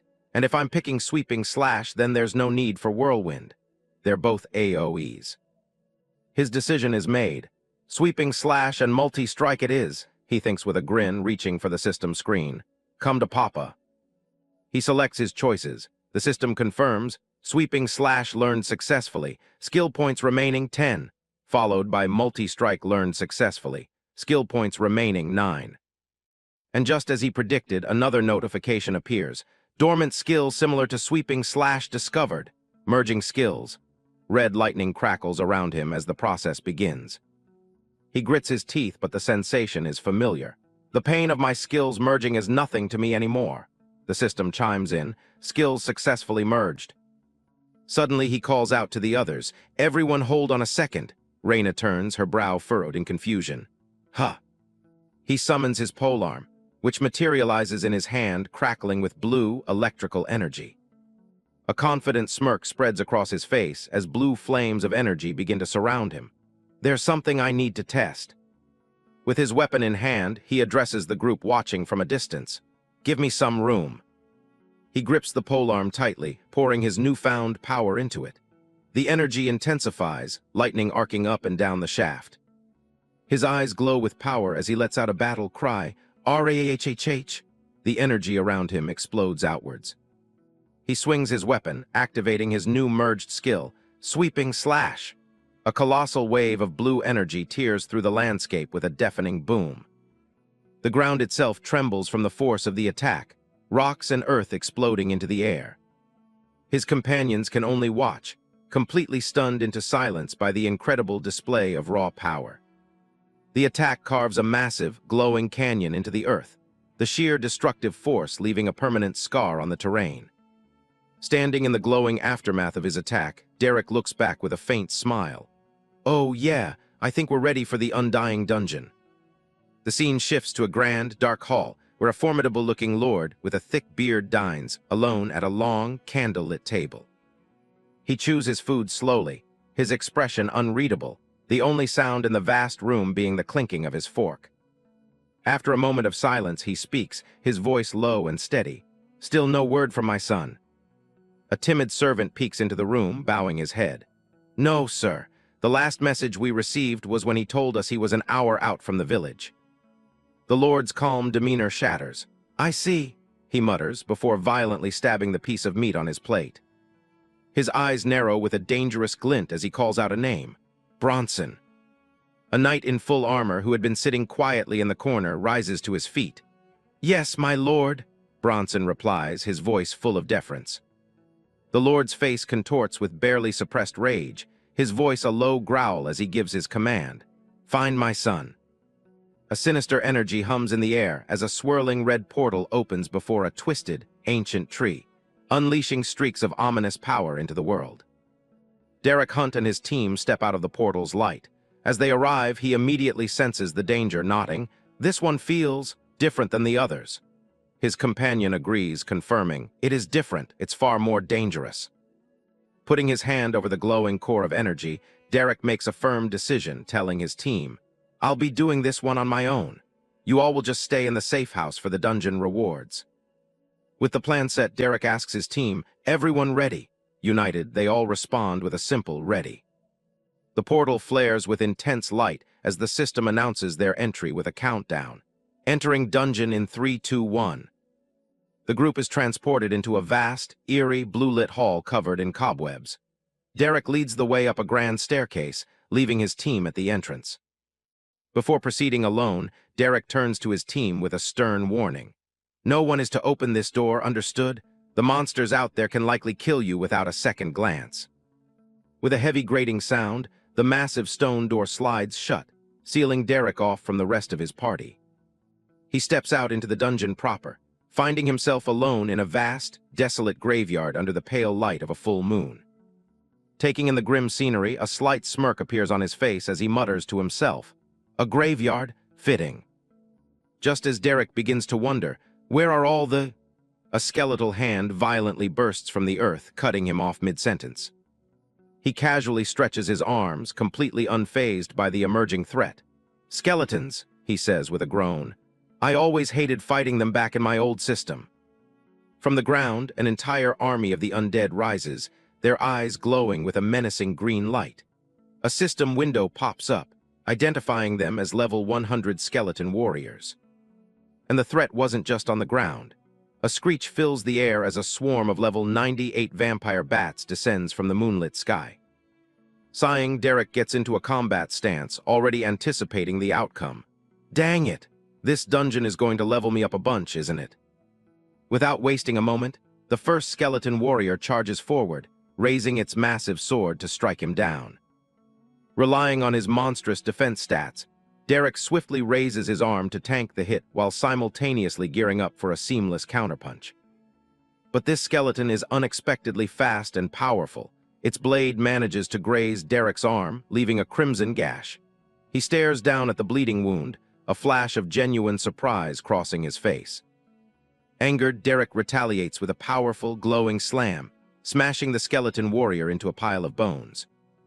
His eyes begin to glow with a brilliant blue light. "Damn, I guess they're level 100 for a reason, huh?" he remarks. "I might need to take this a tiny bit more seriously." He begins to summon his greatsword, and a brilliant blue energy crackles to life in the palm of his hand. With a mighty roar, he unleashes a sweeping strike, sending a massive arc of energy tearing through the skeleton horde. The skeletons are ripped to shreds by the force of the attack, their bones scattering across the battlefield. He crashes forward, driving his fist directly into the chest of another skeleton warrior, shattering its ribcage with raw power. The fist, now glowing with an intense purple aura, cracks and completely obliterates the monster. In the wake of its destruction, a new notification appears. Level up. Derek continues his assault, effortlessly tossing aside another destroyed monster, its parts dissipating into purple smoke. He spins his weapon with blinding speed, creating a vortex of blue energy that pulls in all the nearby enemies. The vortex acts as a shield, deflecting the swooping attacks of the vampire bats as they try to swarm him. With a mere flick of his wrist, he unleashes blades of energy that slice through the bats like butter, even pinning a falling skull directly onto a bat soaring through midair. Another level up notification appears, but this time Derek's expression is one of alarm. The dungeon is reacting to his power. He realizes with a start, they're coming from below, as skeletal arms and swords burst through the ground around him, trying to trap him. Surrounded with blades just inches from his neck, Derek freezes time itself, stopping the skeletons in their tracks. As time resumes, the skeletons lose their target, and Derek lands safely on a nearby structure. Surveying the battlefield, he thinks to himself, this isn't half bad. He stands confidently amidst the cracking ruins, continuing his thought. Because the dungeon's in a severe overflow state, there's a lot of enemies, but nothing I can't handle. Suddenly he stops, a look of disbelief on his face. "Oh, you've got to be kidding me," he groans. "Seriously." He stares in annoyance at the skeletons he destroyed.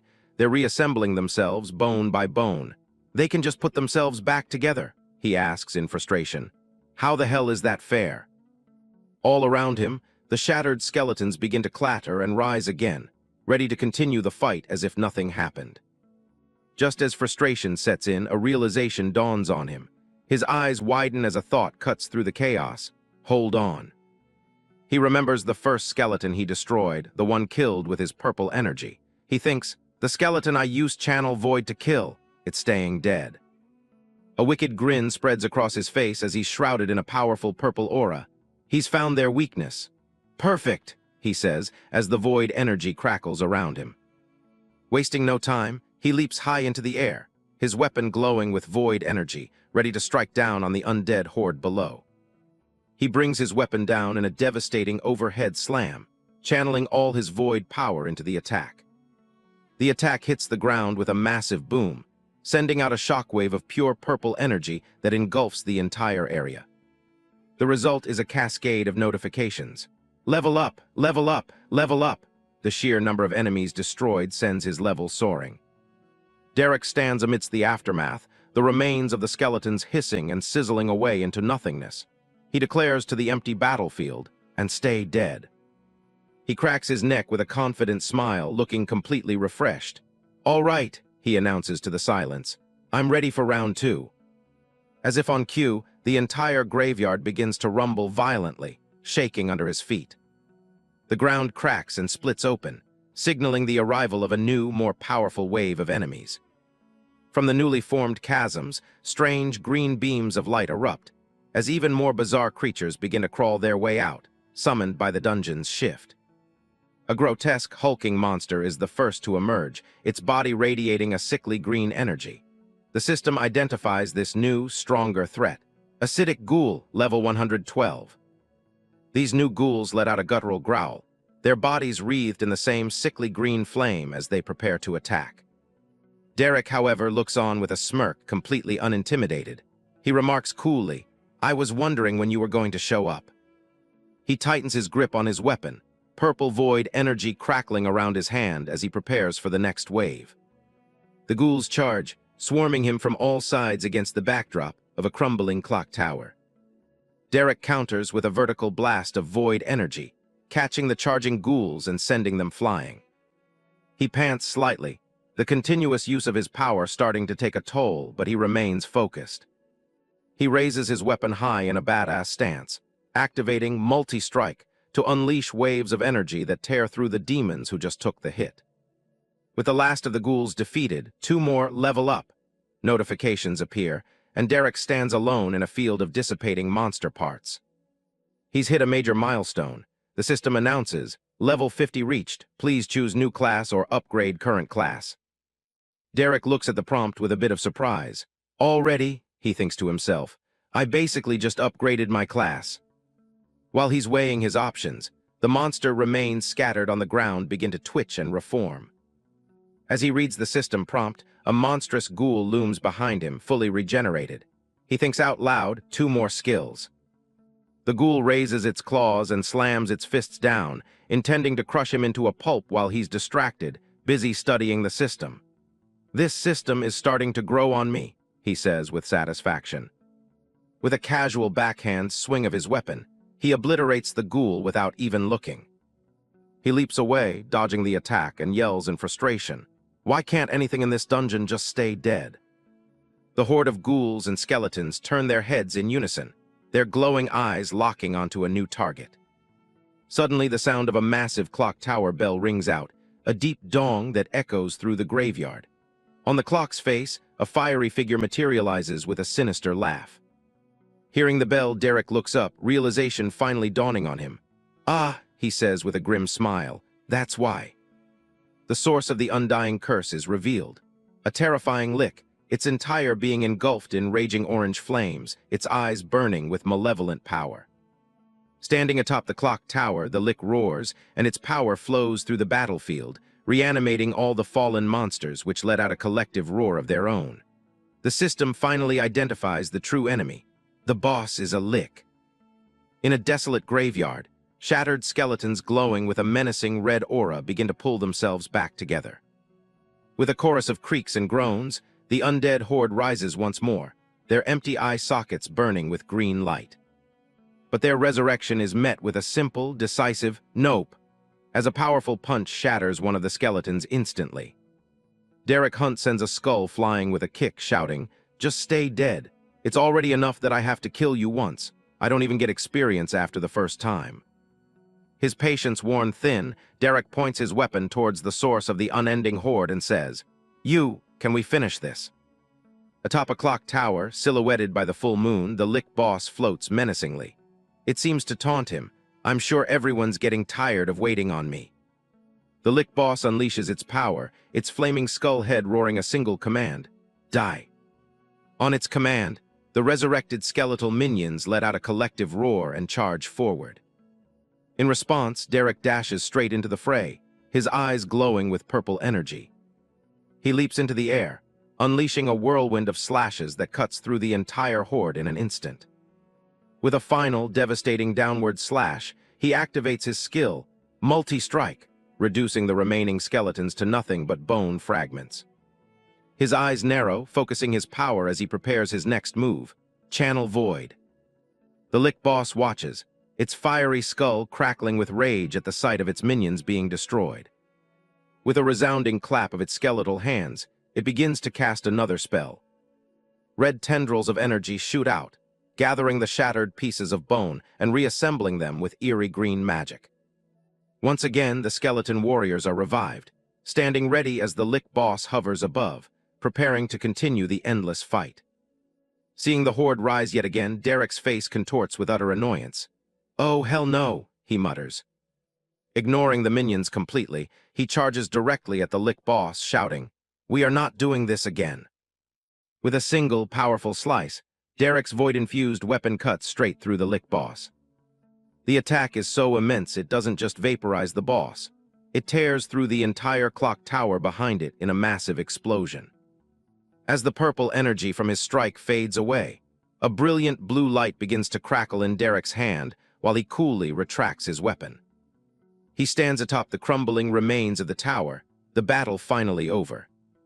With a final toll, the ruins of the ancient clock tower collapse, scattering debris across the silent battlefield.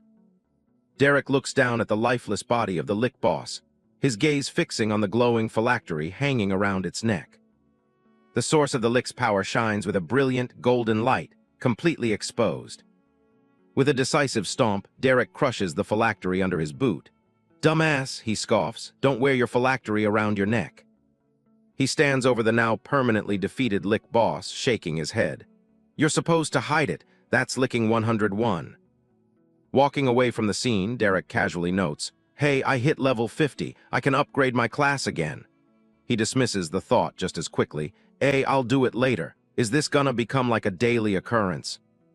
Turning towards a large crypt, Derek calls out, "You guys can come out now." With a heavy creak, the stone doors begin to open, bathing the entrance in a bright blue light. His companions step out, taking in the sight of the now cleared battlefield. A young blonde boy named Thomas looks around in amazement, uttering a single, "Whoa." Mallory, a woman with reddish-brown hair, is already inspecting a dead monster bat with glee. "Oh my gosh, these will make great materials," she exclaims. Derek gives a small smile and a peace sign, saying, "Part 1 of the plan is done. Let's see what the dungeon reward is before Part 2. As if on cue, a wave of blue energy washes over the area as a system message appears. "Dungeon complete. Assigning rewards. Congratulations, as you are the first to complete this dungeon, rewards are doubled." 2 golden rings materialize out of thin air, shining brightly. The system announces the reward. "You have received Storage Ring X2. A woman with her hair in a ponytail gasps, her eyes wide with disbelief as one of the rings floats into her hand. "Storage rings!" she cries out. The entire group is stunned into silence, staring at the magical items. Derek, however, is clueless about their reaction. "Huh?" he asks. Holding the rings in his palm, he looks at his companions with a confused expression. "What? Is that good?" The woman with the ponytail, Raina, stares at the item in awe. "Incredibly," she answers. "I've never even heard of a dungeon giving them as a reward." Raina continues to explain the gravity of their find, saying, "When people find out, everyone is going to want to come here." Her expression turns serious as she considers the consequences. "I don't know if this will be a boon or a calamity for the villages." Derek simply replies, "I see." Internally, though, he's unimpressed, thinking, "And it's not even half as big as the space in my bracelet." Thomas, however, is ecstatic. "Whoa, this ring is huge. Are they all this big?" he shouts. "I can hold so many more materials now." Mallory is already putting him to work. "Thomas, help me collect all of the corpses," she says as she dashes off. "Okay," he replies, running after her. Raina clicks her tongue, still worried. "Damn, they're large storage rings, too. This will cause an even greater commotion." But the other woman beside her offers a different perspective. "Or an even greater boon. The village isn't so weak anymore, Raina. We don't have to always be afraid." After a moment of thought, a small smile appears on Raina's face. "You're right," she concedes. Raina looks over at Derek and adds, "Thanks to him." Derek overhears and gives a confident wink, chuckling to himself as he thinks, "They consider this big." He smugly imagines the tiny storage ring compared to the vast space inside his own storage bracelet, which is filled with all sorts of items. "I wonder what they'd think if they saw the inside of my bracelet," he muses. Panting, Thomas and Mallory return. "And that's the last one," Thomas says. "Can you make me something cool because I helped, please?" Mallory playfully replies, "Ma'abe." With the battlefield cleared, Derek gathers everyone and gets right to business. "All right, for step 2 of the plan, I'm going to need someone to give me one of their storage rings." He holds his hand out, beginning to explain. "Now, I know that's a big ask of all of you, but I promise I will more than." Before Derek can even finish his sentence, his entire team offers him their rings without hesitation. "Just take one, you oaf," Raina says, catching him completely off guard. With a sparkling grin, Derek takes the ring from a very reluctant Thomas. "This one will do," he says as Thomas sighs, "Aw, man." The group places their hands together over a glowing spot on the ground, channeling a powerful red energy to exit the dungeon. A system message confirms their departure. Exiting dungeon. Dungeon status lowered from extreme overflow to stable. The red energy dissipates, leaving them standing outside the dungeon, where the land is still dark and blighted by its corrupting influence. Thomas looks around at the twisted trees, confused. Why is everything still so diseased? Shouldn't it be better now? Raina places a reassuring hand on his shoulder. "It will take time," she explains. "We've stopped the cause, but the forest still has to heal." Thomas understands, replying, "Oh, okay." Derek ruffles the boy's hair with a smile. "Patience, Tommy." His expression then shifts, becoming serious and focused. "Time to do what we came here for." As he gets to work, one of his hands begins to shine with an intense, holy-looking light. The rest of the group reacts with disgust at the sight before them. Thomas grimaces, "Ew, gross," while one of the women covers a younger girl's eyes, saying, "Close your eyes, sweetie." With a chilling grin, Derek lifts the body of a fallen, silver-haired hunter named Wallace, revealing the true nature of his plan. "Let's make Wallace here look like a hero." With the scene set, he props up the corpse, muttering, "Come on, sit up straight." He carefully applies the ghoul's acid to the body, explaining his methods out loud. "Some wounds from the ghoul's acid for authenticity. Make it look like this is what killed him." The potent acid sizzles as it melts through the armor, creating the perfect illusion of a desperate battle. He places 2 potions beside the body, adding another layer to the fabricated story. Got to make it look like he tried using some of his supplies. Finally, he places the last piece of the puzzle. "And of course, your reward, oh valiant hero, one from me and one from Thomas." With his work complete, he stands back, hands on his hips, and asks his companions, "On? Done? How's it look, everyone?" His companions are impressed by the morbidly realistic scene. One stammers that it looks great, while another adds, "Very convincing. Remind me not to piss you off in the future." The scene is perfectly staged. The fallen hero, slumped against a dead tree, evidence of a brutal fight all around him. With a final, sickening flop, the head of the corpse falls forward, completing the gruesome display. One of his companions cringes at the sight, and he casually pats her on the back, saying, "They're there." Several days later, the sun sets over a quiet village. With a loud groan, the village gates swing open.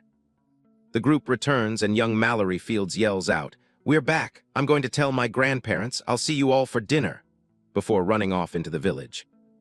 Watching him go, one of the women asks, "Does that boy ever get tired?" To which he simply replies, "Never."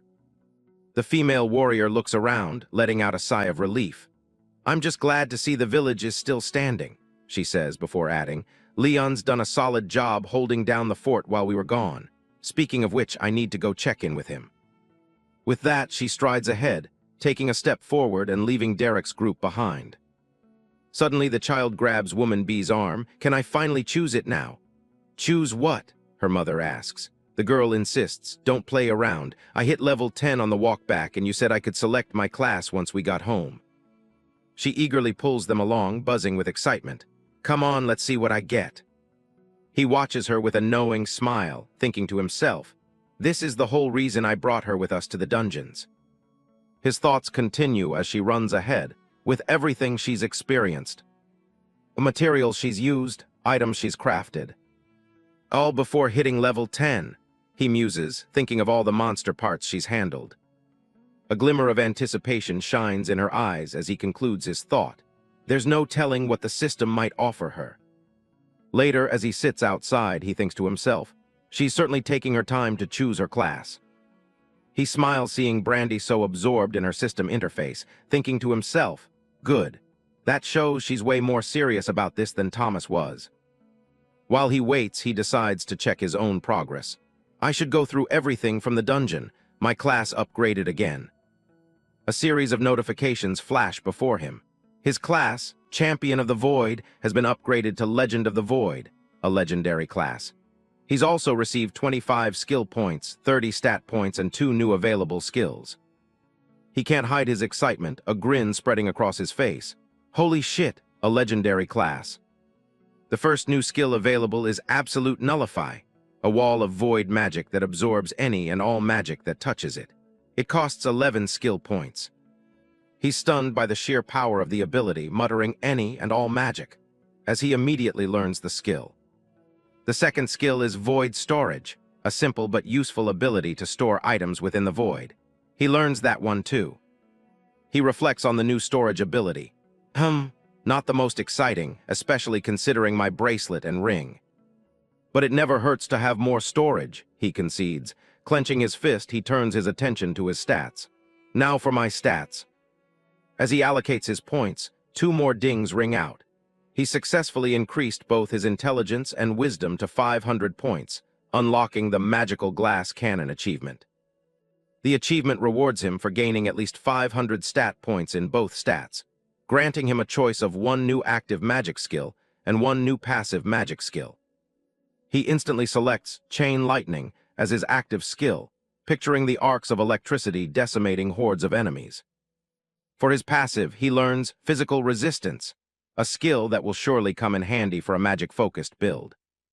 He lets out a satisfied sigh, feeling the surge of new power course through him. Leaning back on the bench, he feels a sense of ease. Everything will turn out all right. Richard was worried for nothing. Just then, the child's voice cuts through his thoughts.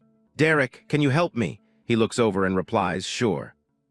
What do you need help with? He asks. The young girl explains, well, after looking at all the classes, I have 2 that I want. One sounds amazing, but the other is, well. With a troubled look, she says the other option is odd. One is called Talon's protege. A spectral, bird-like figure manifests behind her as she explains. It's an epic rarity leatherworking class. Inside the house, a plate of food shatters on the floor as it slips from someone's grasp. It's Woman B, the child's mother, who overheard. She stands in the doorway, completely stunned. An epic class. She rushes out to her daughter, beaming with pride. That's incredible, honey. An epic class is more than most people ever dream of. I'm so proud of you. But the girl's expression remains troubled. But it says, as a protege, you will never surpass your master while under her wing. He nods in understanding. I see. You'll always be standing in the shadow of the class's original owner. Her mother waves a dismissive hand. Oh, who cares? It doesn't matter if it won't become legendary. It's an epic class. He watches them, a realization dawning on him. So I was right. The system has seen everything Brandy's done and experienced and is rewarding her accordingly. An epic class is great, but... He asks, what's the other class? She replies, it's called All Smith, a rare growth-type class. A vision of a smith at an anvil, surrounded by various crafting tools, flashes before her eyes. But the only thing the class says is, become an all-smith. She looks down, conflicted. That's it, nothing else, I don't know what to choose. He offers some advice. Well, I don't think you can go wrong with either option. They are both great choices. Her mother adds, just follow your heart, sweetie. The girl sighs in frustration. You're both no help. She closes her eyes, taking a moment to think and make her decision. The 2 of them wait in silence, letting her make up her own mind. With a click, she makes her selection on the system screen. A brilliant pink light erupts from the screen, engulfing her as her eyes widen in shock. The light fades and she faints, collapsing to the ground. Her mother cries out her name, Brandy. A short time later, Brandy begins to stir, groaning as she wakes up. MRMM, what happened? Her mother holds her, asking with concern, Are you okay, sweetie? How do you feel? Brandy pushes herself up, replying, I'm fine. A smile slowly spreads across her face as she says, I got them. I got the skills. He leans in, intrigued. You got them already? Were they free? How many? 3, 4. She sits up, a wide, triumphant grin on her face, and declares, 42. The wind blows gently, as an old farmer leads his water buffalo along a dusty path at sunset. As the farmer passes by, a heavily armored figure gives a nod and a simple greeting, Good day. The farmer returns the pleasantry, unaware of the imposing presence that has just arrived. The armored man, Wallace, stands confidently, a slight smirk on his face.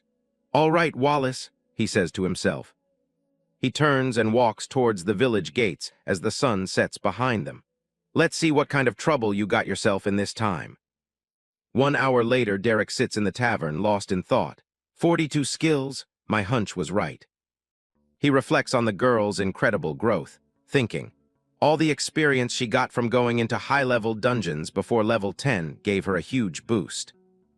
His mind conjures an image of her crafting with powerful magic. She could become an unkillable monster with everything she crafts.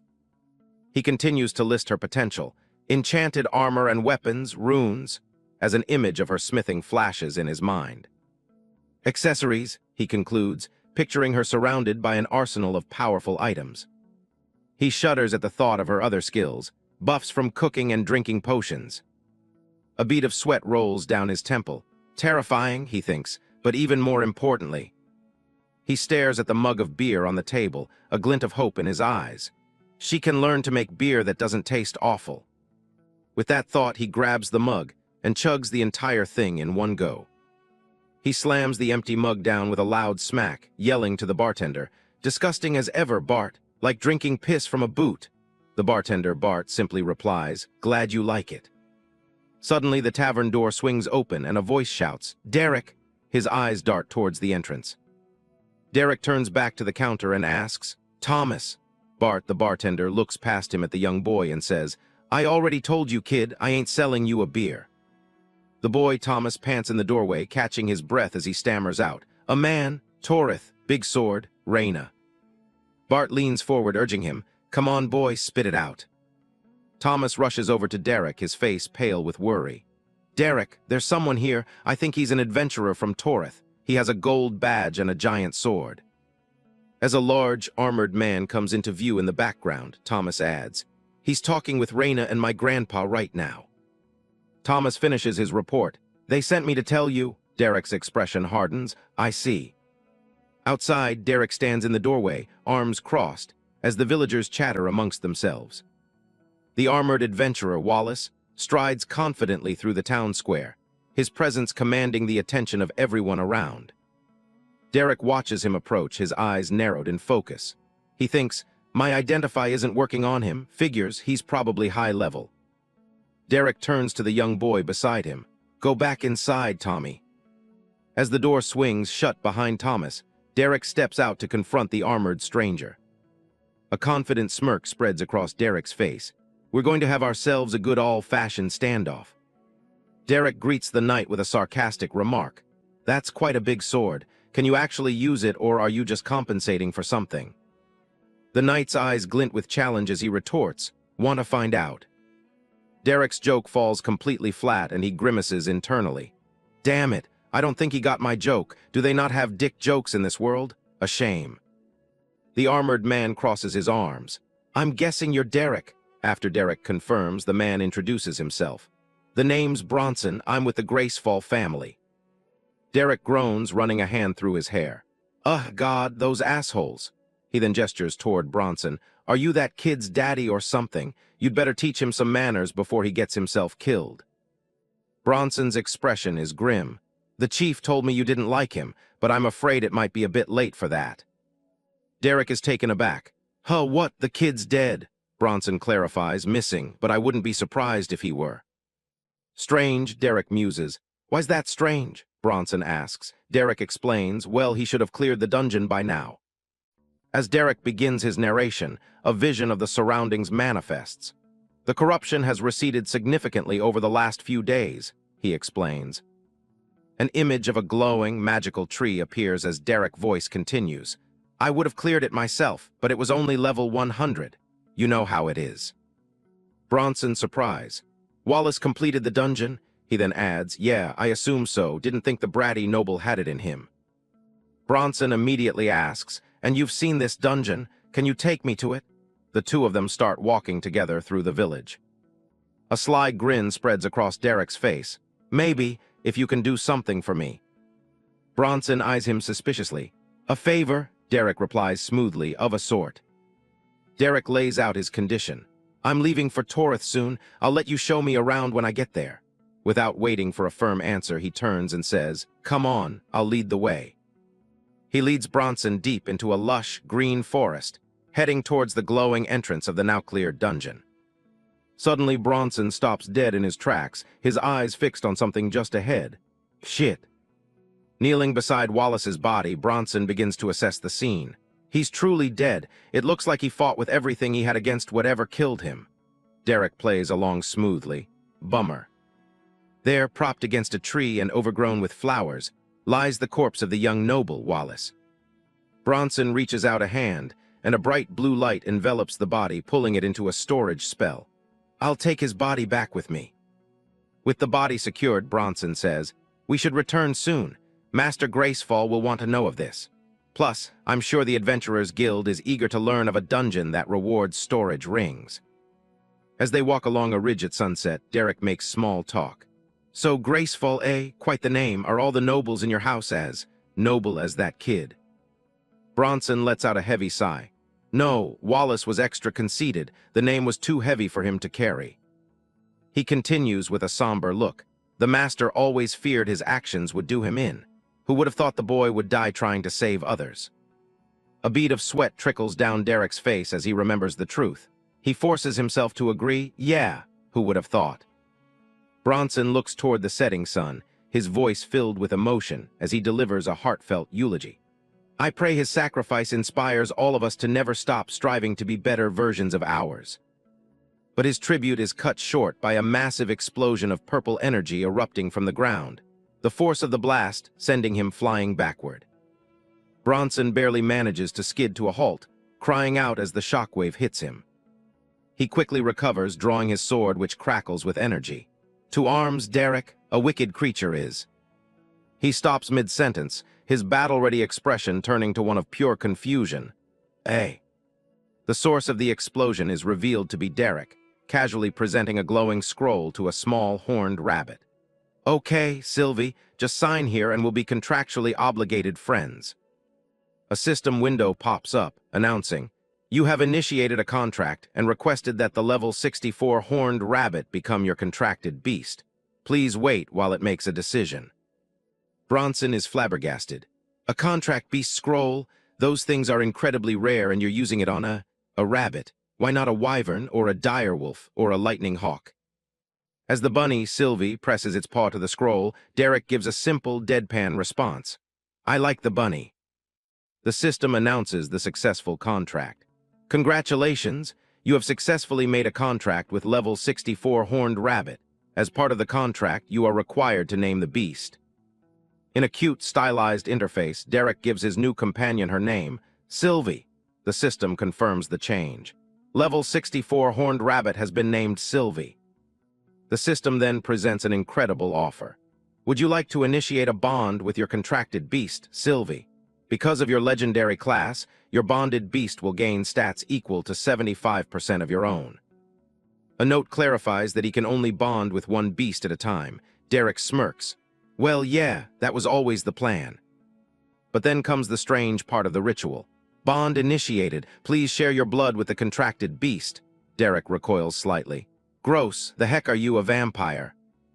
With a sigh of resignation, he mutters, fine, whatever, and bites down hard on his own finger, drawing blood. As Sylvie licks the drop of blood from his fingertip, her eyes begin to glow with a menacing purple light. Bronson yells from the background, what are you doing? Derek holds Sylvie aloft as she transforms into a shadowy version of herself amidst the swirling purple energy. Initiating a bond, he calmly explains.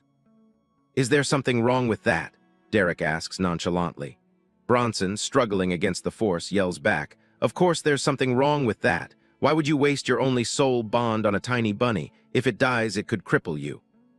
Surrounded by the raging energy, Derek simply shrugs off the warning with a dismissive, The bonding completes, and Sylvie's paw hits the ground with a powerful stomp. A single, ominous word echoes through the void. Hungry.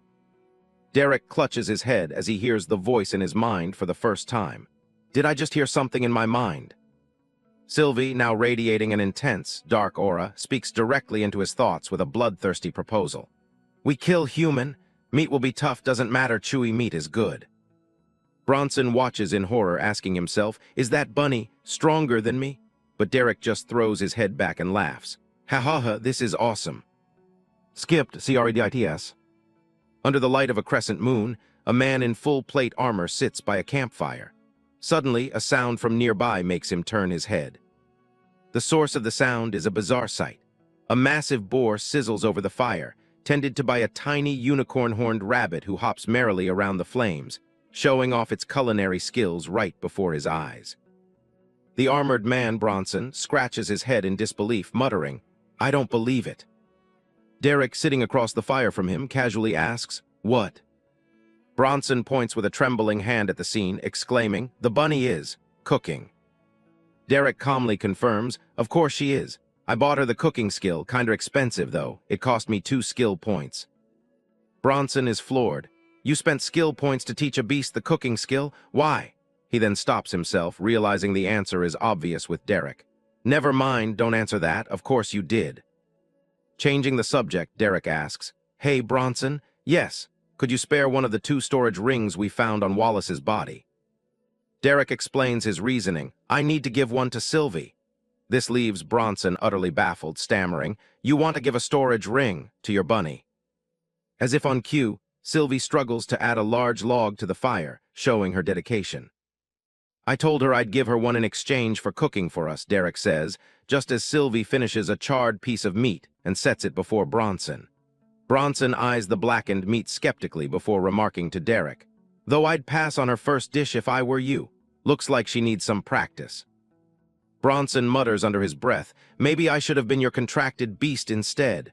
Derek overhears, "What was that?" Bronson quickly replies, "Nothing." The next day, Derek, Bronson, and the little bunny make their way towards a village. As they approach, Derek tells Bronson, "Head to the tavern. I'll meet you there after I catch up with some people." Bronson simply agrees, "Okay." Sylvie, seeing the villagers, excitedly asks through their mental link, "So many humans. Can we kill?" Derek immediately shuts her down. "Sylvie, no, bad bunny." "But why?" Sylvie asks.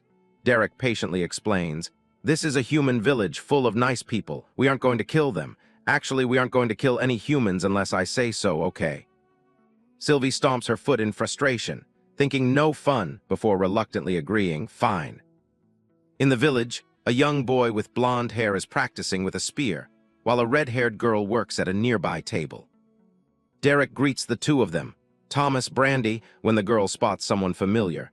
"Is that Derek, you're back?" she exclaims with joy. Derek waves as he approaches, calling out, "Sure am, and I brought another friend." Thomas and Brandy run to greet him. Derek introduces his companion. "This is Sylvie. She's my bonded beast companion." Brandy is immediately smitten. "So cute," while Thomas thinks it's awesome to have a bonded beast.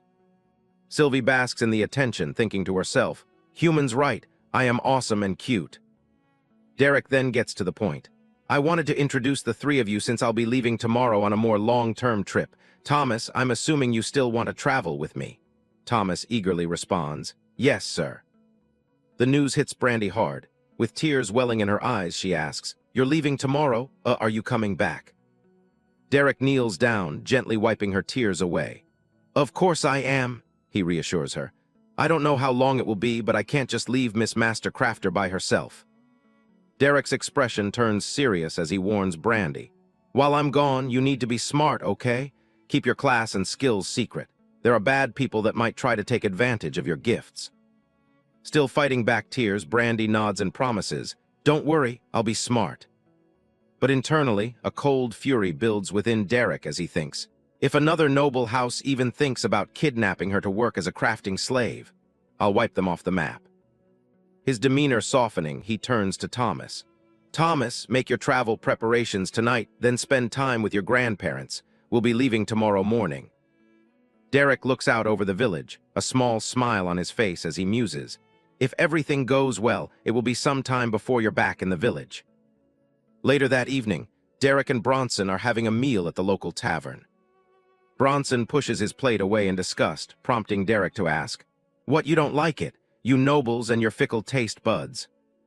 Bronson clarifies, "I'm not a noble, I'm the guard captain and master's personal butler." Derek finds this amusing, remarking, "That's an odd combination of jobs." Bronson just replies, "It is what it is. The master trusts me, so he made me his personal butler." At the end of the table, Sylvie's nose twitches as she cautiously sniffs the food on her own plate. She tells Derek telepathically, "This food doesn't smell like food, taste good." Derek replies bluntly, "It's food, not necessarily good food, but it's edible." After taking a bite, Sylvie makes a face. "You right, not good," she says, then asks, "Can we cook to make better?" Derek grins, finding her question funny. "Huh, it's already cooked." Sylvie shudders in horror, the realization dawning on her as she thinks, already cooked. The tavern owner, Bart, overhears the complaints. "Sorry the food's not up to your city boy standards," he tells Bronson. "I'm no crown chef." Derek raises his mug with a grin, declaring loudly, "As bad as ever, Bart. You've really outdone yourself. People will come from all over to get a taste of this food. Well, that and the storage ring reward from the dungeon." Bart is stunned. "What, you serious? The dungeon gives storage rings as a reward?" Bronson turns to Derek, whispering, "You told him. I thought you wanted to keep it secret." Bart can only mutter, "Well, I'll be."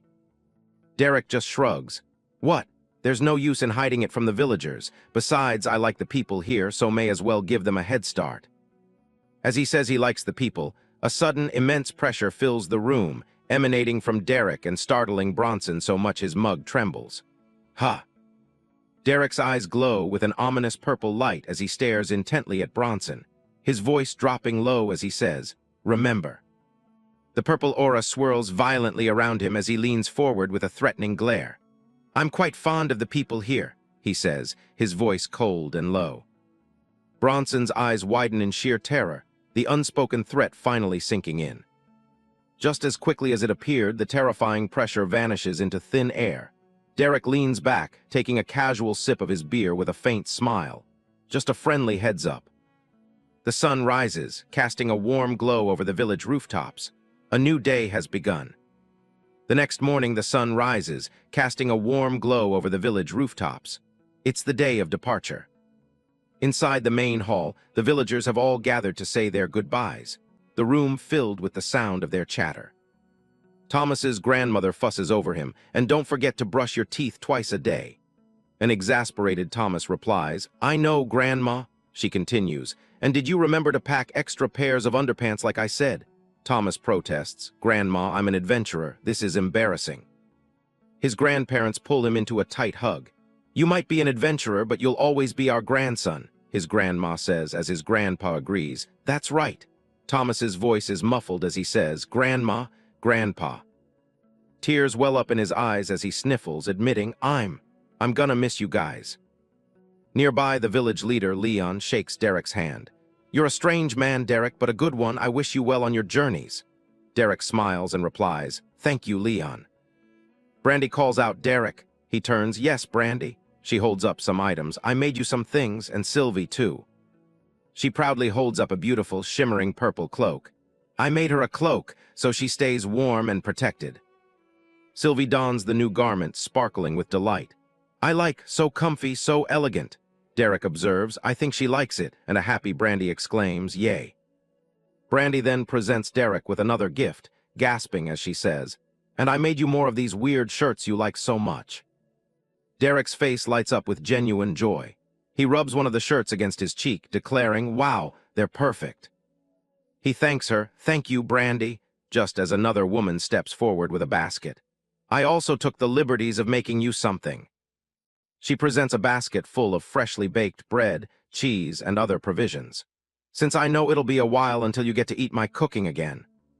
Sylvie's eyes lock onto the food basket, a dangerous glint flashing within them. With a determined glint in her eye, Sylvie prepares to make her move. The woman says, "I made you some biscuits for the road," as a purple beam snatches one from the basket. Derek accepts it. "These are going to be perfect for breakfast." He then spots Sylvie already stuffing her face with the stolen goods. "Sylvie, no," he yells in panic. With a contented burp, Sylvie, her belly now round, declares, "Good biscuits, delicious." Derek can only stare in disbelief and mutter, "Oh, shut it." Another villager waves goodbye. "Don't be a stranger, okay?" Derek replies with a warm smile. "We'll miss you back here, both of you." She pulls him into a tight embrace, saying, "Thank you for everything, Derek, for saving me, for saving everyone." As the other villagers look on, she adds, "And who knows? Maybe when you come back, we could join you on your next adventure." Derek gives a confident smile and a two-fingered salute. "Don't worry, I plan on being back, and all of you are always welcome. Come on, Tommy." As they run towards the bright light of the village gate, Thomas yells, "Stop calling me that," Derek declares. "The big city awaits," thus beginning their new journey. Bronson gestures toward the massive city walls with a slight smile. "Well, here we are," he says, officially welcoming the group to the city of Torith. Thomas stands frozen with his mouth wide open, completely dwarfed by the scale of the entrance. Sylvie huddles on the ground beside him, her little ears twitching at the sheer volume of the city noise. The city is a fortress of white stone and towering spires, stretching out against a backdrop of snow-capped mountains. It's a massive jump in scale from the quiet village life they just left behind. They step into the main thoroughfare, which is packed with stone houses and a constant flow of people. The air is thick with the smell of wood smoke and the general chaos of a bustling urban center. A street vendor waves a smoking skewer in the air, shouting about his fresh meat on a stick. It's the classic city greeting for a group of hungry travelers. The savory scent hits Sylvie's nose, and she's immediately sold. She looks like she's about to start drooling as she demands a taste of the street food right now. Derek Hunt looks down at his familiar with a skeptical smirk. "Really? Meat on a stick? That's what you want?" he asks, though he already knows the answer. She doesn't wait for an invitation. Sylvie lunges forward and takes a massive, messy chomp out of the meat, clearly not worried about her refined image. Derek and Thomas join in on the snack, but Bronson looks a bit more wary.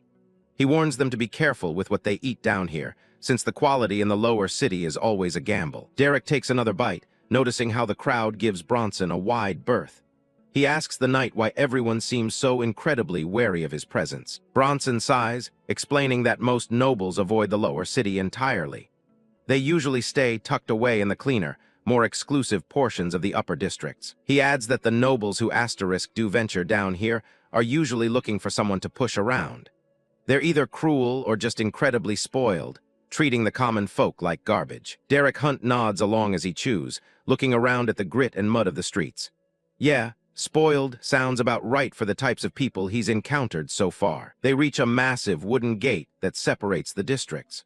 Bronson tells them they're entering the middle-class section and warns Derek not to start any trouble. The heavy doors creak open to let them through.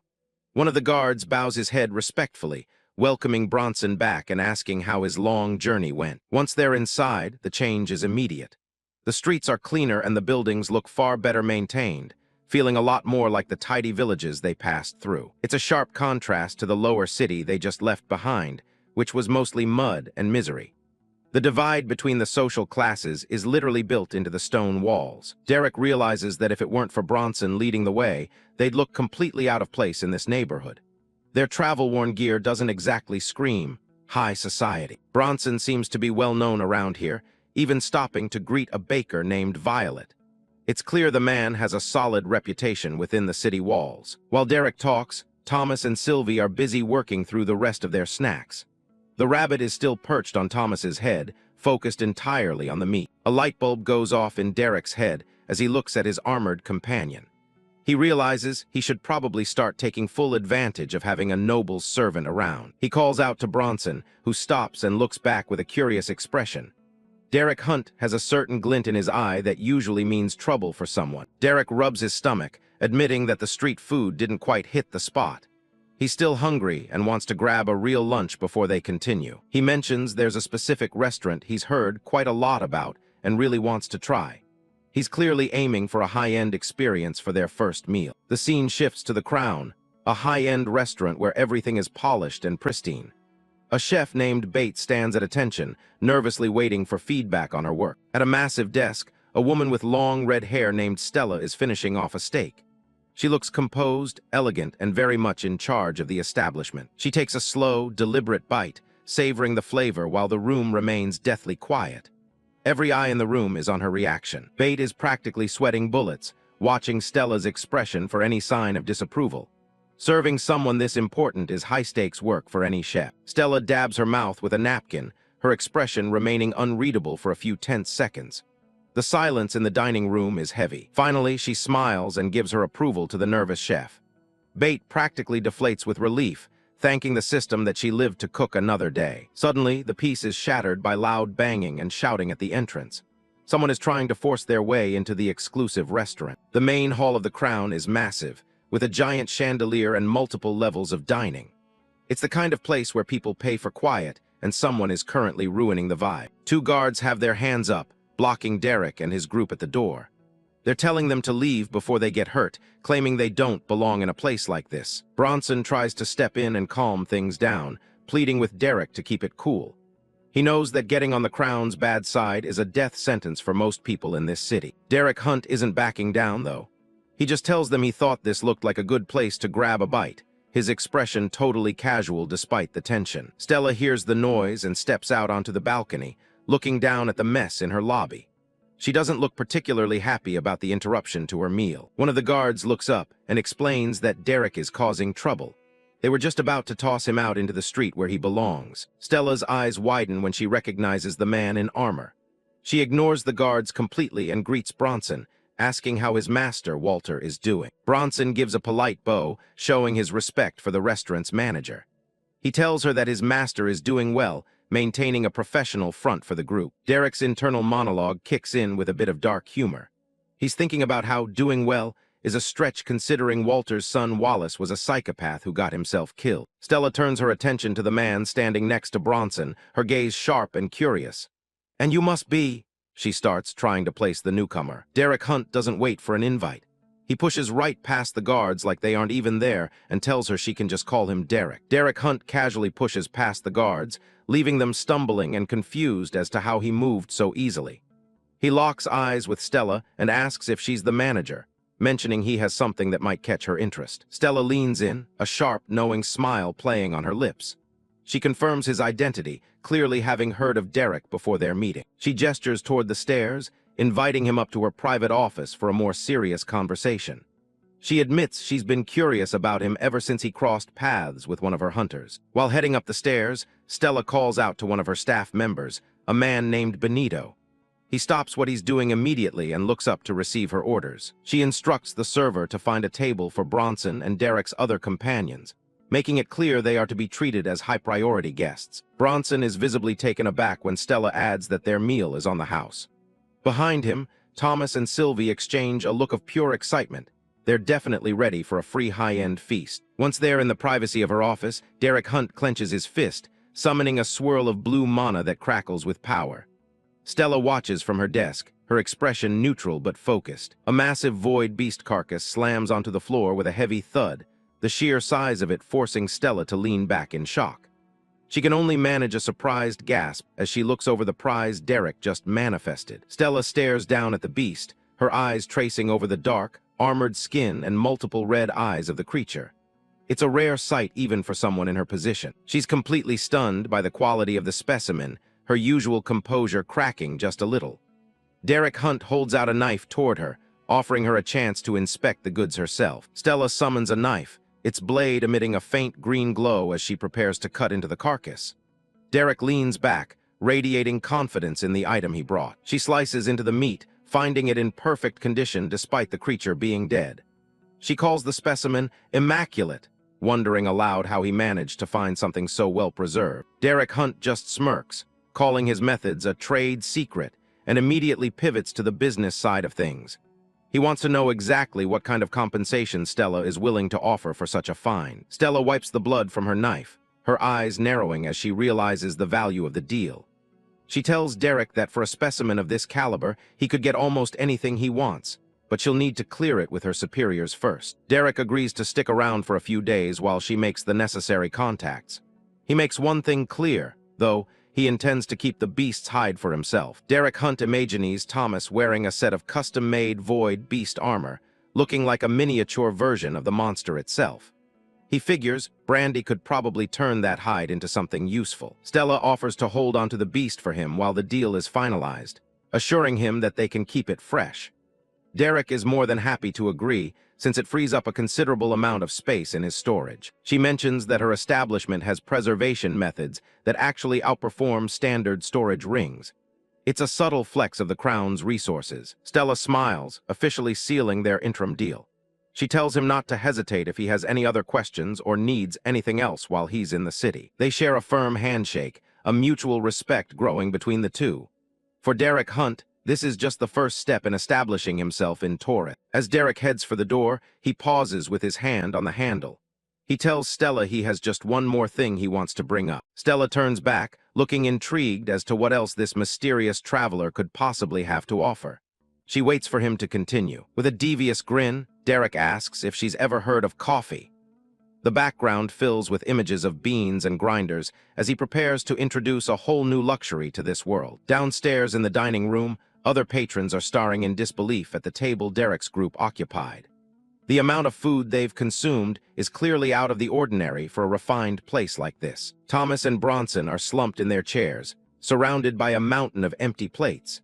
Thomas groans, looking like he's about to burst after eating 10 pounds of food. Bronson isn't faring much better, his heavy armor probably feeling a lot tighter than it did this morning. Both of them are completely defeated by the feast. Sylvie, on the other hand, is still going strong. She's shoving venison into her face as fast as she can, her eyes wide with a manic determination to master this level of cooking. Benito returns with a fourth order of braised venison, looking a bit shocked at the rabbit's appetite. Derek's hand reaches into the frame, directing the server to set the plate down right in front of Sylvie. The rabbit is practically vibrating with joy as she digs into the fresh plate, drool dripping from her chin. She's completely lost in the culinary experience. Derek Hunt walks back over to the table, greeted by a very stuffed Thomas.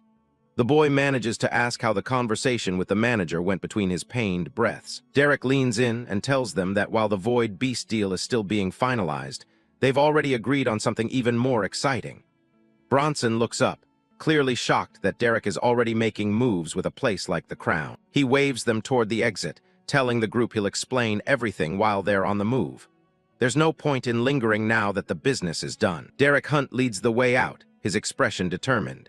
He tells Bronson it's finally time for him to meet his boss, Walter Gracefall.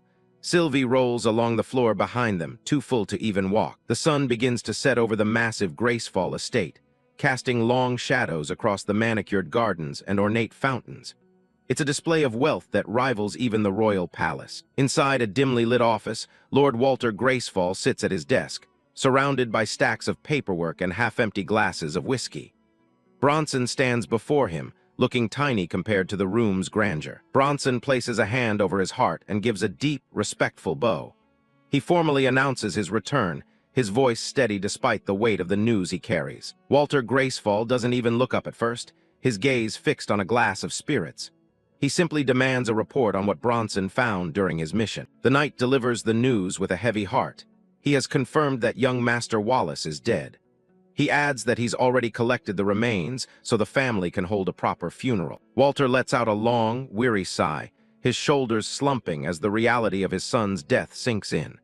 He admits that this is exactly what he had feared would happen. He finally looks up, his eyes sharp and analytical even in his grief.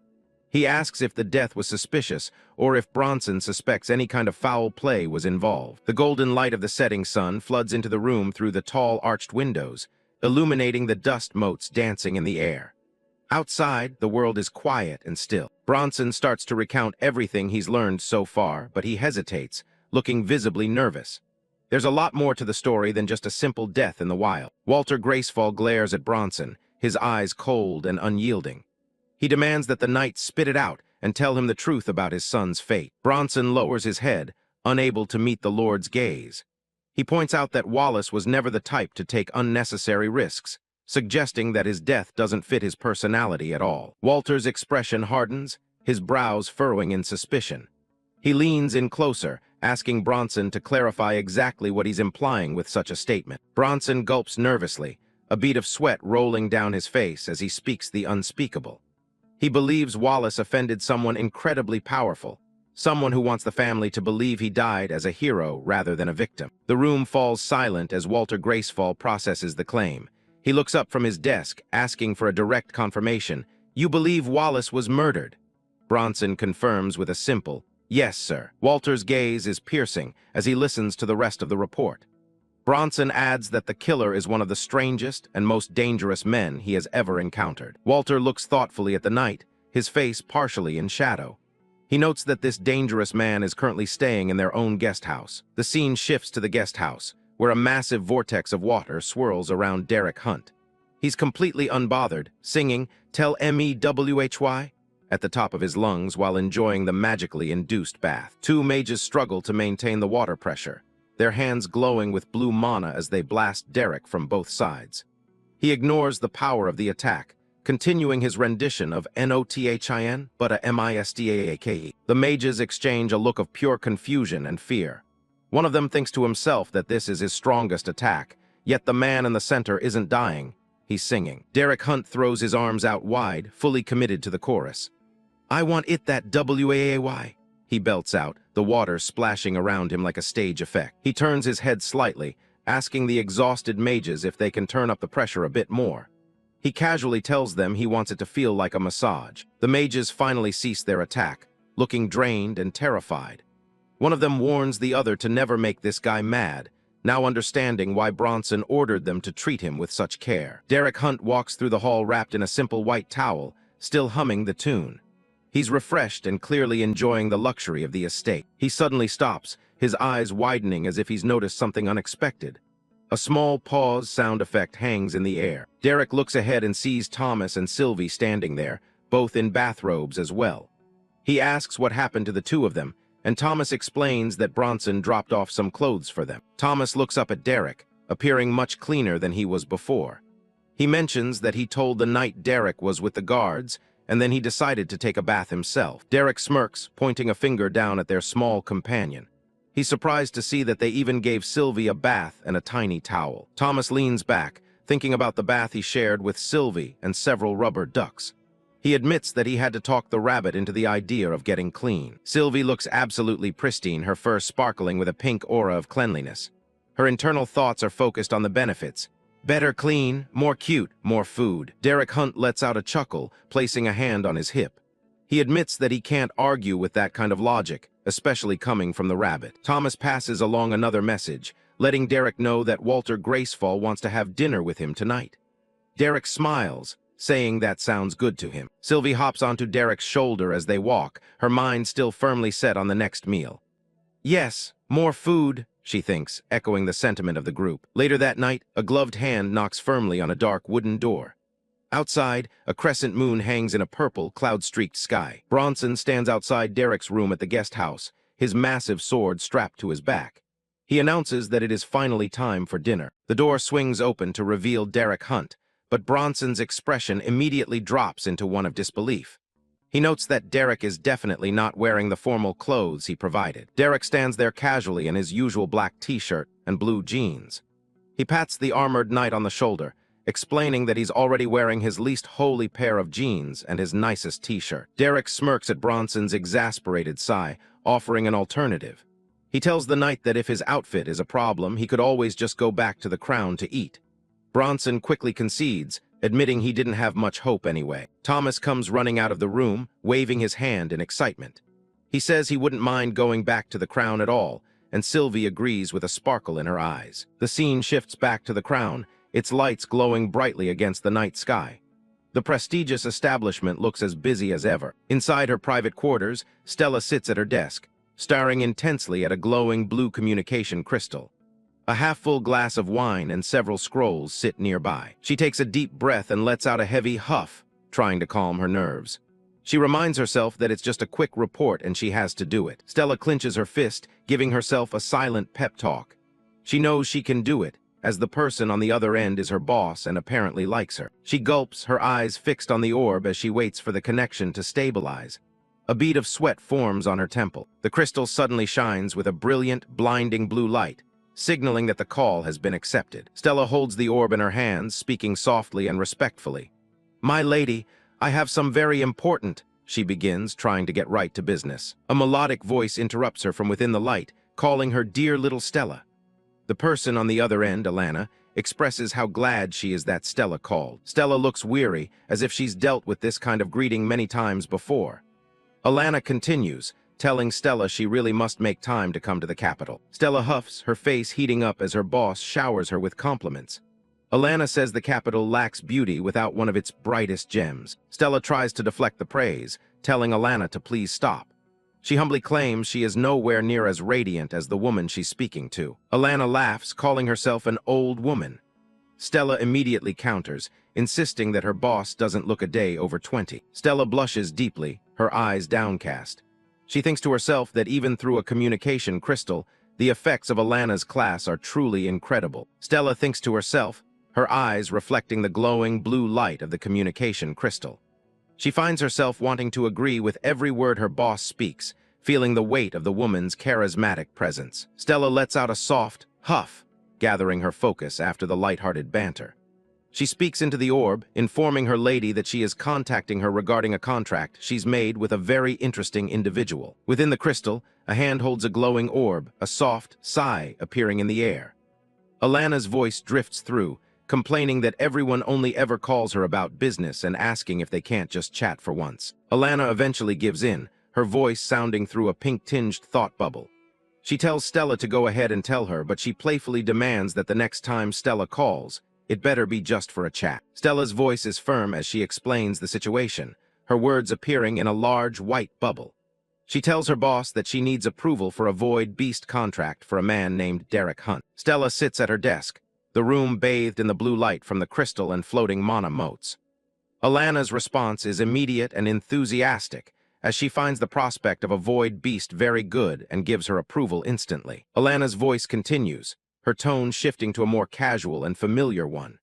She tells Stella to drop the "my lady" formality and just call her Alana, then asks about the details of the other contracts Stella mentioned. A close-up of the crystal shows the swirling energy inside as the connection remains strong. Stella is prepared to explain the next part of her deal with Derek Hunt. Stella looks down at the orb, her expression soft as she recalls her meeting with Derek.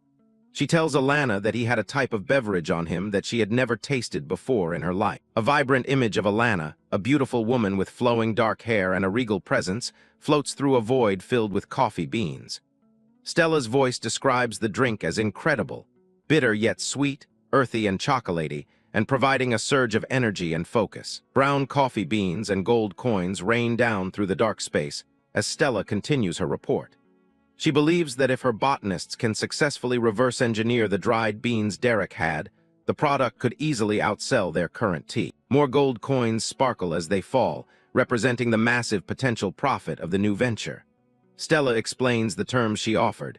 Derek will receive 3% of all profits generated from the coffee. The gold and beans continue to tumble over a blurred image of the crown sign. The final part of the deal includes Derek receiving an unlimited supply of the product for his own personal consumption. Derek Hunt is shown in a stylized, triumphant pose, standing atop a pile of gold sacks and coffee beans. Alana's voice echoes, nodding that it sounds like a fantastic deal for both parties, as 3% will likely net him tens of thousands of gold pieces every month. Alana's face is partially visible through the crystal, her eyes filled with pride as she looks at her subordinate.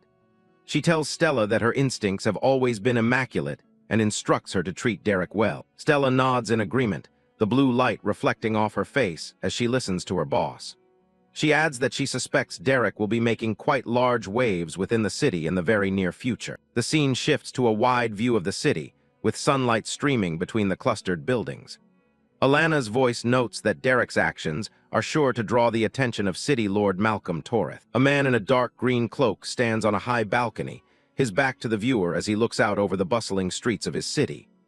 Alana comments that she highly doubts the two men would ever get along, as Derek seems like too decent of a man. The City Lord, Malcolm Toreth, is shown from the front, throwing his hands up in a dramatic, arrogant gesture with a sharp grin.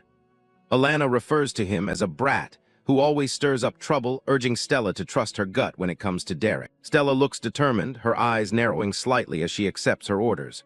She gives her final confirmation, simply saying, "Yes, Alana," as her boss grants her permission to assist Derek whenever he might need it. The scene shifts to a massive, dark estate lit by lanterns. It's late at night, and the group has finally reached the heart of House Gracefall's territory. Bronson stops the group in front of a massive set of double doors. He informs Derek Hunt that the master wishes to speak with him in private for the main dinner. The knight gestures toward another path, explaining that Thomas and Sylvie will be dining with him in the secondary room. It's clear this conversation isn't meant for everyone's ears. Bronson pulls the handle and swings the door open, telling Derek that the master is already waiting inside. A warm glow spills out from the room, contrasting with the dark hallway. Derek's expression is unreadable, his eyes narrowing slightly as he prepares for whatever trap or trial awaits him. He doesn't hesitate for a second. He steps into the grand dining room, his boots clicking on the polished floor as the door begins to close behind him. Bronson stays outside, leaving the protagonist to face the head of the household alone. A long table stretches across the room, with a single man sitting at the far end under a dim chandelier. The space is massive, emphasizing the weight of the man's status. Bronson makes the formal introduction, presenting Derek Hunt to the seated noble. Before he can say another word, a raised hand from the head of the table dismisses him. Walter Gracefall leans forward, gesturing with an open palm for Derek to take a seat. He looks every bit the powerful noble, draped in fine fur and regal purple. Derek takes his seat at the opposite end of the long table, looking across the vast space at his host. He keeps his posture relaxed, even as he realizes the gravity of the situation. The two men lock eyes across the table, neither one flinching or looking away. It's a silent battle of wills before the first word is even spoken. Walter doesn't waste time with pleasantries, cutting straight to the point. He asks Derek Hunt directly if he's the one who killed his son. The camera zooms in on their intense gaze, highlighting the sharp contrast between Walter's seasoned authority and Derek's cold, calm stare. The silence in the room is deafening. Walter repeats the question, leaning back in his chair with a heavy presence that fills the room. He's not looking for a denial, but a confession. Derek remains silent for a moment, his face a mask of indifference. He's clearly not intimidated by the man's rank or his direct accusation. A small, knowing smirk finally plays across Derek's lips. The tension in the air snaps as he realizes how well the night Bronson had hidden his suspicion. He suddenly bursts out into a genuine laugh, throwing his head back in amusement. It's probably the last reaction Walter expected in this situation. Walter's expression doesn't change, his eyes remaining fixed on Derek Hunt with a cold, judgmental stare. He's waiting for a real answer, not a joke. Wiping away a mock tear, Derek apologizes, saying he was just thinking Bronson deserves a medal for his acting skills. He's genuinely impressed by how the knight played his part. He continues to chuckle, noting that the guy did a great job hiding his suspicion about the whole situation. It seems the whole charade of the knight leading them here had its own irony. Walter's patience is clearly wearing thin as he brings the focus back to the matter at hand. He asks again if Derek Hunt is disputing the fact that he killed Wallace. Derek settles back into his chair, his gaze sharpening once again. He tells Walter that since he sounds so convinced, there's no point in dragging things out anymore. He looks Walter straight in the eye and confirms it without a shred of hesitation. "I killed your son." Walter lets out a long, heavy sigh, looking down at the untouched plate of food in front of him. He asks what the boy could have possibly done to offend someone like Derek. Derek Hunt dismisses the idea of personal offense with a shrug, saying the boy could have offended him all he wanted. That wasn't the reason he had to die. His expression turns icy as he leans in, his eyes narrowing. He explains that there was a specific line Wallace crossed that can never be undone. A dark flashback flickers through the narration, showing the brutalized body of a victim.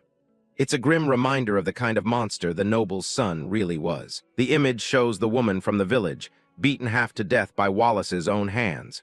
It wasn't just a simple crime. It was a display of senseless cruelty against the innocent. The flashback continues, showing Wallace standing over a woman with a sword, ready to execute her just for standing up for a child. He was only moments away from another murder. Derek Hunt's aura suddenly erupts, a massive purple shadow of a beast towering over him. He tells Walter that if he had arrived even a minute later, the entire House Gracefall would have been wiped out. Despite the terrifying display of power, Walter remains seated, calmly calling it quite a threat. He points out that making his house disappear would be harder than Derek thinks. Derek just grins, the purple light reflecting in his eyes as he challenges the noble's confidence. He's clearly not bluffing about his capabilities. In the blink of an eye, Derek Hunt vanishes from his seat, leaving only a blur of movement and a ripple of purple energy across the long table. He reappears instantly right behind Walter Gracefall, leaning over his shoulder to whisper in his ear. The speed is so incredible that the noble didn't even have time to blink. Walter flinches, his eyes widening in shock as he realizes how easily Derek could have ended him.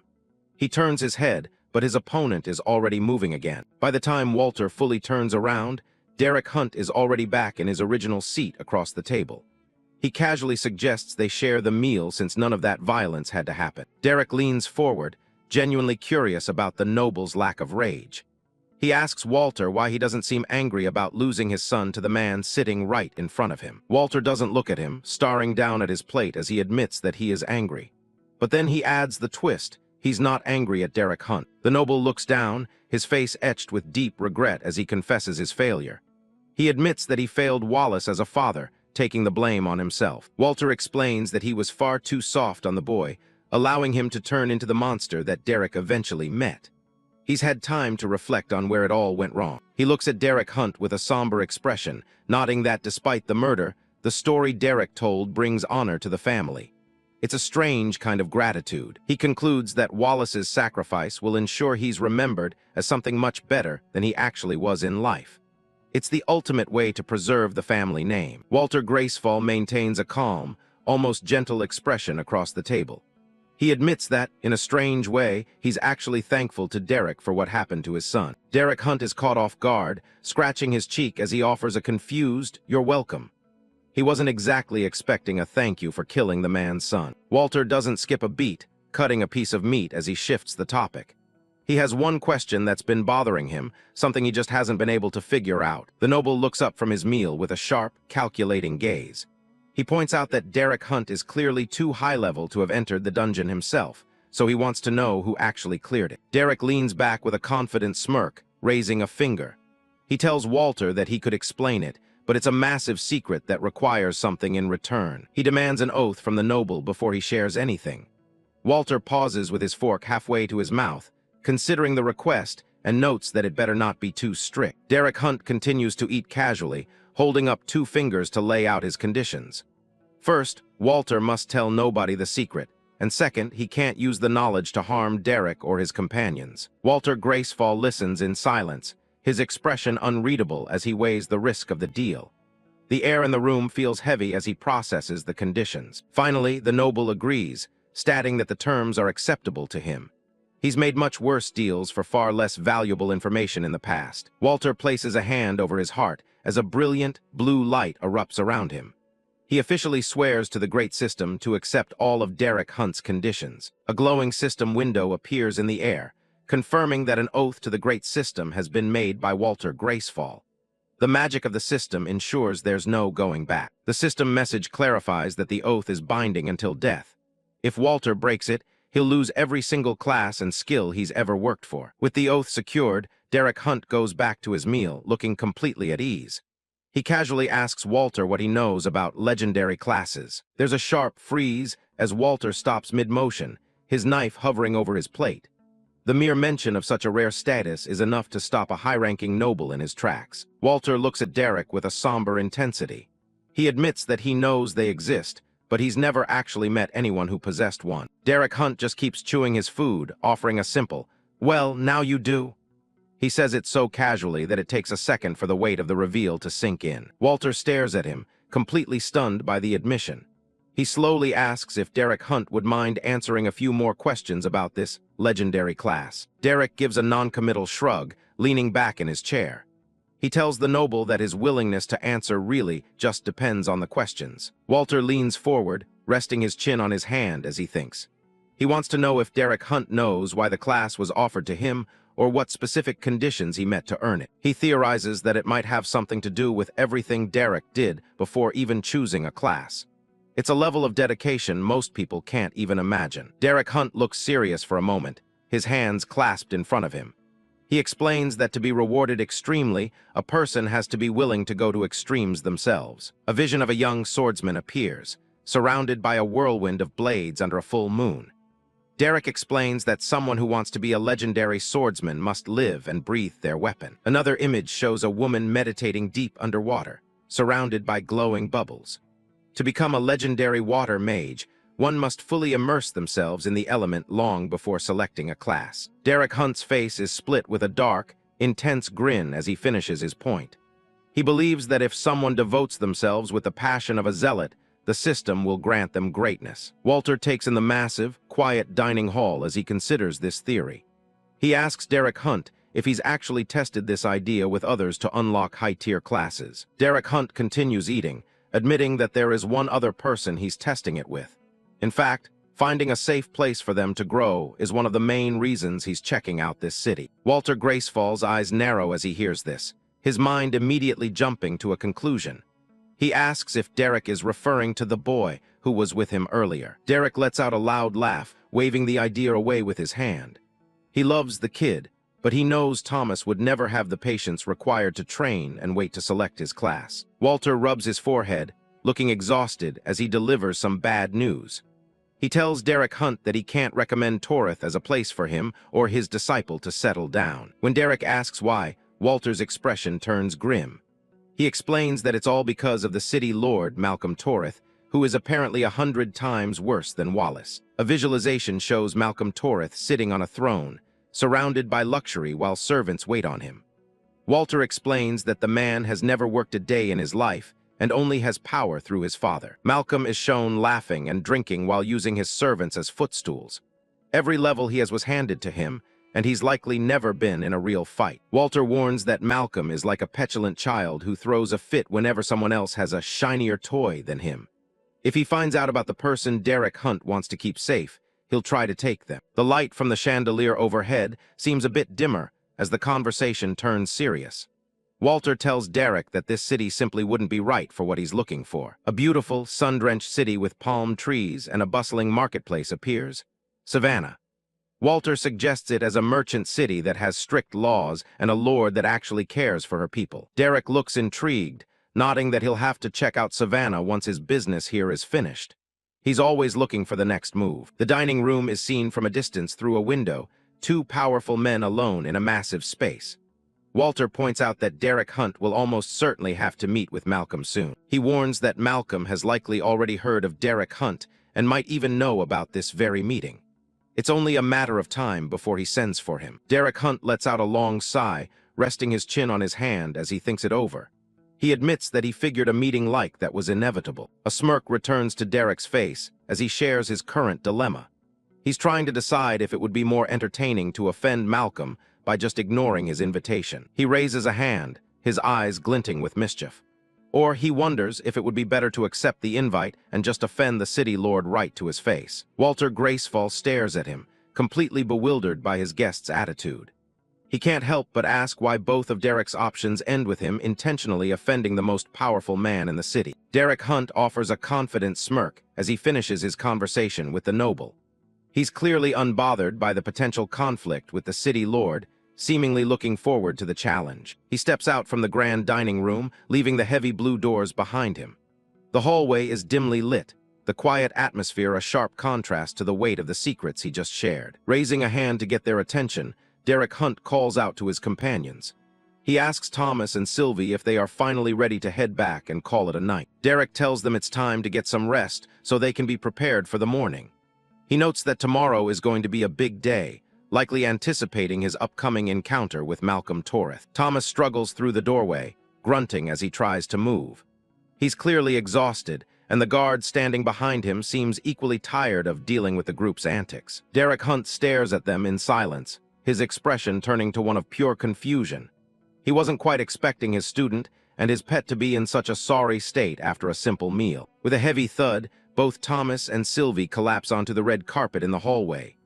Derek and the guard look down at them, watching as they huff and puff from the exertion of simply walking. Thomas wipes sweat from his forehead, looking like he's just finished a marathon instead of a dinner. He looks up at Derek and manages to gasp out that he's ready to go, despite his obvious fatigue. Sylvie lies flat on her back, her belly comically round and full from overindulging in the noble's food. Surrounded by sparkling pink flowers, she basks in her contentment, declaring this the best day she's ever had. As pigeons take flight over the estate, the lead guard stands at the massive iron gates. He thanks Derek Hunt and his group for dining with the master, seeing them off with professional courtesy. Bronson offers a parting gesture of hospitality. He tells them they're more than welcome to return to the guest house if they find the city life isn't to their liking. Derek turns back with a casual grin, declining the offer. He'd rather find a standard, boring inn to stay in so they can get the authentic city experience instead of being pampered. The guy jokes that constant heated baths and fancy meals would probably spoil Thomas and Sylvie in record time. Thomas just stands there with Sylvie on his shoulder, looking a bit confused by the sudden change in plans. Derek waves a final goodbye as the sun shines down on the path ahead. It's time to move on and find a place of their own in Torith. They head down the long road away from the mansion gates, leaving the luxury of the noble district behind. Thomas follows close behind, with Sylvie hitched along for the ride. The view opens up to show the sprawling rooftops of Torith as they descend into the more crowded parts of town. The architecture is dense, with houses packed tightly together along the hillside. They reach the lower streets where the local market is in full swing. People are out shopping at stalls, and the air is thick with the mundane energy of city life. Thomas mentions that he actually liked Bronson, calling him a decent guy. He can't help but wonder if Bronson's master is just as respectable, or if he's more like his spoiled son. Derek reassures him that the master is a respectable and trustworthy man. He's walking with his hands in his pockets, completely unbothered by the high-stakes company they just left. Thomas leans in and lowers his voice to a whisper. He's worried about what might happen if the master finds out what really happened to his son. Derek leans back with a smirk and tells him he's overthinking it. He casually drops the bombshell that the man already knows everything. Thomas freezes in his tracks, his eyes going wide with pure terror. The realization that they just had dinner with a man who knows they killed his son hits him like a freight train. Panic starts to set in as he stammers out questions, wondering how the master could possibly know and why they would even go near him. His face is pale and dripping with sweat. Before Thomas can cause a scene, Derek reaches out and clamps a hand over his mouth.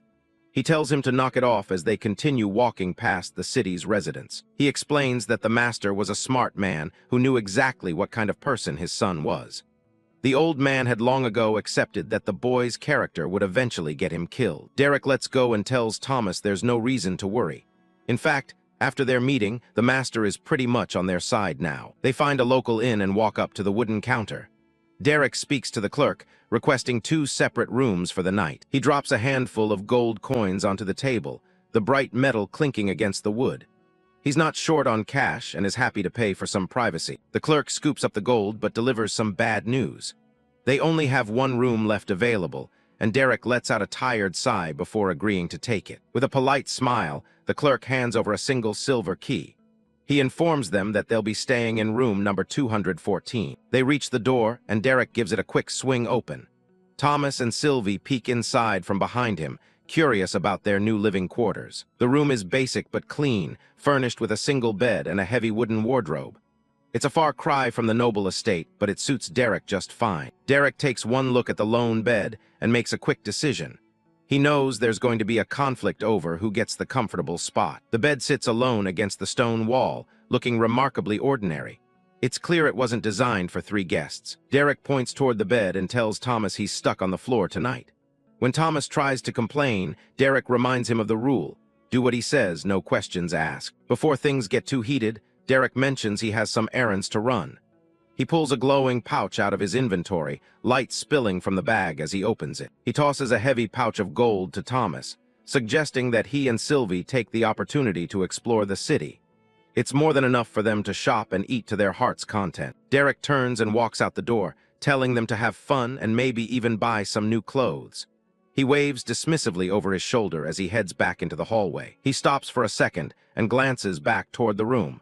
He has one more thing to say before he disappears into the city. He tells Sylvie to keep Thomas safe while they're out. Sylvie looks back with a determined, grumpy expression and sends a mental confirmation that she'll handle the mount. Derek walks down the cobblestone street alone, feeling a bit lighter without the group. He's finally free to take care of his own business. He wonders if they'll really be okay on their own, but then he catches himself. He knows Sylvie is more than capable of handling herself. Derek remembers that Sylvie actually has 75% of his own strength. That little rabbit could take down someone as strong as Bronson without even breaking a sweat. He concludes that they'll be perfectly fine. However, a small worry starts to gnaw at him as he imagines Sylvie being the one to actually start trouble. He glimpses a terrifying vision of Sylvie's power spiraling out of control. A chilling thought, knowing exactly what she's capable of. The vision turns into a massive explosion of purple energy that sends adventurers and carts flying in every direction. If Sylvie loses her temper, the city of Torith is in for a very bad day. Derek's face goes pale as the shards of his imagination fade away. The thought of that level of destruction happening right now is enough to make anyone sweat. He lets out a groan and clutches his head, trying to shake off the mental image. He just has to hope that Sylvie keeps her cool while he's gone. Derek's attention is suddenly grabbed by something ahead of him. He looks up, surprised by the sight of his next destination. He stands before a massive building, decorated with a gargantuan stone skull with sharp tusks. It's the quintessential look for a city's adventurers' guild. Inside, the place is buzzing with rowdy energy and the smell of ale. Adventurers are shouting, drinking, and testing their strength with arm wrestling matches that threaten to break the tables. Inside the rowdy adventurers' guild, a massive man with a scarred chest grabs a smaller adventurer by the collar. He's looking for a fight over a simple comment about his intelligence. Across the room, a pair of lower-ranked adventurers discuss their next move.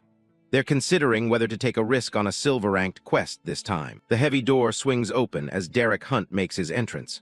The room is thick with the scent of alcohol and the sounds of brawling. A few adventurers by the quest board turn their heads to see who just walked in. They don't recognize the newcomer in the simple black t-shirt. One of the veterans mocks Derek's casual outfit, finding it funky compared to their heavy armor. He doesn't look like he belongs in a place like this. Derek ignores the stares and heads straight for the main counter. Behind him, the muscular brute is still putting someone in a chokehold. The old man told me to stay out of it, but honestly, I couldn't care less about this crowd. The guild official behind the bar looks up with a bored expression.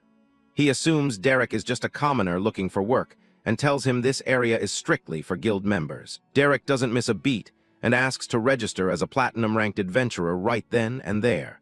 The entire guild hall goes silent for a split second before the reaction hits. The silence is replaced by a wave of laughter from everyone in the room. They think Derek is either insane or an absolute idiot for even suggesting such a thing. The official explains with a smug tone that they don't even have the authority to issue platinum badges at this branch. He'd have to travel all the way to the capital for that kind of rank. Derek casually scratches his neck, unfazed by the rejection. He decides a gold badge will be good enough to start with for now. The crowd finds his arrogance even funnier now that he's settling for the second highest rank. They can't wait to see this overconfident kid get put in his place. The guild official leans over the counter with a stern look. He tells Derek that gold isn't just handed out. He has to pass a rigorous test from a high-ranked instructor to earn it. Derek just shrugs and tells him he's fine with those terms. He's in a hurry to get this paperwork over with so he can get to work. The official sighs and rubs his temples, calling it Derek's own funeral. He gestures for the newcomer to follow him back into the guild's training facilities. They walk down a hallway while the official explains the guild's rules for testing and sparring. He mentions that the facilities are open to gold and silver members for practice. They enter a massive sparring arena where a literal giant of a man is currently demolishing another adventurer. Dust fills the air as the brute slams his opponent into a stone wall. The official calls out to the giant, Russell, asking if he has a moment to spare. Russell is a terrifying specimen of muscle with a massive letter X scarred across his chest. Russell drops the man he was holding and tells his previous victims to take a 5-minute break. The defeated adventurer collapses to the floor with a heavy thud. The official introduces Derek Hunt, explaining that he's here to take the gold-ranked examination. Derek stands there with his hands in his pockets, looking remarkably unimpressed. Russell looks Derek up and down with a scoff, calling him a pipsqueak. He can't believe this skinny kid thinks he has a chance at the gold rank. The official whispers to Russell that the kid actually wanted the platinum exam first. He's clearly trying to frame the situation to get Russell even more fired up. The news sends Russell into another fit of laughter. He finds the idea of Derek seeking the highest rank to be the funniest joke he's heard in years. A team of medics rushes into the ring to carry away the last adventurer Russell trained. They don't look very optimistic about his condition as they haul him off on a stretcher. The official pulls out a waiver scroll for Derek to sign before things get started. It's a standard liability agreement meant to protect the guild from any accidents. The text of the document is brutal, basically saying the guild isn't responsible if Derek gets maimed or killed during the test. Derek doesn't even read it before asking when the fighting starts. With the paperwork signed, Derek steps into the center of the arena.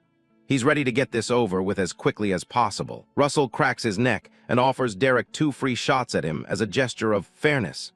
He's so confident in his strength that he doesn't think Derek can even bruise him. Derek tells him to just shut up and fight already. He doesn't have all day to waste on these theatrics. The guild official covers his face and sighs, preparing himself for the inevitable cleanup. He's seen this play out many times before, and it always ends with a mess. Furious at being told to shut up, Russell charges forward with a roar. His eyes glow with a menacing red light as he pulls back a fist the size of Derek's head. Derek stands perfectly still as the massive fist hurtles toward him. He doesn't even bother taking a defensive stance. Just as Russell is about to connect, Derek delivers a lightning-fast slap across the giant's face. The impact sounds like a thunderclap, sending the massive man flying backward. The witnesses in the hall are frozen in absolute shock. They can't comprehend how a simple slap just launched their strongest instructor into the air. A close-up of Russell's face shows the moment of impact. His skin ripples under the force of the slap, and his eyes roll back as his consciousness begins to fade. Russell hits the floor with a massive thud that echoes through the entire training hall. He's out cold before he even stops sliding across the stone. Derek casually holds out his hand and asks if he can have his gold-ranked badge now. He looks like he didn't even use a fraction of his strength. Back in the main office, Derek sits slumped in a chair, letting out a massive yawn. The guild official stands nearby, now looking completely terrified of the man he just mocked. The official stammers out apologies, shaking like a leaf.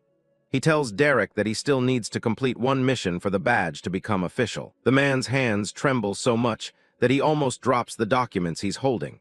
He's desperate to keep Derek happy and avoid getting slapped himself. The official finally produces a binder filled with all the current silver-ranked quests available. He invites Derek to pick whichever one he likes to finish his registration. The guild official points out a section in the massive tome containing quests in and around the city of Torith. Derek Hunt leans in, resting his chin on his hand as he scans the pages for something suitable. Eager to please, the official nervously asks if he can get Derek some tea or anything else. Derek keeps his eyes fixed on the book, bluntly telling the man to be quiet while he concentrates. Derek's finger stops on a specific entry, and he looks up at the official with a bored expression. "I'll do this one," he says, having made his choice with very little deliberation. The official is taken aback by Derek's choice to hunt toadcaps. He warns Derek that these creatures are only found in a remote mountain region, at least a week's journey from the city. Derek asks if the area is isolated enough that no one would be around to witness any incidents. The official confirms this, explaining that it's a desolate location far from any major travel routes. A slight, confident smirk plays on Derek's lips as he heads for the door. "I'll take it," he says, clearly pleased with the isolation and distance the quest offers. As Derek walks through the guild hall, a heavy silence falls over the rowdy crowd. The other adventurers stop their brawling and drinking to whisper about the powerhouse who demanded a platinum rank. A female adventurer leans over the counter and asks the sweating official if the newcomer actually passed his test. The official can only stare blankly, his voice hollow as he confirms that Derek succeeded with ease. Derek walks down the sunlit cobblestone streets of Torith, blending into the afternoon bustle. He looks like any other traveler, his hands in his pockets as he heads toward the city gates. Stopping for a moment, Derek closes his eyes and reaches out with his mind to call Sylvie. He asks if she can hear him, testing their mental connection over the distance. Sylvie's voice pops into his head, sounding surprised but delighted that they can communicate this way. Back in the city, the small rabbit-like creature is busy exploring her new surroundings. Sylvie and Thomas are currently occupying a table at a local pastry shop, surrounded by empty plates and delicious cakes. While Sylvie happily munches away, Thomas stares dejectedly into an empty coin purse, lamenting how fast the gold is disappearing. Derek chuckles to himself as he continues walking. He informs Sylvie that he's heading out of the city and might be back by evening, asking her to keep an eye on Thomas in the meantime. A humorous thought bubble shows Sylvie dragging a reluctant, overwhelmed Thomas along like a stubborn animal.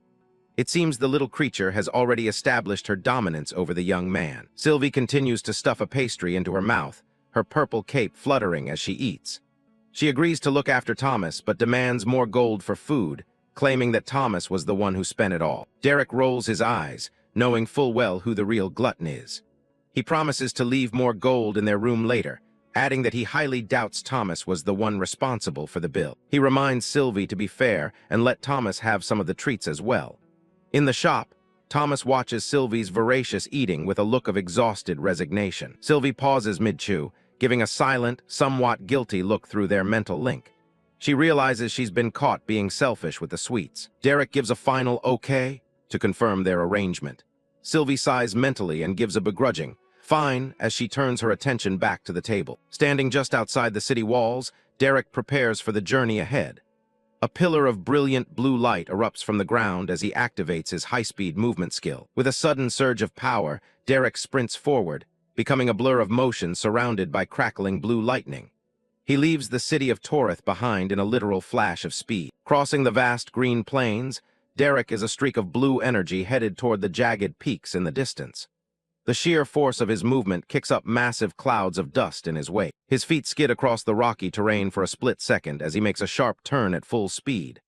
The impact of his steps leaves deep gouges in the earth, showing the power behind his stride. Arriving at the base of the mountains, Derek comes to a stop and looks up at the towering cliffs. He scoffs at the officials' week's travel estimate, having reached the destination in just 1 hour. He begins his search for the elusive mushrooms, moving through the misty mountain forest with focused intent. He's eager to get this mundane task over with so he can move on to his real goal. Nearby, a small, red-capped mushroom with tiny white dots peeks out from behind some leaves. It blinks its large eyes, unaware of the powerful adventurer approaching its hiding spot. The toadcap reveals itself to be a surprisingly cute creature with a round white body and stubby arms. It stands in a field of flowers, glowing with a soft, innocent light. Derek finds the little creatures kinda cute as they hop playfully around the forest floor. He watches them for a moment, their bouncy movements leaving trails of pink sparkles. He picks up one of the toad caps, and it glows brightly before being absorbed into his storage wristband. 14 more, he notes, checking the progress of his gathering task. The mist swirls around the rocky mountain path as Derek continues his search. The environment is silent and desolate, offering the perfect amount of privacy for his plans. Having quickly finished his task, Derek sits on a large boulder with 15 toad caps gathered. He looks down at the little creatures around his feet, ready to move on to his next objective. He hops down from the rock, his expression turning serious as he prepares for the real reason he came all this way.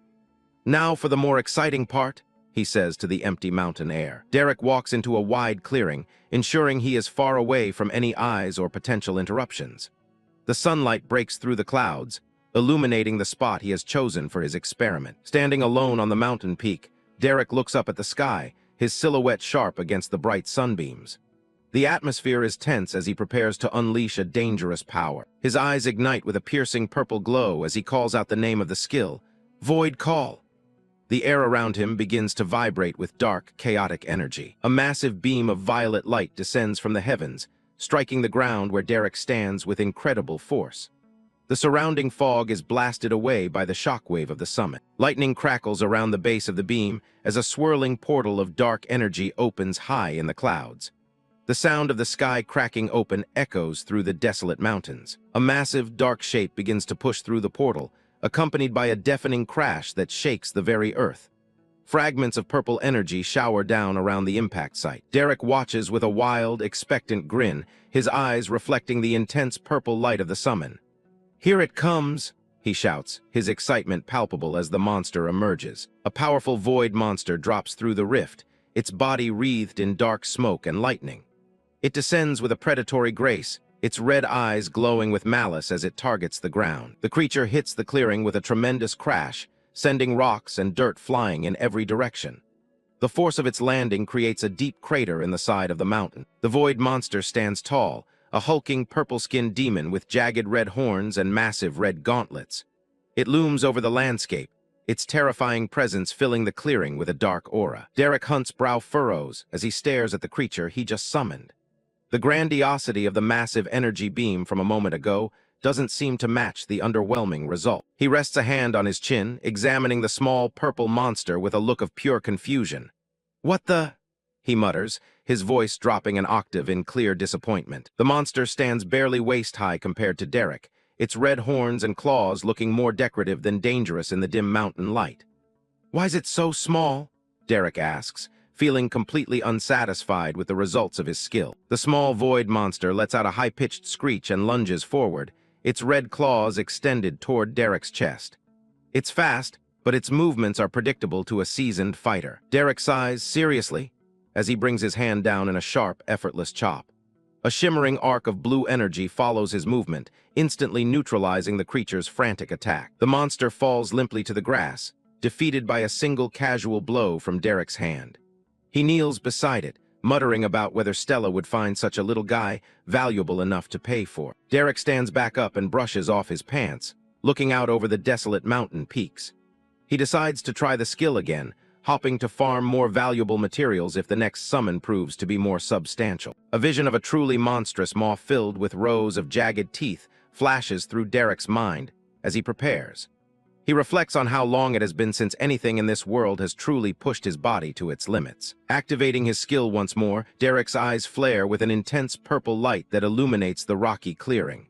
"All right, hopping for better this time," he says, refocusing his mana on the call. A massive bolt of purple lightning tears through the darkened sky and slams into the ground with enough force to crack the mountain's surface. The air itself begins to ripple and distort violently around the impact point. The clearing is filled with a blinding white and purple light as the portal expands to a massive size. Violent shockwaves of energy blast outward, flattening the surrounding grass and kicking up a storm of dust. Derek watches the spectacle with a wide, eager grin as more cracks spiderweb across the fabric of reality itself. "Way more cracks this time. That's gotta mean this one's stronger," he notes, his posture tightening with readiness. The sky literally shatters like glass, revealing a dark, swirling abyss within the growing rift. Large fragments of purple energy fall away as a much larger entity begins its powerful descent. A massive, four-armed beast drops from the heavens, its descent marked by a deafening THOOM that echoes through the valley.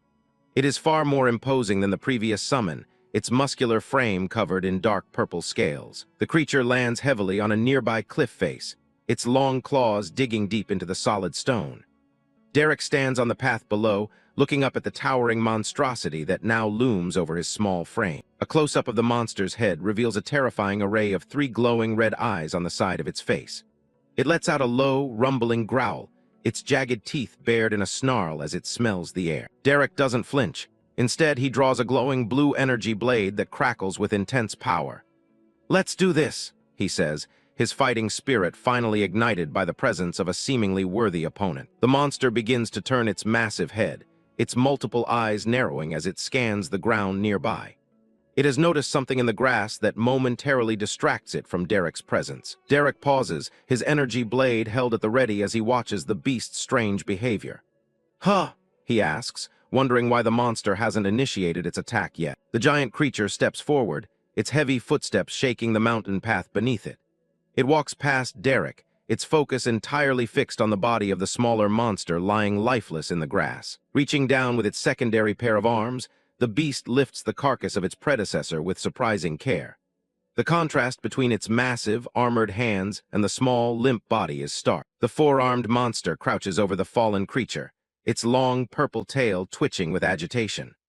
A heavy, oppressive aura begins to bleed from its hulking form as it realizes what has happened. The monster's face contorts, its red eyes burning with a hateful light as it fixes its gaze on Derek. "You!" it growls, its voice a guttural, terrifying sound that echoes off the canyon walls. Lightning flashes in the dark sky behind Derek as he stares back at the beast with a cold, unwavering gaze. The monster lets out a roar of absolute fury. "How dare you!" A close-up of the monster's snarling face, its red eyes glowing with intensity. It lets out a single, menacing word as it stares down its opponent. Derek Hunt stares back, his expression calm despite the lightning crackling behind him. He doesn't look the least bit intimidated by the creature's presence. High above the rain-slicked rocks, the beast towers over Derek. It notes that while he has the power to call into the void, he lacks the control to truly master it. Derek pauses, a look of realization crossing his face as he takes in the words of the monster. He seems more curious than afraid of the entity he just summoned. He rubs the back of his neck with a sheepish grin, offering a casual apology. The fact that the creature can talk actually caught him a bit off guard. The monster's expression remains fierce as it explains the flaw in his technique.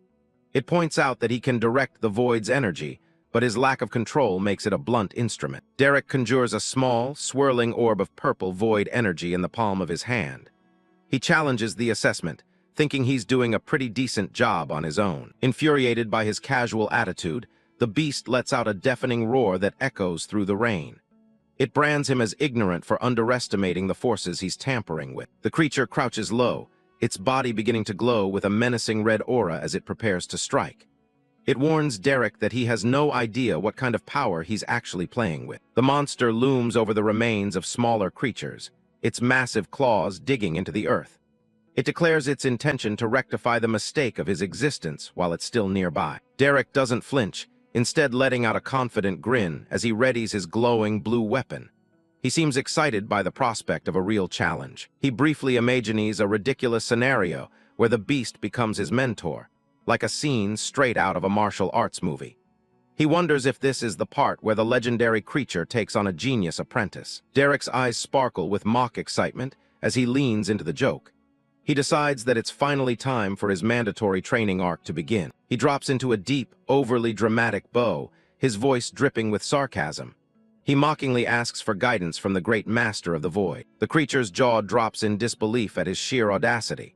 It can't believe this puny human has the nerve to mock it after being threatened with death. Its patience snaps as it lunges forward, its heavy claws cracking the ground beneath it. It makes its intentions clear. It's not here to teach, it's here to kill. The beast leaps through the air with surprising speed for its size, closing the distance in a single bound. Derek braces himself, his spear at the ready as the creature descends. A massive explosion of purple energy erupts as the beast slams its fist down, sending Derek Hunt skidding across the rocky terrain. He barely manages to block the brunt of the impact. The monster immediately follows up with another powerful strike, channeling void energy into its fist. It creates a swirling vortex of destructive power as it swings. It slams its fist into the ground where he was standing just a second before, shattering the earth into jagged fragments. He leaps high into the air, narrowly avoiding the shockwave. The beast looks up at its airborne prey, a terrifying grin spreading across its face. It seems to be enjoying the hunt just as much as its opponent is enjoying the fight. The moment he gains some distance from the giant beast, Derek immediately summons a flurry of swirling void portals to encircle it. The creature sneers, mocking the delusional human for thinking he could escape that easily. Its eyes widen in shock as the human suddenly shifts his position midair with impossible agility. It's clear that this prey is more than he appears. He reappears on a piece of floating debris, looking completely at ease despite being surrounded by portals. He admits he'd like to keep chatting, but he's more than happy to keep fighting instead. The monster stands among the rubble, its expression shifting from rage to genuine intrigue. It realizes that Derek Hunt isn't just some lucky amateur after all. He shrugs nonchalantly, admitting that he spent quite a bit of time inside the void itself. He concedes that he's still relatively new to actually weaponizing its power, though. The beast lets out a furious roar, declaring that it cannot allow a human like him to stay alive. It unleashes a barrage of brilliant purple energy beams, firing them straight at Derek's portals. He was genuinely taken aback by the creature's counter-strategy. Though he managed to tilt his head just enough for a lethal beam to graze his face, the overwhelming speed of the assault forced a sudden shout of surprise from his lips. Derek Hunt sprints across the battlefield, his movements a desperate dance to stay ahead of the continuous bombardment. Each beam that misses leaves a smoking crater in the rock. He leaps and twists through the air, weaving between the intersecting lines of purple light with pinpoint precision. The entire area has become a deadly cage of void energy. But it didn't stop there.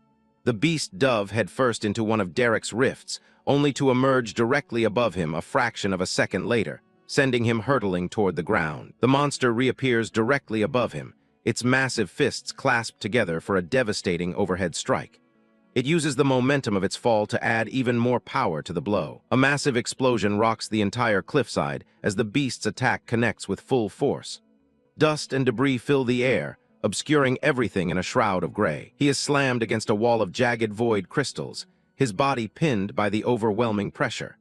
He gasps for air as the monster looms over him, triumphant. The creature pulls back another fist, its eyes glowing with murderous intent as it prepares to finish him off. It doesn't plan on giving him another chance to mock it. Despite the blood trickling down his face, the human manages a faint smirk. He prepares for a counterattack as the air around them begins to shimmer. With a simple snap of his fingers, he instantly conjures a portal right before his eyes to nullify the monster's strike. A completely unexpected move by our MC, giving the beast a true taste of its own medicine. He tumbles across the uneven terrain, finally coming to a stop a few yards away. He slowly pushes himself up, wiping blood from his chin as he acknowledges the creature's impressive power. He looks up with a bloody grin, a strange sense of amusement in his eyes. He wonders aloud if this is what it feels like for other people when they're forced to fight him. The beast stands tall, breathing heavily as it glares at its resilient opponent. It immediately snarls a lethal threat, demanding to know how its prey can still laugh while death is staring him in the face. He chuckles to himself as he gets back to his feet, his posture relaxed and confident. He clarifies that it's not his own death that he finds so funny, it's the beast's impending defeat. Derek Hunt's eyes glow a piercing purple as blood trickles down his forehead. He flashes a predatory grin, telling the beast that whatever it's looking for is all its own. He lunges forward like a bolt of lightning, his movements a blur of speed and power. The massive creature is caught off guard, unable to react as the human closes the distance in an instant. A hand tightens around a pair of sharp, glowing daggers. The air around the weapons hums with energy as they're readied for the final exchange of the battle. The beast lunges forward, its gargantuan frame completely overwhelming the tiny Derek. It swings a heavy blow straight down, but our MC slides away just in time to evade the strike. The moment he regains his balance, Derek instantly fires 2 arrows straight into the portals. In a split second, 2 portals materialize right above the beast as it lunges toward him, letting out 2 energy arrows that pierce straight into its back and send the massive creature staggering. Refusing to let the beast regain its footing, Derek channels his remaining mana into one decisive surge. A blinding flash of purple light erupts in a massive explosion that ripples outward, vaporizing everything in its path and carving a deep crater into the rocky ground. He dives through the smoke, his fist cocked back and wreathed in shimmering energy. He doesn't give the creature a chance to recover, aiming a crushing blow directly at its head. The punch connects with the force of a meteor, sending a shockwave that shatters the surrounding landscape. The beast is buried under a mountain of rubble as the dust begins to settle. The monster is driven deep into the ground, its body broken and its strength finally depleted. The massive impact leaves nothing but a smoking ruin where a powerful entity once stood. Derek Hunt walks slowly toward the fallen beast, the rain washing the blood from his clothes. He looks down at his handiwork with a cold, analytical gaze. The creature lies helpless, blood pooling beneath its snout as it struggles to breathe. It begs for the end, asking the human to kill it and be done with the struggle. Derek isn't in any rush, holding up a finger to pause the execution. He's genuinely surprised to find an intelligent void beast out here and wants a few answers before he finishes the job. The beast huffs, its voice raspy as it reveals that humans like him are the natural enemies of its kind. It warns him that while he can summon them, he still lacks the true control required to rule the void. This catches his attention, and he asks for clarification on what exactly he's supposed to be controlling. The idea of the void and its inhabitants being more than just monsters to hunt is a new one to him. The beast doesn't offer any more information, its multiple red eyes narrowing as it demands a quick death. It has no interest in serving or teaching its mortal enemy. The human looks down at the broken creature for a long moment before giving a simple, resigned answer. He realizes there's no point in keeping something this dangerous alive if it won't talk. He calls forth his spear, the weapon glowing with a fierce blue light as he prepares the final blow. He knows that if he lets the beast go, it will spend the rest of its life hunting him through the darkest corners of existence. He drives the spear home, ending the fight with a single, clean strike. Despite everything, he offers a small token of respect, acknowledging that it was a good fight. Derek Hunt sighs and turns away, leaving the carcass behind as he starts the long trek back to the city. He's managed to finish his quest, and even bagged a couple of rare specimens for Stella to work with. The sun begins to set over the distant mountains, painting the sky in vibrant shades of gold and orange. The silence of the wilderness is a welcome change after the chaos of the battle. As he walks through the forest, Derek Hunt pulls out a communication device to check in on his companions. He asks Sylvie how things are going on her end and lets her know he's already on his way back. Back in the city, Thomas is wandering around with huge hearts in his eyes, completely oblivious to his surroundings. Sylvie sits perched on his head, looking utterly disappointed as she calls him an idiot for getting himself tricked.